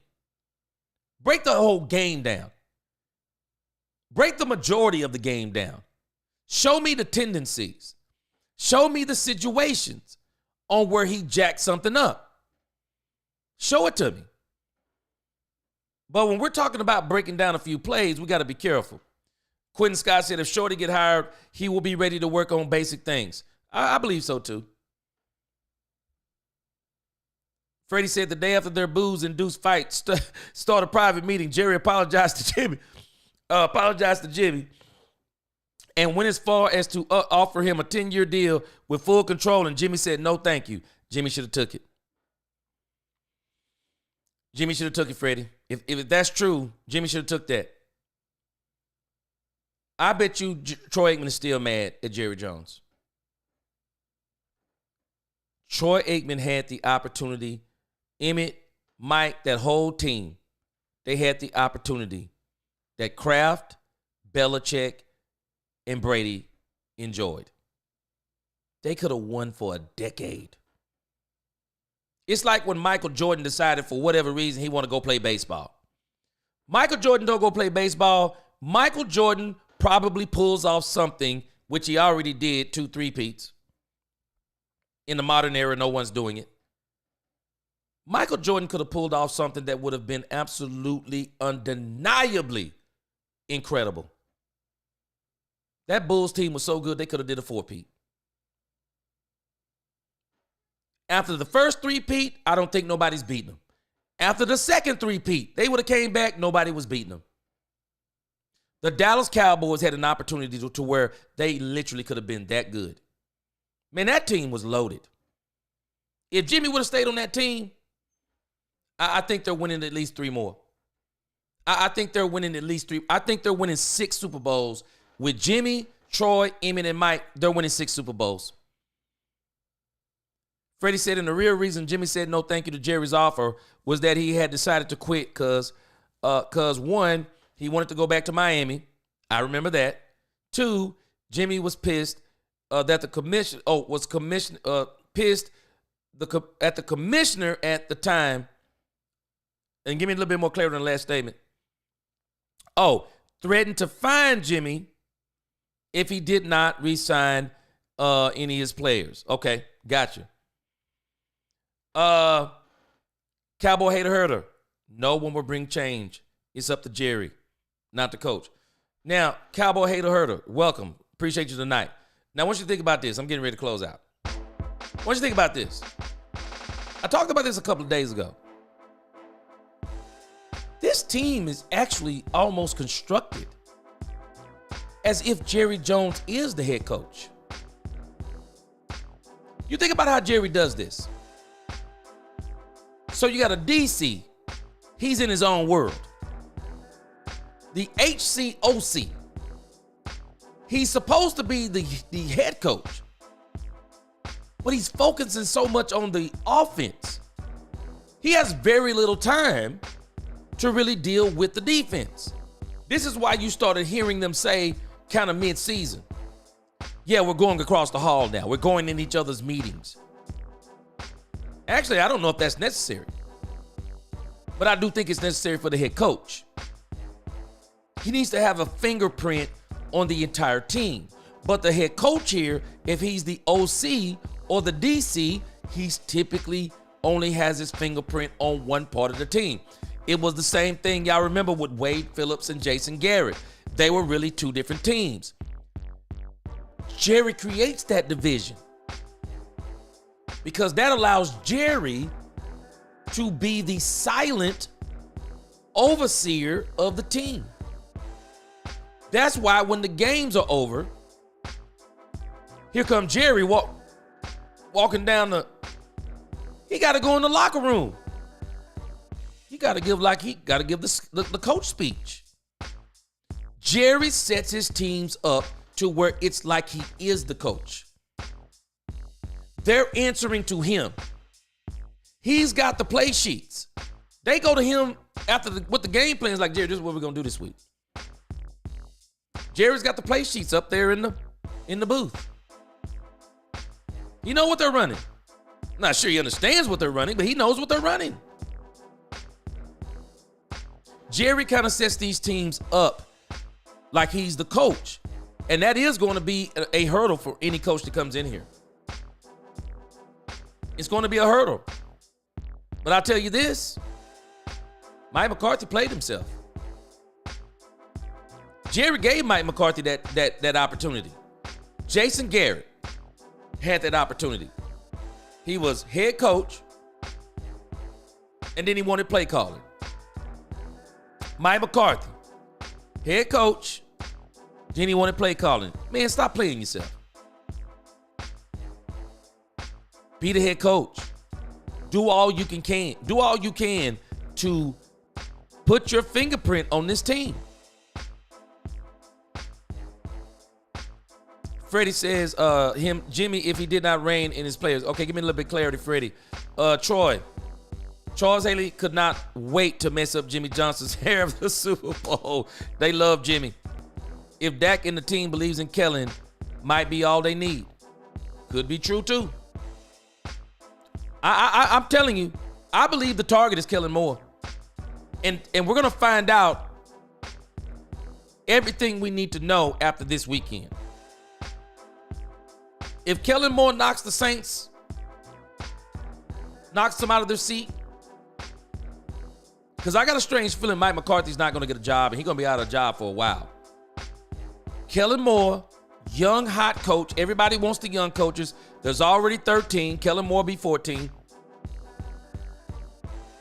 I got a feeling he'll probably take the Saints. Because they said that Robert Saleh, after interviewing with the Cowboys, they said Robert Saleh said if he had a choice, he'd take the Jaguars if they offered him the job over the Cowboys. Russ had 40 TDs in one of those seasons under Shoddy. I'm telling you, I can't hate on Shoddy. All I can go by is what I'm going by. Now, there was a guy who did a video. He's doing the same thing to Schottenheimer that people are doing to Kellen Moore. He's tearing up Schottenheimer, talking about how trash he is and blah, blah, blah, and this and that and this and that. He's not giving Schottenheimer any credit for the Russell Wilson stuff. Willie T, the front office is not going to make real change. They built the culture and they're not letting anyone change that. I think that's why they're keeping Shoddy, Willie. I do. I think that's why they're keeping Shoddy. He won't bring a lot of change. Jackson, Kellen Moore has coached 3 teams. 2 of those teams lead the league in either rushing yards or passing yards. He's been successful everywhere he's gone outside of the Chargers. I'm telling us, Jackson, welcome to the show. I'm not advocating for Kellen Moore to be the head coach. No, I'm not. I think it might be, I think he might be another yes man. But at the same time, I mean, now we got to start splitting hairs. How much better is Schottenheimer than him? We don't really know what Schottenheimer is except based on his last gig. I like the fact he'll run the ball. Kellen Moore's now showing he'll run the ball. And maybe if Jerry Jones will get Ashton Genty. But I'll tell you this. Let me tell you about Kellen Moore. I would, if Kellen Moore had Dak Prescott with the weapons or similar weapons that Jalen Hurts has, the Eagles, or if it was the Cowboys, they would look 10 times better than the Eagles look. Dak Prescott, even with Kellen Moore, with those weapons, because Kellen Moore, I want you to think about this. Kellen Moore would be able to open up the whole playbook. With those weapons and Dak Prescott, Kellen Moore could pick his poison. Kellen Moore could literally pick how he's going to beat you every week. Because he knows, man, I got the passing game and the run game. I can tear it up now. I can let one set up the other or the other set up the other. I can tear it up now. I can do it any kind of way I want to. The Philadelphia Eagles got some weapons. That's why I'm saying I can't hate the player, hate the game. That dude got some players. He's going to benefit from it. He is. People like it or not, he's going to benefit from it. Cowboys said, I'm keeping receipts. I'll be ready to throw them up in every Cowboys content creator's face next season about shoddy hate. I just said it. I can't hate on him. I can't. I'm not hating on him. I said it before. Shoddy, you said we don't have to boo-boo and beggars want to be choosers. Woo! I love that Cowboys hater herder. Yes, sir. That's why you'll notice. Not hating on Shoddy. Not hating on Kellen Moore. I know what they represent. I think they're both good at what they do. They're not great. Okay, great. And then now we got to talk about who is great. I mean, we're talking about a very small group of great OCs to me. And if they're great, then you got to tell me, are they great or do they have the players? And do the ones who are great actually don't have the players and they don't look as good? X's and O's and Jimmy's and Joe's, they matter. Pete Carroll and the Dallas Cowboys have face-to-face meeting. I'm not lying to you. I found out from the news. Oh, okay. We'll see. Lakers need to be kicking somebody's butt. They've been having some problems. Pete Carroll was chumming the water. Yeah, he's smart. He's smart, Willie T. He an old dog. He's an elder statesman. Pete is not looking for a 2-year deal. He wants a 4 to 5 year deal. So why do I give him a 4? Because even if you fire him in 3, okay, you only eat 1. I'd sign him to a 4-year deal. It depends on what I was doing. Maloon Yayu, what's going on? Herbert is a bum. Dak is better. I don't know about a bum, but I would take Dak over Herbert because Dak has beat him head to head. And people get mad every time Dak beat him. They want so bad for Herbert to beat this, that, and the other. And Dak has beat him. Justin Herbert has his best season. Mike, make it make sense.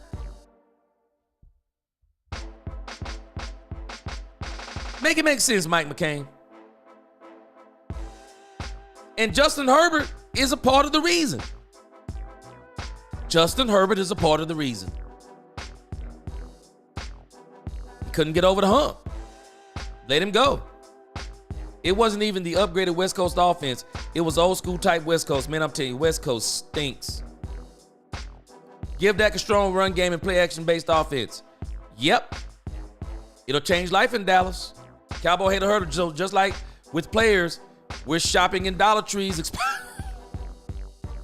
Boy, Cowboy, you said they expired product now once again. Please take me out of my mission. Hey, man, be optimistic. We still got Dak and CD. Still got Michael Parsons. Shotty's not a West Coast coach. He's a Don Goriel guy. And Mike keeps saying he's West Coast. I just don't see the West Coast. I don't see it.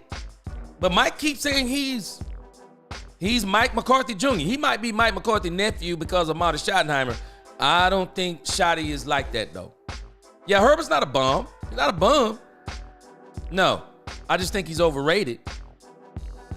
Troy could have been Brady. Boy, you want to talk about somebody who probably, I'm telling you, I bet you Troy's still sick to his stomach. Michael Jordan did what he did because his dad had died. Yeah, I remember that. Yeah, he wanted to become a baseball player. Yeah. But I said both of them, Mike McCain. Okay, he left the first time. Mike left in his prime at 35. Man, Mike was still balling. I think Mike could have got the 4-peat the second time. But Mike, Mike's a different character, man. Mike's a different character. He's one of a kind. That dude came from a spaceship. What about DeMarcus Ware, Bears coach? Well, DeMarcus Ware has said, it might be Jason Witten that he said that if Jason Witten becomes, like, if he coaches for the Cowboys, he said sign him up for something too. So it looks like DeMarcus Ware may be thinking about coaching. Yeah, Jimmy's Cowboys could have done something with that team that no one would ever done again. I think they get 6 or 7 easy. Easy. Man, egos will ruin a whole boy. Egos will ruin a whole lot of things. Jordan didn't leave. He would have, man, I'm telling you. Jordan could have put some records in the books that would have never been achievable. Yeah, like I said, DeMarcus Ware, he talking about coaching, so. Jerry Jones is the George Steinbrenner of the NFL. Yeah, would Jerry Jones need to be the coach then? I think that's what he thinks he is. Didn't Kellen Moore have Amari Cooper, Randall Cobb, and Michael Gallup? Yeah. But Randall Cobb, not in his prime. You know what you think about this? Randall Cobb wasn't Randall Cobb when he came to Dallas. He just wasn't. Plus, Dak Prescott is younger at the time. Amari Cooper became his main thing. Michael Gallup was more of the deep threat jump ball guy for Dak Prescott, which is kind of what wound up being his undoing. I think where they made the mistake was, skeptical fan, I think the mistake and where they had their best opportunity is when they had CD and Amari Cooper. They should have kept that duo together longer. And then just keep supplementing that part, and I think they would have did even more. Troy, CD, Dak, Troy, CD, Irvin, Genty, Emmitt Smith, Parsons, Haley, run the ball and punish the league. Play action with Dak, which is the strength and fear of the run. Shotty. I'm going to find the video, but I think Shotty's been talking about what he's going to do, so we're going to talk about that. Skeptical fan. Worst thing they did. It was the worst thing they did, try to turn him into a pocket passer. Worst thing they did. You got to get him back in that play action. Get him on the move. He throws very well on the run. You got to do some things. David, I've been a Cowboy fan since 71. Oh, I know, man. We remember the good times and the bad times, bro. Freddie, last comment and I'm out. Jordan was good, but we'll go to my grave saying that, go to my grave saying Kareem was, is, and will always be the one-time true GOAT. I understand that.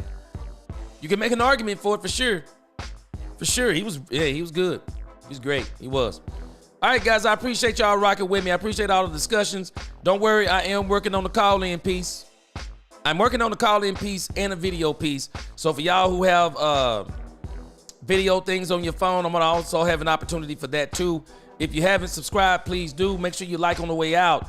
And if you want to continue to support this channel, please sign up for our memberships. I announced those at the beginning. And I'm going to have a credit scene for the members here pretty soon. Got a lot of things in the work. We'll be in the construction this weekend. We're going to look different in the studio when we come back on Monday. So again, guys, appreciate you rocking with me. Appreciate you helping make this successful. I want to build a great community. I want to help me build it and be a part of it. Until the next time, appreciate y'all. Let's talk Cowboys. We talk facts. Peace.